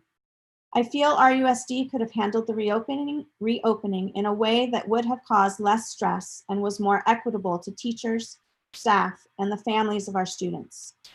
This is my second involuntary transfer in 2 years. There is a possibility that I might be transferred again this year if my virtual students choose to go in person at the end of a trimester. This is a disservice to both teachers and the students they serve. Teachers will have to establish relationships with whole new groups of students, and students will have a new teacher and new classmates to get to know in the middle of the year. Half of the staff at Hawthorne was displaced due to the board's decisions regarding the reopening of schools. Why was transferring everyone to RVS the only option? Why weren't teachers allowed to stay attached to their school and teach the students who chose virtual? I would like to understand the reasoning behind this decision. We are a week away from the start of a new school year, and teachers are scrambling to figure out what they will be teaching, where they will be teaching, and how they will be teaching. I feel the district had time to come up with a plan that would have caused less stress and turmoil. Other neighboring districts made better plans in a swift manner, and their teachers are better prepared for the upcoming school year. I am very upset by what is happening to me. I do not feel prepared to begin teaching in less than a week, and that causes a great deal of anxiety. It is inevitable that circumstances are going to change throughout this school year. I hope the board and the district can make decisions in a more timely manner in the future. Next comment. I am a single mother with elementary school age children, and I have a babysitting concern, as I know many other people do because of the school closures. I'm a classified employee that needs to be present at my school site to conduct essential duties to get the school year up and running. If I'm not present, I don't know how these duties will get completed, and not to mention they are very important. A substitute will not be able to conduct such a time-consuming and stressful job. I don't understand why my kids are unable to come to work with me and sit in my space in order for me to conduct my work for the first few weeks. They will not be in a space where they will come in contact with other staff on campus. My kids do not have COVID either. I care about my school site, and I hope I will not have to take a leave of absence. Next comment. Is the board aware that teachers need to be ready on Monday to start school, and that a great majority of us have new grade levels or combo classes to teach, without being given planning time, materials, or information from RVS for those who received an involuntary transfer? RUSD waited until last month to make the decision, and now teachers are scrambling. RUSD should have allowed teachers to keep their sites and grade levels and teach virtually like most of the surrounding school districts did. There was no need to create any of these changes that are now impacting almost every teacher and staff member. Why is it that the start date has not been postponed to provide quality education to our students? Next comment. I am writing to advocate for the reopening of on-campus childcare programs as soon as possible. Unfortunately, the RCOE recommendations that were provided to the community were not sufficient enough for the whole community. Most resources are already at capacity, and some resources are no longer operating. Our family was only able to find one potential resource for our 2 elementary school kids, but it is not within our neighborhood. This facility mentioned that they would not be able to force the kids to log in and do their schoolwork, which was a major deterrent since we will need the support of the Child Care Center to encourage and guide our children through their remote learning until they can attend school in person again. Allowing the reopening, the on-campus programs will help to offer a more consistent schedule for the year. Many of these programs have been able to successfully operate through the COVID pandemic in their non-school site facilities, and I'm confident in their procedures to provide the same care and safety for our kids in their normal on-campus facilities. Thank you for your time. Next comment. Dear board members, I would like to request that decisions to change from a distance learning model to an in-person model for those who chose the in-person option only be considered at the trimester mark. Many parents selected the in-person model with the understanding that kids would go back to school when safe. I want to note that choosing the in-person model should not be taken as indicators that all parents in that group want kids to go back in person as soon as possible. Most parents want kids to go back only when it is safe to do so. Please do not rush the evaluation of safety with the end goal of getting kids back in person as soon as possible. Please proceed with extreme caution. Also, I want to request that the board only make changes at the trimester mark so that if a parent's comfort level with the COVID environment at that time differs from the opinion of the board, parents are able to make changes to their option selection. Please do your best to ensure the safety of our kids and understand that many parents feel that safety was the least of Superintendent Hansen's concern when he directed the planning committee to ignore the hybrid option in favor of an all in-person option with practically no safety precautions. We need you, the board, to step up and make sure that parents feel safe when the time comes to go back to class, and to make it easy to switch to virtual at the trimester mark if a parent isn't ready to send their kids back when the board votes to move into phase 2. Next comment, anonymous. When will we be able to pick up Chromebooks? School starts on Monday, and we have not been told anything. Also, when and how will we be given schedules as to what to do on Monday? Next comment, Marvin Garcia.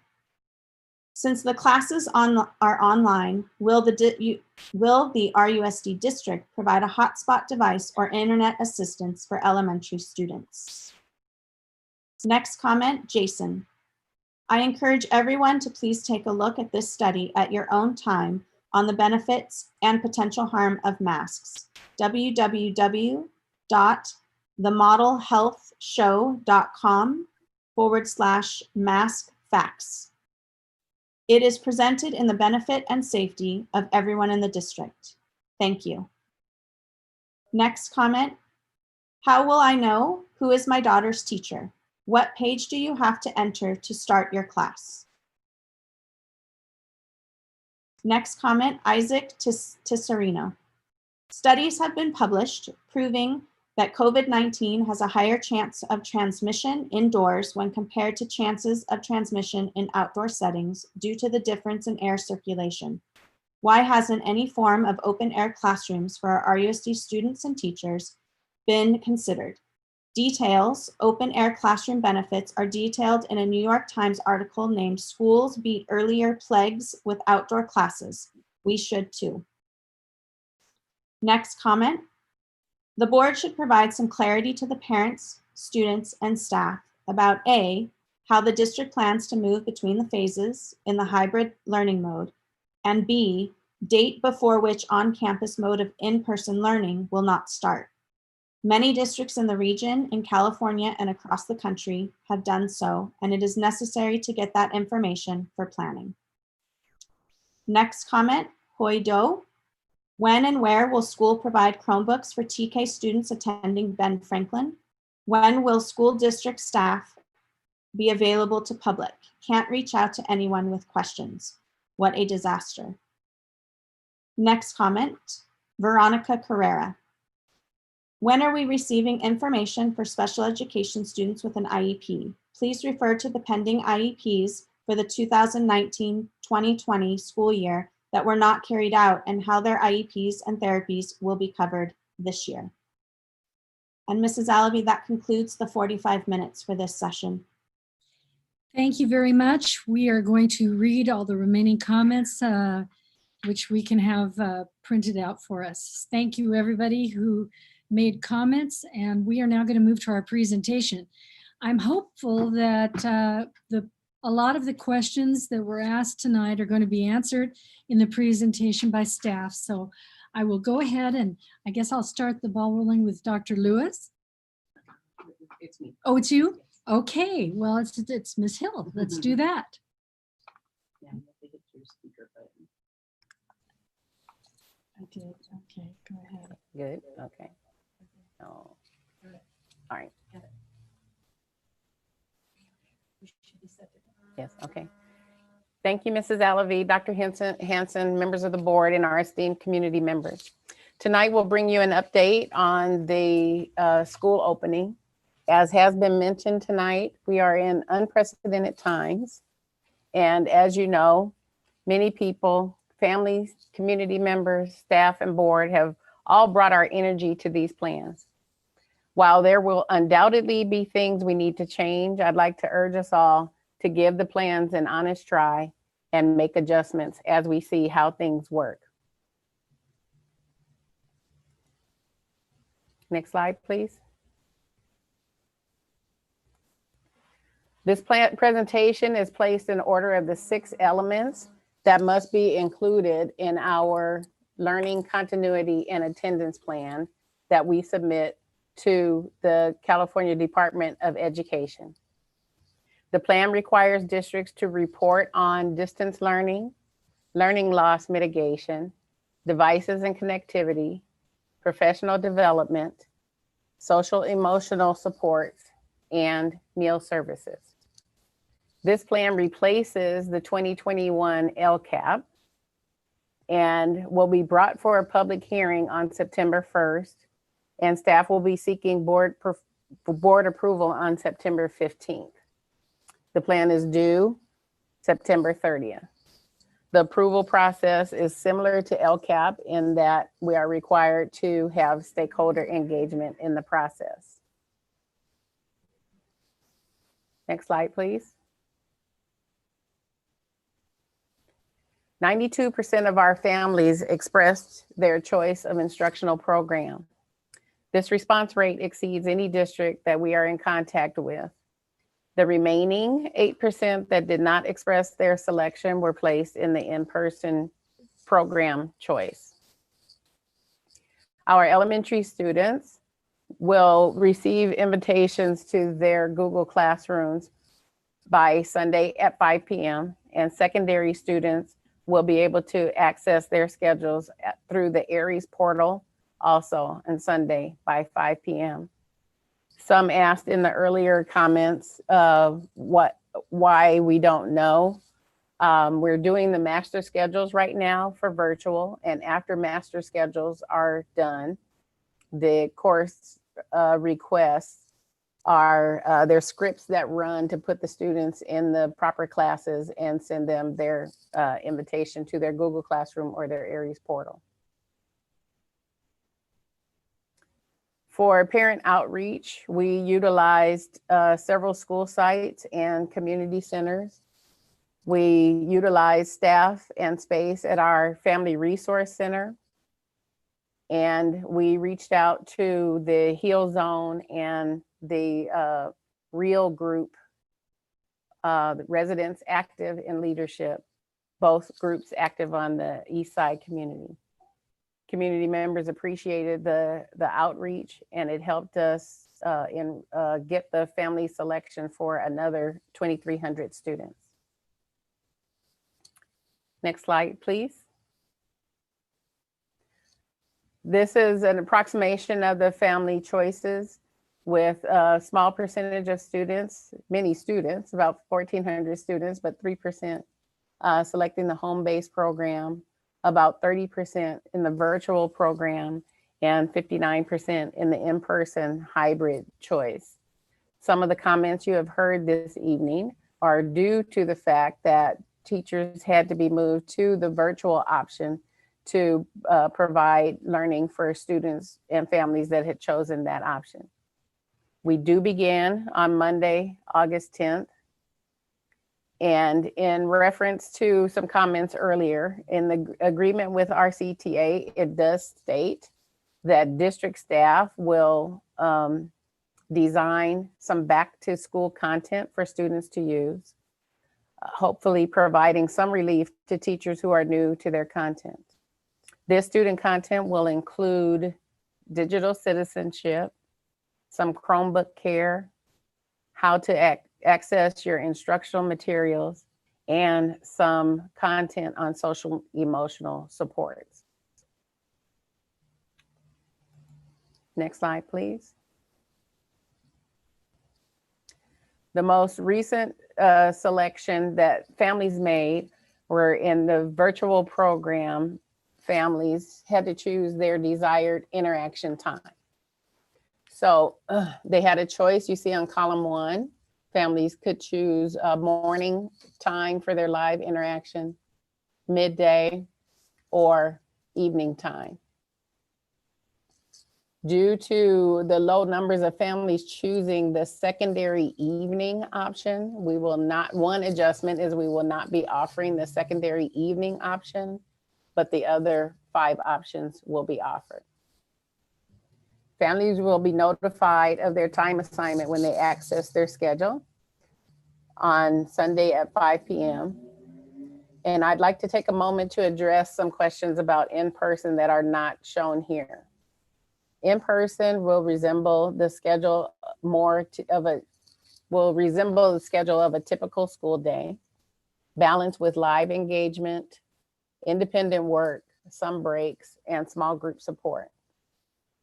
It is important to note that the live interaction time is not nonstop lecture. We'll vary the learning tasks to sustain student engagement in the lesson and to be mindful of that time being developmentally appropriate.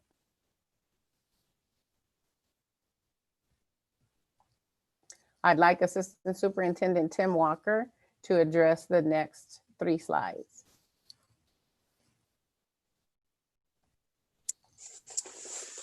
Next Thank you, slide, please. Academic Officer Renee. I appreciate it. The next slide talks about the state and county updates. And we've shared this in the past. I'm going to go over it again so there's clarity on the state plan. We can have safe in-person school based on local health data. I'm going to go over in a little bit more specificity in another slide.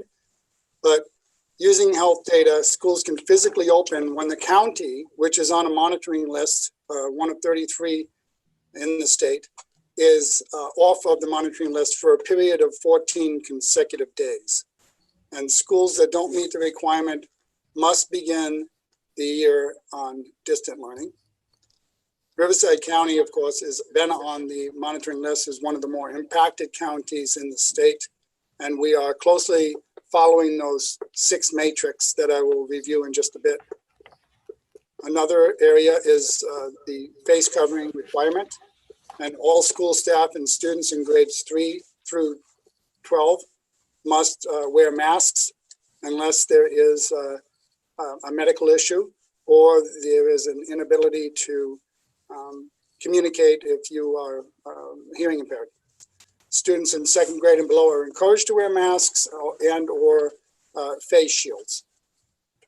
The next area is physical distancing and other adaptations, and staff must maintain 6 feet between each other and students when we get back to school. Symptom checks will be conducted, primarily a passive test done by parents and staff themselves at home, and then temperature checks when they arrive at school. Hand washing stations are going to be available. Sanitation and disinfection routines and protocols have been developed and they'll be employed. And quarantine protocols such as isolation areas for students and staff displaying symptoms will be available at every site. The next area is regular testing and dedicated contact tracing. The requirements to test staff regularly are in place and recommended by the state. State contact tracing workforce will prioritize schools. We work very closely with our local Riverside County Department of Public Health and currently are working in close association with the Human Resources Department, my colleague, Assistant Superintendent Kali Ibarra and her staff to address information that's brought to our attention currently from staff who may be at home or who are employed and at work at the moment. And if they are testing positive, then we will work with the County Department of Public Health. We continue to do that into the future. They do the tracing, make recommendations with the information that's provided. and we move down that path of potentially having people stay home for a period of time until cleared, following all HIPAA requirements for confidentiality of our employees. The next area is the rigorous distance learning, which you've heard about in the past and which is now a requirement through the state as ordered by the governor, as we are one of the 33 counties that are impacted. Ms. Hill and Dr. Ryan Lewis can answer any questions about our distant learning program, which we are starting as part of the in-person program option for the 3 options that we have offered and that parents have taken. The next area is the closure criteria. And it's now been set up by the California Department of Public Health to help us determine when should in-person learning close. The steps include, so this is after we are back into an in-person program. And you've seen our timeline and our phases, and Chief Academic Officer Hill will go over that again with you in a minute in a couple of slides down the presentation. So if you have any questions, you can ask those then. But what we're going to do is, in consultation with the Public Health Department, we are in the state provided the following recommendations. A classroom cohort, and you'll see that we have 2 cohorts when we go back to 1 day a week. When one cohort has a confirmed case in a classroom, that classroom will go on quarantine. School goes on quarantine when multiple cohorts have been affected or when 5% of the school is positive. And we will be monitoring that in 2 different departments here in the district. And then a district goes home if 25% of their schools, would work out to about 13 of our schools, are closed within a 14-day period of time. Keep in mind that the metrics involved with getting back to school should indicate that we are on a downward trend and that we are very hopeful that by the time we get back to school, that the potential continuation of many cases is on the decline, not on the rise. So we will be looking at that very closely, and we will make recommendations for returning to school as identified in our last board presentation, and elements that will be shared with you in just a bit. So this is information was as of July 17th. We shared that at our last board meeting, and we will continue to update this if changes are made. Next slide, please. So the county monitoring criteria, I told you that I would share with you. There are six metrics that are used by the state and by our local county health department. Elevated disease transmission is one of those, where a case rate per 100,000 residents over a 14-day period of time. And the target rate is 100. I'm going to go over with you in a minute a little bit of information related to Riverside County as it stands. But the target, keep in mind, the target rate for the cases is 100 per 100,000. The testing positivity rate for a 7-day average with a 7-day lag is a 8%. That's what the state is looking for. The next area that has an element is increasing hospitalizations. The percentage change in a 3-day average of COVID-19 positive hospitalization patients, you're looking for the target rate of hospitalization of 10%. And then in a limited hospital capacity, you're looking for ICU beds that are available to be above 20% and ventilators available in the facilities of Riverside County at 25%. So those are the metrics that we will be following and looking at and that we constantly review.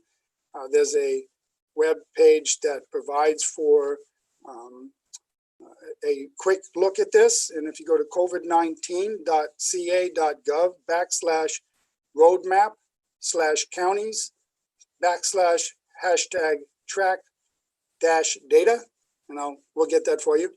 There's a site that you go to, and then you can click on the little icon for Riverside, pops right up and gives you the current information available for Riverside County. Next slide, please. This is what that page looks like, at least the one on the left. And what we saw based on this data as of Friday, July 21st, I'm looking right now at today's data as well, so I'll share both of them with you. Currently, Riverside County health and safety data associated with the 100 percentage of people who are positive for cases per 100,000 is at 340.5, and that was as of the 31st. And as of today, that same number comes out to, let me grab that.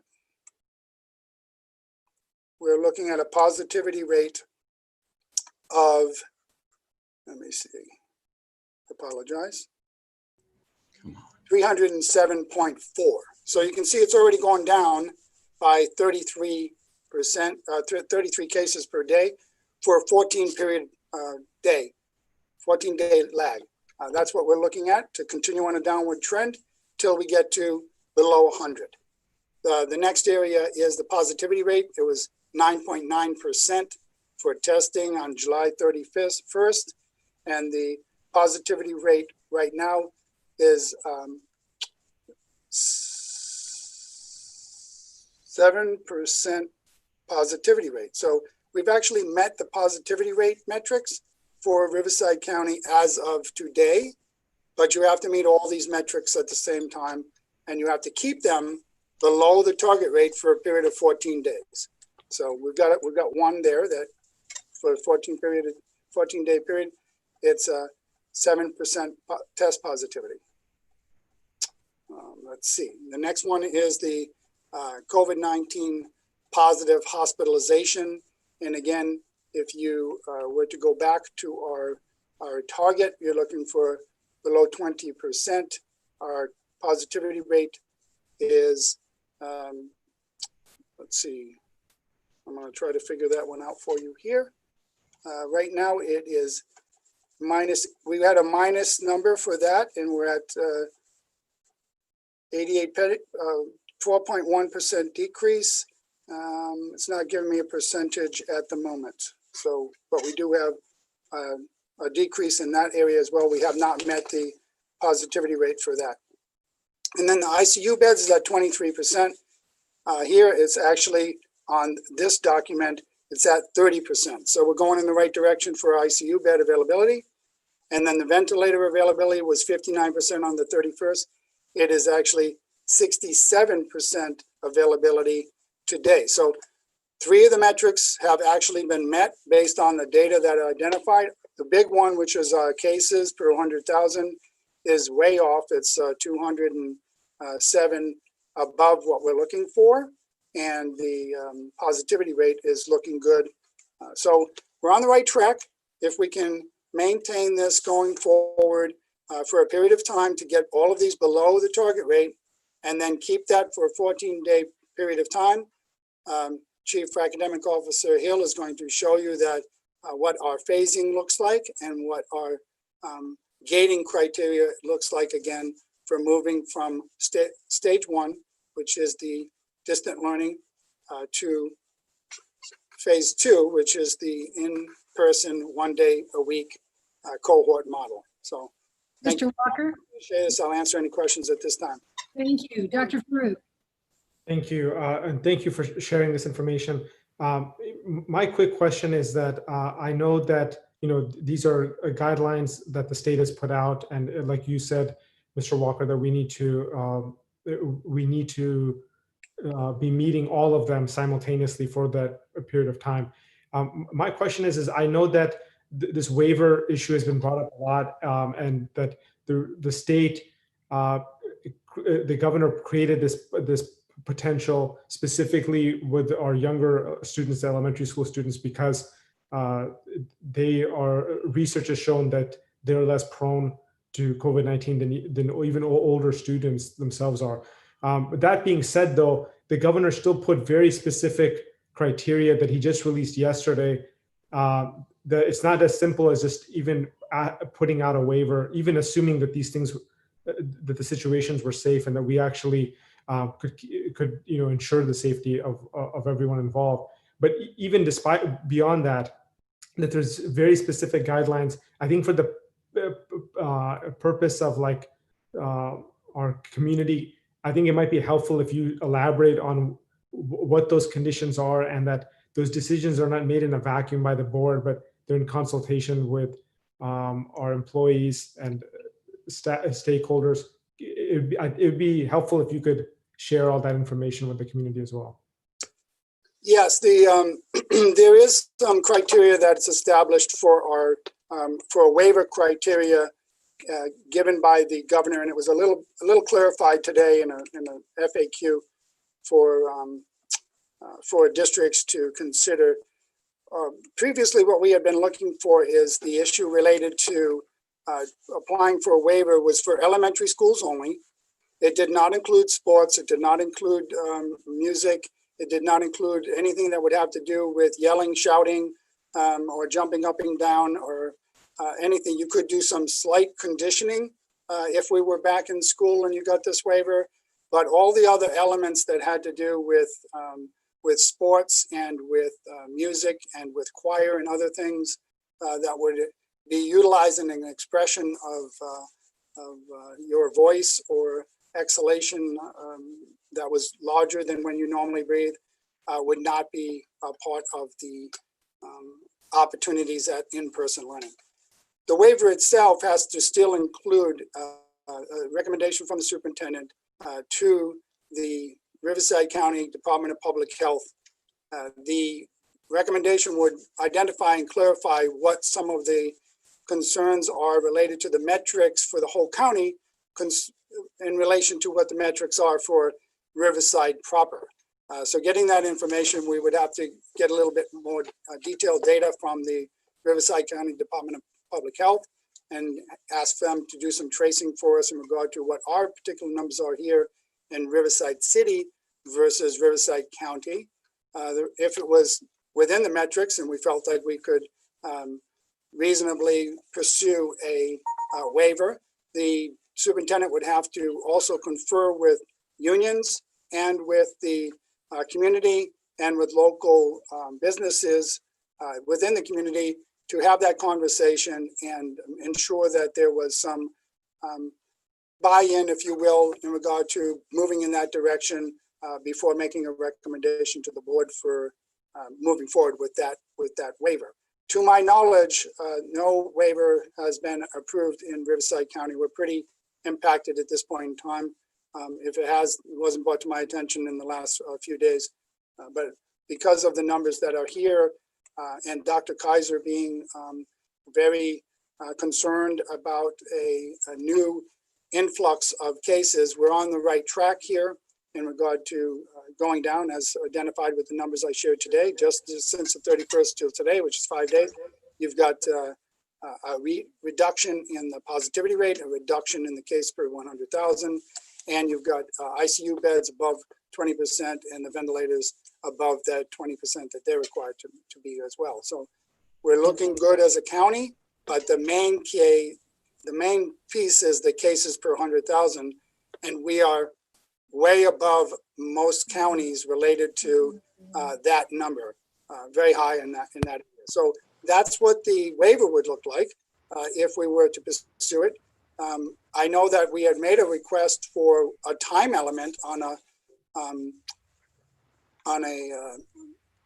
telephone conference call that we have once a week with the county public health department as well as Dr. Kaiser. And the turnaround time, once we got all of the elements that I had mentioned, the reach out to the community, the reach out to unions, the reach out to businesses, that we would have to turn around and then give it to the Riverside County Department of Public Health.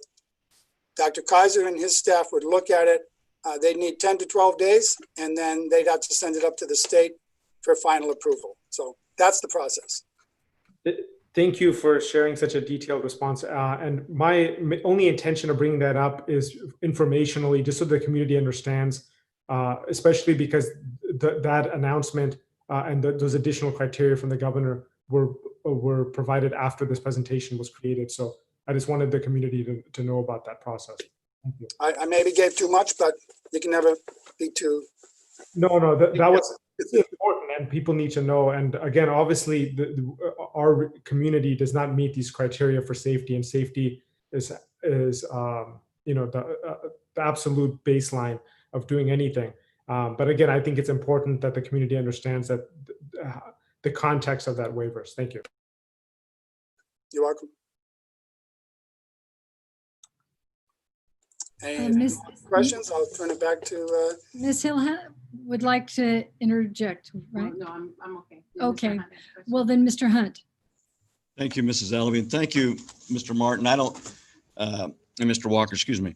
I don't think there's a better, and I mean this sincerely, a gentleman or lady in this state with the district that knows more how to keep young people and our campuses safe than Tim does.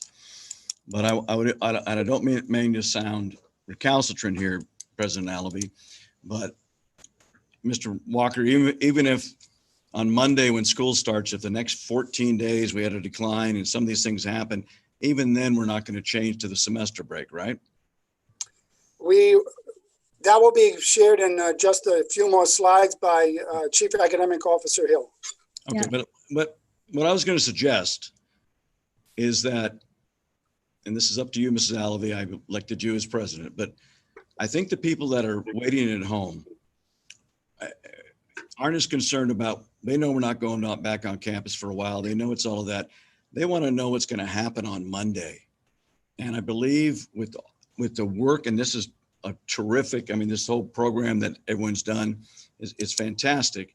But in the interest of it's 9 o'clock, these people, whether they're a teacher, whether they're one of our custodians, classified, mom, dad, student, they want to get to that. So I'm going to ask if you would consider, even for a little break and organize, but if we would get to what's going to happen Monday and the next month after that. We're not going back on campus during that time. So that is my request, respectfully. Thank you, Mr. Hunt. Ms. Hill has some slides ready to speak to that, okay?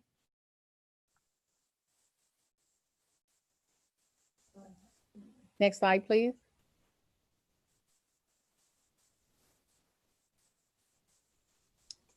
So Assistant Superintendent Walker explained why we're starting with distance learning according to following the governor's guidance.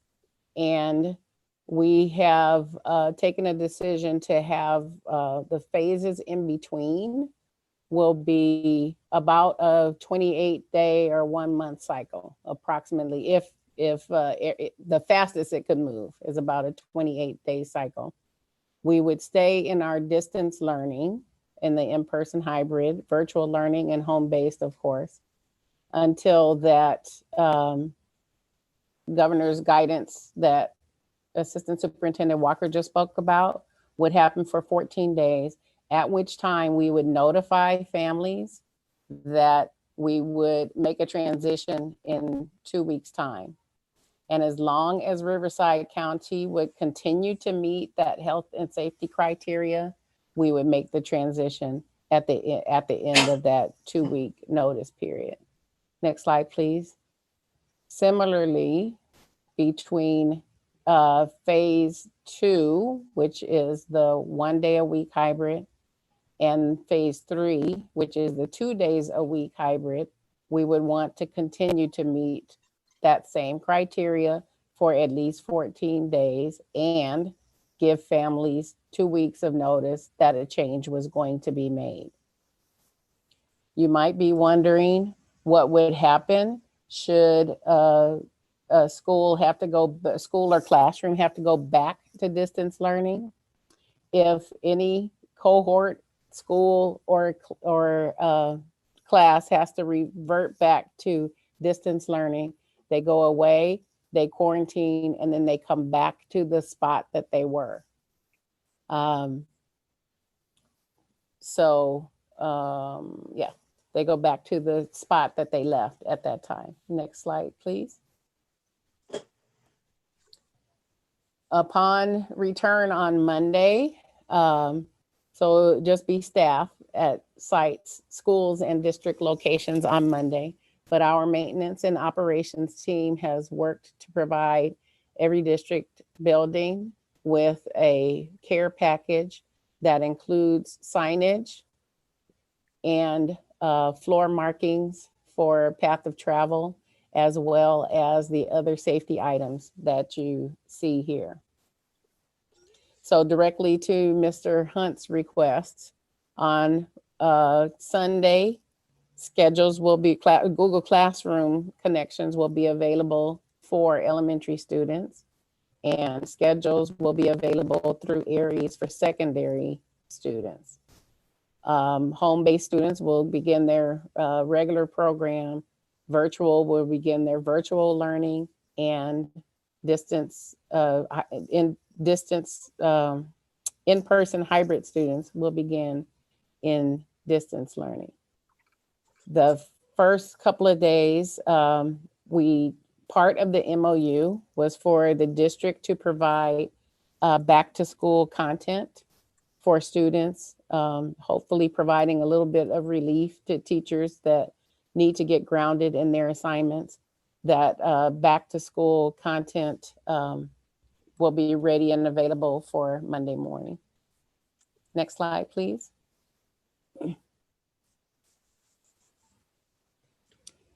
Parents have asked about the transition window. Once school has been in for a while, families may learn that their program choice does not suit. We have asked families to make their selection for a year's time. However, if a family really has to request a transition, it will be made by request or considered by request at the grading period. So you see the time windows there for the elementary trimesters and for the secondary semesters. The reason why we put them at the grading periods is because teachers will have a pacing schedule for content, but they're not held to being in line with each other day to day. They have some flexibility within the grading period.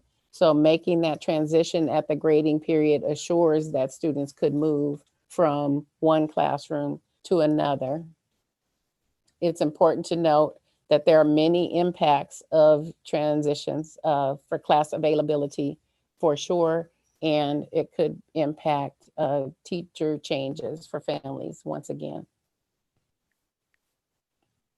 Next slide, please.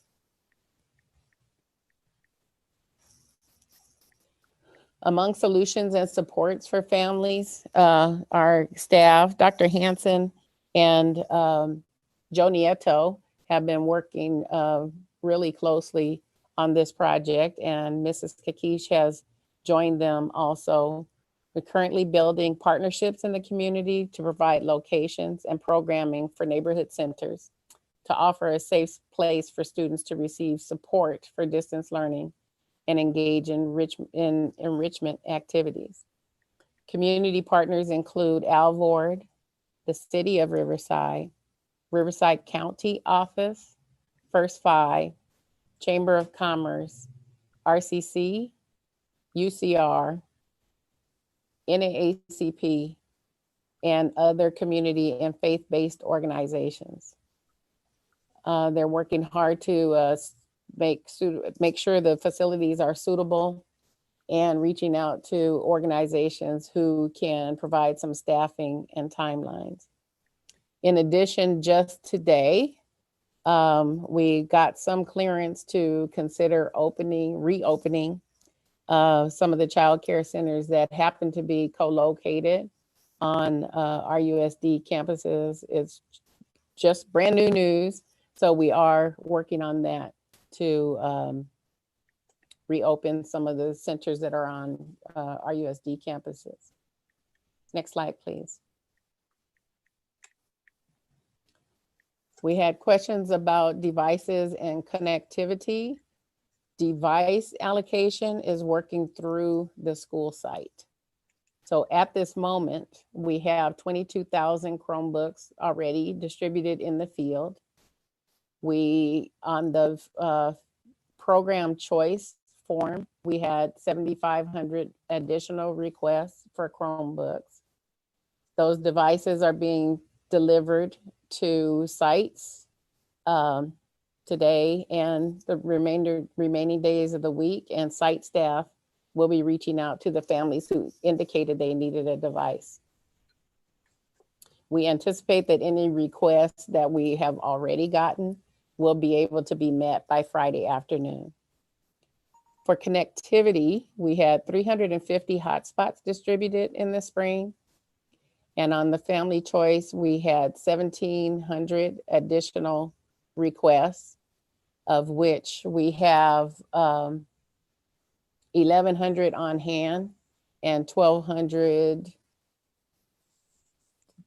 delivered already. So as of yesterday, as of this posting, we didn't have them. So they're in now. As of yesterday, we have 2,300 hotspots available for checkout, also being delivered to sites to provide that device and connectivity. Yes. Mr. Lee, you have a question? I do. Thank you, Ms. Hill. Great news on the hotspots and the Chromebooks, and that we have them to provide to kids.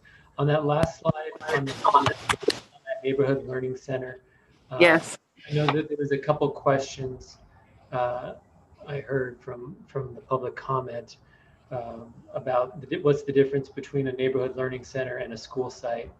So I was just hoping you could just share why we're going down this path. I know you shared some of the people that we're partnering with and why we're doing it, but just kind of the difference on why that we're trying to explore this path and why this might be a potential option while we can't bring kids back to school yet. Mr. Lee, I'll jump in and take that if I could. Sure. Thank you for the question. Thank you for the question. And the biggest difference has to be with CDC requirements. You know, social distancing is a big part. And right now, to have our kids in school, even with we have the AB cohort in-person models, social distancing all the time makes it very difficult. There'd be a risk there. But have these neighborhood learning centers, we have the controlled environment. We absolutely know how many could fit. Let's say the place can only fit 75 and they're social distancing all the time, then it would only be allowed to do 75. We'll have to watch them closely. Depends how many sites we have. The city's offered 17 libraries or community centers. We have a few churches. We have some other partnerships. And so we'll see the number of seats between Alvord Unified and RUSD and then see what we have available. It might be by invitation to some of our most neediest and vulnerable students, foster youth and or homeless or McKinney-Vento students. And it might be that we have more room and now we can allow other folks to come, but it just won't be drop off your kids like you're going to school. No, it's drop off your kids to go to a safe, controlled learning center where adults can be there to assist you as you're doing your own distance learning or virtual model. And of course would give them that safe environment and even provide meals and things such as that. So very different than school. Very different than having the teachers and the passing periods and all the things that are there, as much as we limit the space, but we do try our best to make it available for the kids that need it. So that's the biggest difference, Trustee Lee. Thank you. I think it's important to kind of give that clarification. I mean, I'm a big champion of these. I think this can be a big help for some of our neediest families, but really for all families. And I think if we are able to put together a list of community partners and sites and be able to provide this kind of space for our students that's safe, and so they can facilitate their learning and solve some of those challenges that we heard some families bring up about connectivity issues or logging in and out. If there's someone there that can supervise and facilitate that, I think that would be a big help to a lot of families. Obviously, I know it's not for everybody and based on space, but I think if we can just help a handful of kids and we prioritize those that are most needy, I think this would be a big help as we get started with the school year. So I appreciate everybody's efforts on bringing the community together. I know I was on that first call and we had, I think 40 people willing to roll up their sleeves and help. And you mentioned a lot of them there. So I think it just shows what kind of community Riverside is and that we're all in this together. And again, kind of my comments from the beginning about schools are really the center place for communities. And without schools, there's a big void. So the only way to solve that void is coming together. So I just want to appreciate the staff for bringing everyone together and all those that chose to participate. And I know all the legwork that's happened since that meeting. I'm just really grateful to all those folks. So thank you. You're welcome. And Trustee Lee, I'll just give this, end with this final thought. This is going to take some time. We have a plan that we believe, a skeleton plan between Elkhorn and RUSD that'll be done this week. Then we need to send it in to the local health officials, Barbara Cole at the County Health Office, Executive Director, and it takes 10 to 14 days to approve. And so we will not have this in place, in this plan approved likely by until the end of August. We're hoping to open up, if this all works out and gets approval, probably that Labor Day weekend. And so as our parents start this whole new school year, be patient with us, but we're doing our very best we can to provide not just the child care for those that need child care, but safe places for your kids to go with hours like from 9 to 5 or 8 to 5 here in our community. But stay tuned and we'll come back and give you more update at our next board meeting as well. Thank you. Mr. Hunt, you had a question. You're not, you have to unmute. Thank you, Mrs. Alavi. Chief Academic Officer, Mrs. Hill, I don't want to get ahead of you, and so, but I have some questions. And thank you, Mr. Lee and Dr. Hanson, for the work that y'all have been doing on these safe places for our children to go. I wanted to ask, when we talk about support here coming up, and going back to Ms. Fernandez, who spoke to us earlier on the English Language Learners Committee. Ms. Hill, if you're there, help me out. What is our plan right now for, we have an English language learner child, student, that very likely has English language learner parents that, with all respect, may not have a lot of experience with a laptop and Wi-Fi and hotspots and all that. How are we in Spanish and getting, how are we working with, it's almost a one-on-one unless, you know, unless we can get them together on the east side and other places, but how are we working with that community, if you would? I've been wanting to ask that question for weeks. Yes, Mr. Hunt. We do have people on help desk who are available to support families. We do have some language support for families. And just like how we've been talking about, you know, seeing how the plan works and make adjustments if we need it, we could make some adjustments. So one I'll just imagine right now is we could offer assistance at meal distribution times, because that's how we did the outreach to get the family choices. And that turned out to be quite successful. Families who came and stopped to do that. In the past, our Family Resource Center team has actually offered the digital inclusion courses on behalf of the city. So we do have people on staff who have reached out to the community and helped with digital learning supports. And we stand ready to do that this time as well. Thank you, Ms. Hill. And those folks at the Resource Center and the Engagement Center are heroes. Let me ask you some of the same question when it comes to our, which I think by the state definition about, I may be confused, but I think 10% of our students are considered homeless. So how are we, and they're, in other words, they're transient, they're going from here to there. At times, that's part of it. How do we deal with that, Ms. Hill? One way that we deal with that, Mr. Hunt, is we do have a liaison for homeless, Chris Sewell. And I had a question this summer and reached out to him, and he meets with some of the shelter locations and homeless advocates on a regular basis so that he can determine needs. And for those needs that he can't determine in advance, they can reach out to anyone in the district who knows that Mr. Sewell is our liaison for homeless students, and he's there to provide assistance when they need it. Very good. Let me ask you, if I may, tell me how, and you know I've always been a proponent of CTE, and I think it's important. I mean, how does this, and I know we're in a different world, we're on Mars, I get it. But how do we do CTE when we're looking at auto repair? Some of it can be done, obviously coding, which is a wonderful program, but just help me. You've looked at that with that great staff. So tell me about that. Would you share with us about that? Sure, I'll share what I know, and I might need an assist from Dr. Lewis on this one. I know that we can offer the beginning CTE courses, Mr. Hunt, but one feature of CTE is that it's offered in a pathway. Yes, ma'am. Right, so it may not be possible to offer the entire pathway for students, but we can definitely offer the introductory courses. Okay. Tell me about, if you would, and maybe I'm just reading this wrong. When I looked at chapter or article 10 in this, it talks, and maybe this is when they come back to campus, so maybe I'm reading this wrong, but it talks about that they are to be elementary school and high school. They're I'm just looking elementary, number 2 on page 30. Employees shall be at their work site at the beginning of their 8-hour workday designated for each school site and stay until the end of the workday. Is that when they're back at class, or is that right now? Are our teachers going back to their classroom to do virtual, and are our attendance people and so on and so forth? Just help me understand that. If we decided where people are going to be, let's start with teachers when they're delivering the education. Thank you for that, Mr. Hunt. I'll start with teachers. In the MOU, teachers may choose to be on-site or remote. Okay. Our interest, as you know, we have an interest-based bargaining system.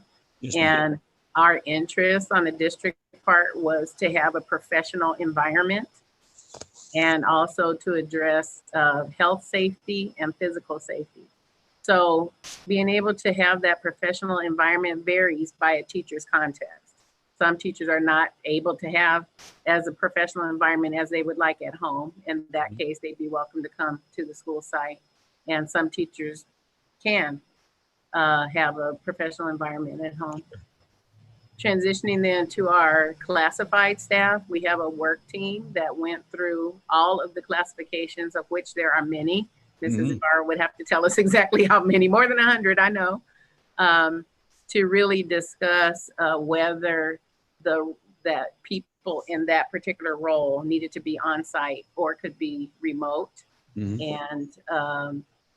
And for people whose jobs couldn't be carried out with students being virtual, they talked about other tasks that those people might be able to do. So I remember I met her when we went out the Gettysburg trip, Joy Hurst. She works in our accounting out there, close to nutritional services and all.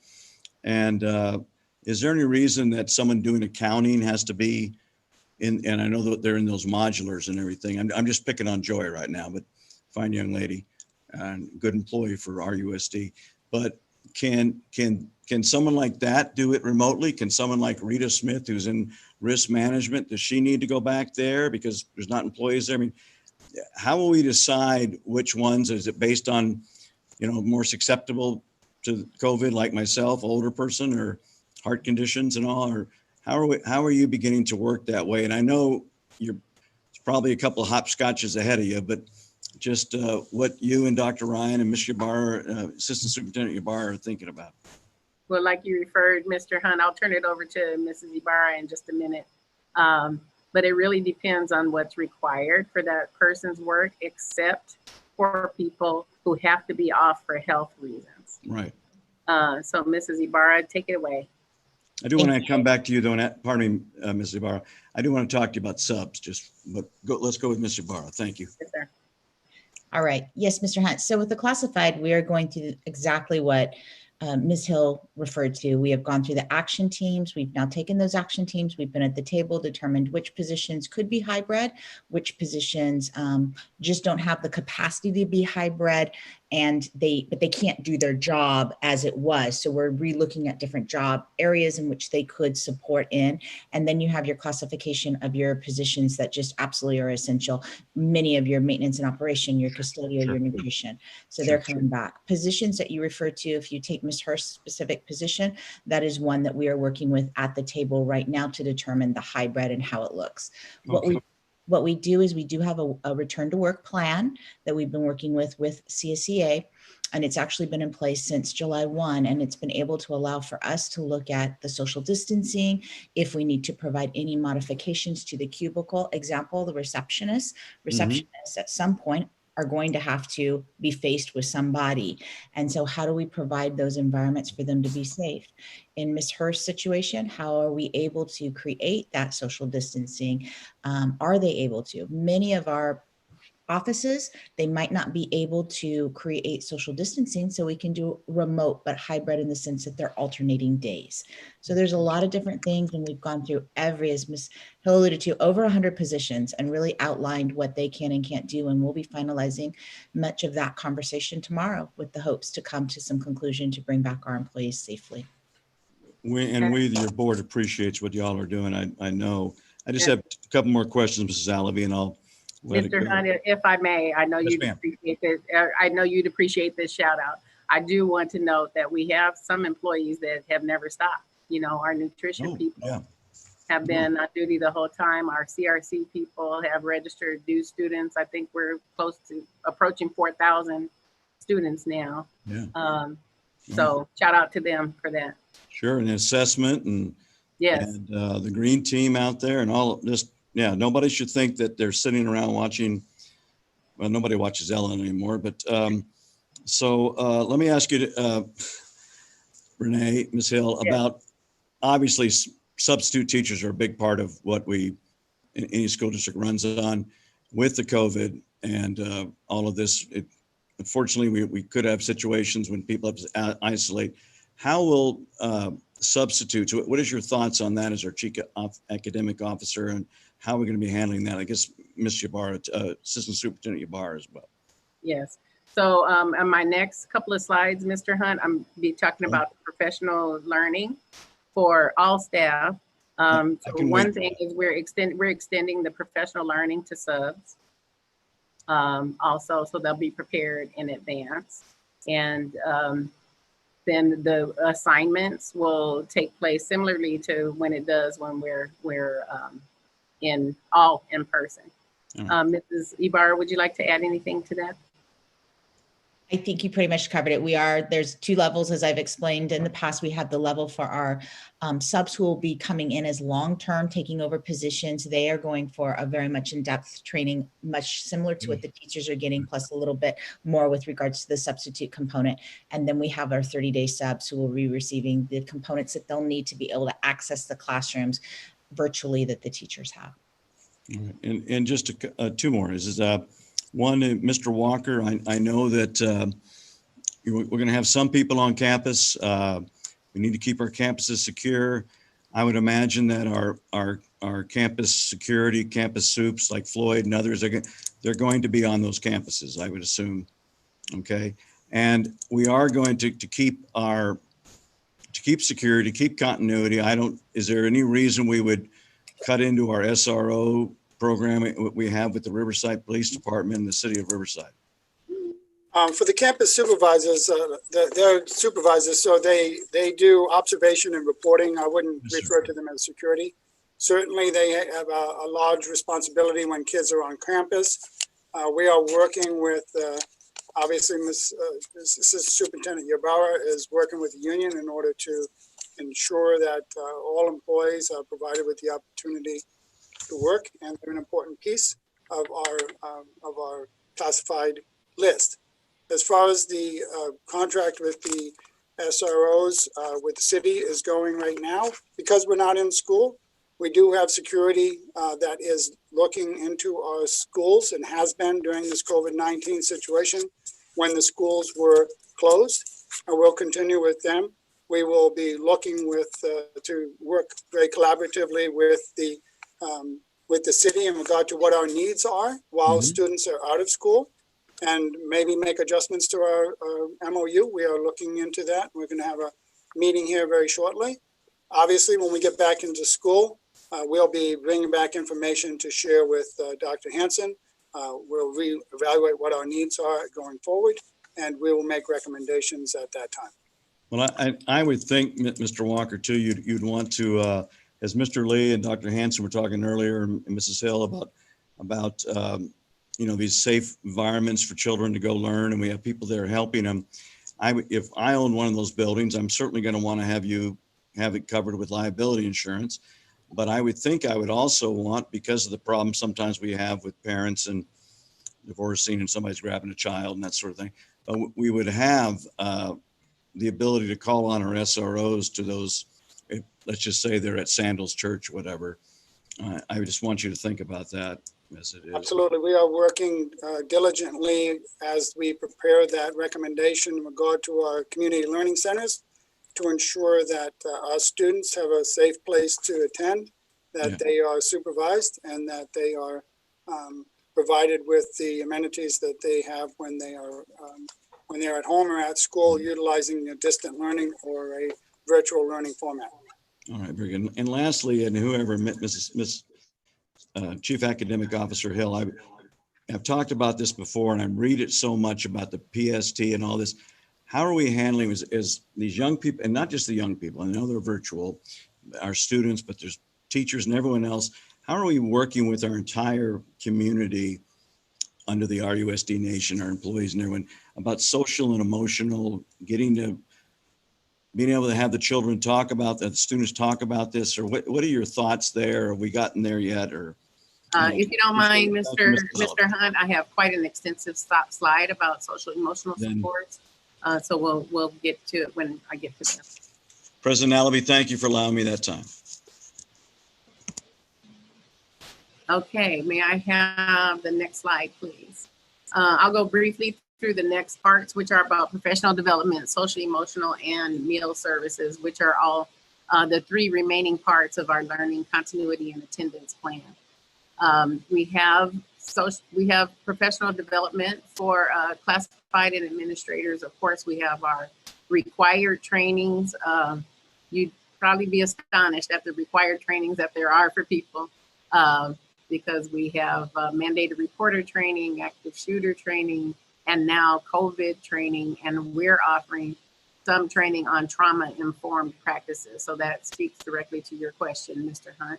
Next slide, please. For our certificated staff, they have 5 modules. The first one, all about health and safety, and another couple about preparing for the start of school, supports for virtual and distance learning, and then they are able to have some choice in what they take. As of today, 1,500 certificated staff have logged in and have completed over 40,000 units of learning. Next slide, please. So this slide details some of our social emotional supports. We have professional learning and restorative practices has been offered. Trauma-informed practice support is being made available through modules for any adult who's working with children. Our school counselors, SAP counselors, and school psychologists put together a social and emotional learning playbook for teachers to be able to use either independently or with support with the individual and group counseling, which we're offering for students whose needs exceed just the standard tier 1 intervention. So that's additional help for students. Some staff will receive training in restorative practices and community circles. And we have a robust array of offerings for educators as well. We offered them during the school closure and we'll begin to offer some more. And family webinars will be continued to offer to our families. Next slide, please. And then lastly, for our segments of the learning continuity and attendance plan, meals will begin serving them at all RUSD sites. Again, monitoring to see if that's the most effective way to do it. They'll be offered Tuesdays and Thursdays, midday, drive-through, and a change from the summer. In summer, we have the summer feeds program where meals are offered to any child, but now that school is starting, it will be offered to RUSD students only. However, any RUSD student in any one of the programs can pick up meals, and the student does not have to be present for the meal pickup. And of course, they pay by eligibility, free, reduced price, or paid meals. And then lastly, I'd like to say a word about communication. Next slide, please. We have been doing what we can to communicate with families regularly. We have the frequently asked questions, 2 versions now, are posted on the website. Families have been getting emails. We use social media and the biweekly community update to share information. Now that we're at the start of the school year, schools are beginning to send out their messages directly because they have a more direct connection with the families, and teachers will be using their Google Classroom to send out notifications and reminders. So we have a community update coming up on Thursday, and I'll be happy to take any more questions that you may have. Okay. Let's see. We're echoing.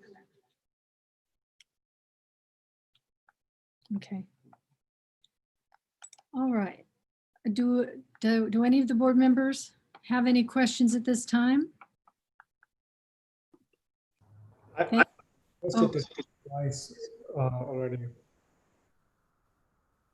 I'm sorry, Dr. Farouk, I can't hear you. I had requested to speak twice earlier, so I'm sorry, I didn't see. I'm sorry. Please go ahead. Okay, thank you.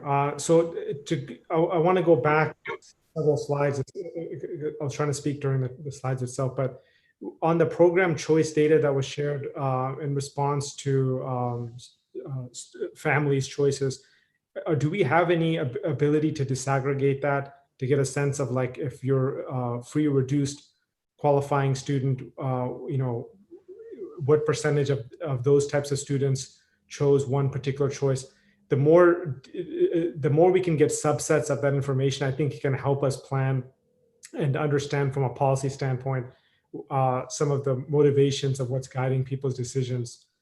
So I'm assuming we don't have that right now, but I would like to make that request for it to be provided to the board later. Thank you. We don't have it now. We noted your request, and the team that does that is also doing the helping with the master scheduling.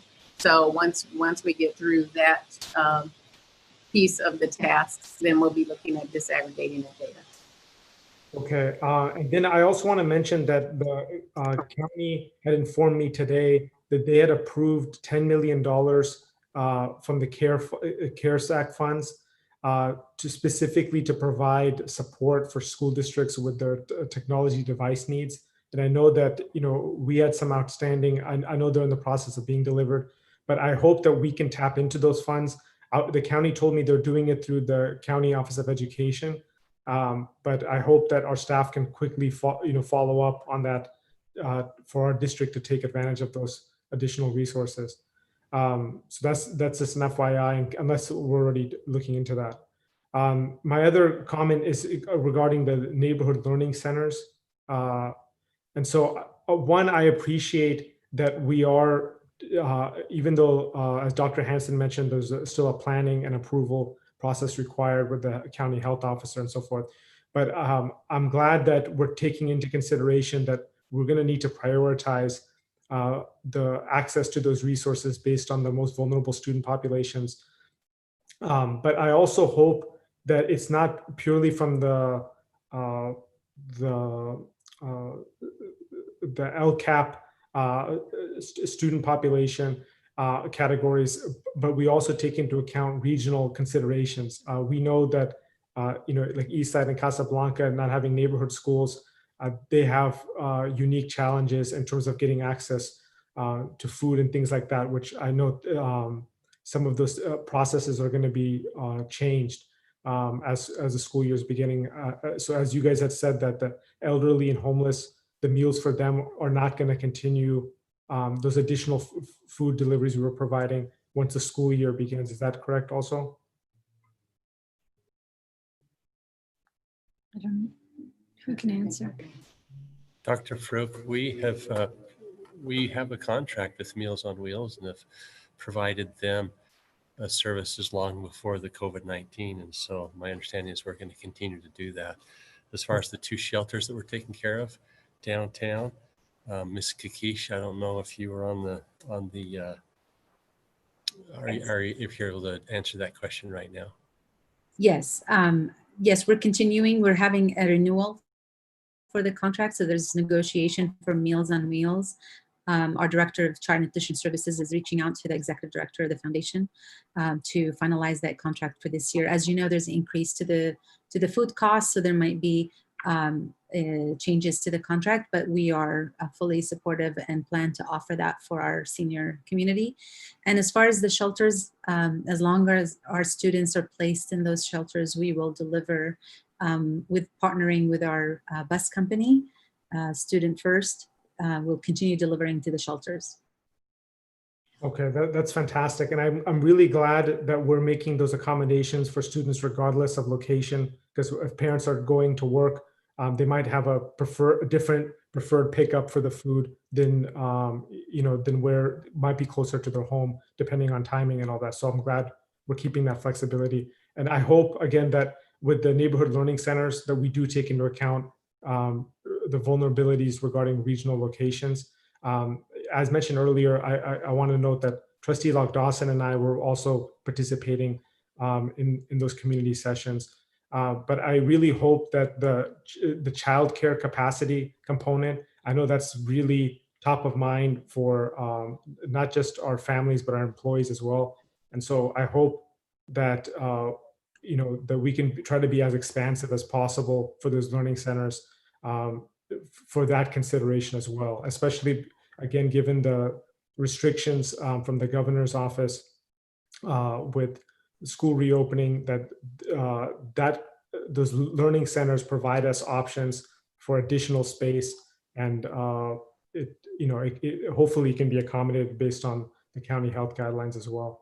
And then I also wanted to get perspective about in terms of like the scheduling of the schedules for the instruction. That is there enough time? Because it's the information I had received, it was like a 30-45 minute window for lunch for families that are obviously doing distance learning. Is that going to be the time frame that they would then have to go physically pick up the food, and how is that being handled in light of the way that the classes are being scheduled? So we're going to be working on a certain period of time where the students are picking up all the meals for the day during that period of time. So there'll be flexibility. And I think it will continue to be a slot of a couple of hours. So to give flexibility for families to pick up all meals. Some of our sites are also eligible for supper. So it'll be 3 different meals for the day that will be provided for those communities. And so there'll be flexibility with that time to be picked up. All we need is to identify that the student is Riverside Unified School District student, because that's no longer a waiver. But the student doesn't have to be present to actually receive the meals. It could be a guardian or a parent. Okay, thank you. Those are my questions for now. Thank you. Oh, sorry about that. Should take care of that. Yeah. Mr. Lee. Thank you, Mrs. Alvey. I just wanted to, again, just thank everybody, especially Dr. Hanson and Ms. Hill for leading the team. I know there's a lot of frustrated parents out there, and obviously some frustrated employees. And this is just, again, I know we said a lot of times, it's just a challenging time, but I want to focus on something that Ms. Hill said at the beginning of her presentation is, let's give it a chance. We haven't even given it a chance yet. And we're all assuming the worst. This is going to look very different from the distance learning that we had back in March. And I want to reassure parents and teachers who weren't participating necessarily in some of the formation of these committees or the work that's been done since the shutdown. But this team has worked tirelessly and endlessly to come up with this plan. And while it might not be a perfect plan, and why there might be gaps. I want everyone to know that there hasn't been a day that's gone by that somebody hasn't put dozens and dozens of hours into making this district ready for Monday. So I know when we're in the board or we're in cabinet, we're privileged with a lot of information and a lot of insight and all the ongoings that are happening in this district. And sometimes that information doesn't get out as clear and as transparent as we would like it to. And obviously that's not our intention. But I do want to assure people that are listening still that effort has been made without a doubt. And I think that if we give this plan a chance and know that we have talented people, not just in our district office, but especially in our classrooms. I mean, we have professionals that have been teaching for decades.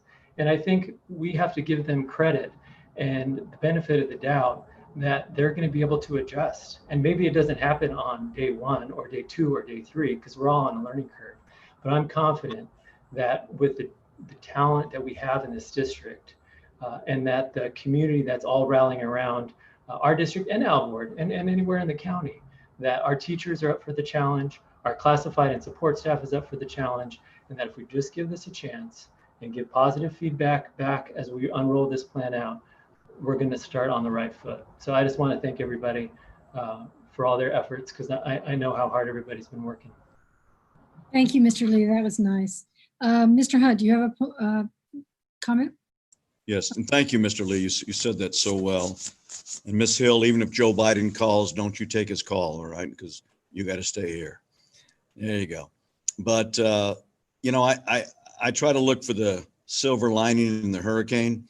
And I think in the not too distant future, even if this isn't over yet, not only has America, but I think Wall Street has come to realize how important to their future, to their better being, is our education, the K-12, PK-12 system, because it's not just, they've always looked at us for education, obviously, but we really are the ones that allow parents to go to work, and in this economy will need to, and particularly next year. So, and I am too very proud of Dr. Hansen, the team he's put together. I know I speak for all my colleagues that this has just been, as I said last time, none of them are going to be perfect out there, but no child's going to fall behind.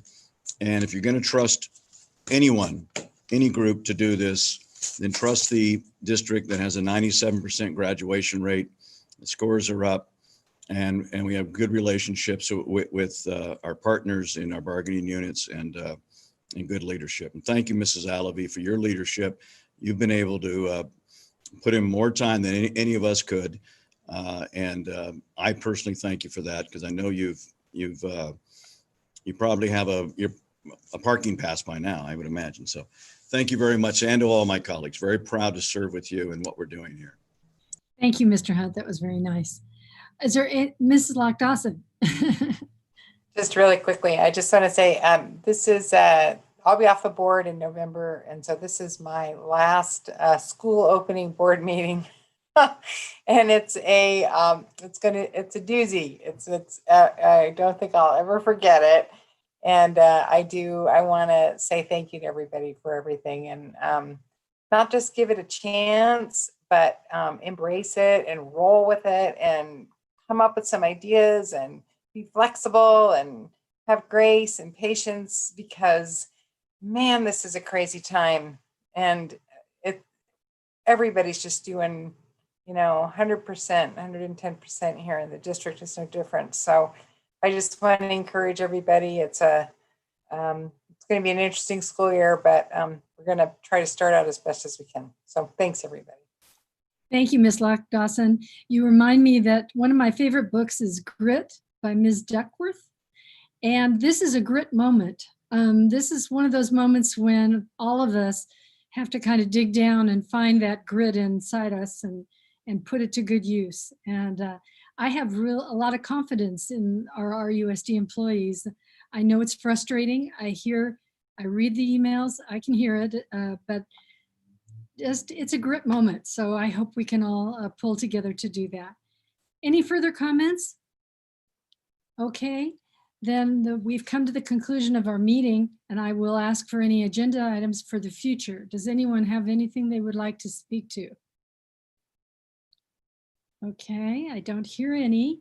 So tonight we adjourn in the meeting in memory of the 8 Marines who died last week during an assault amphibious vehicle training accident that took place off the coast of California. One of those Marines, Corporal Cesar Villanueva, was from right here in Riverside, and we are so sorry for his family. And we are now adjourned. Thank you, everyone.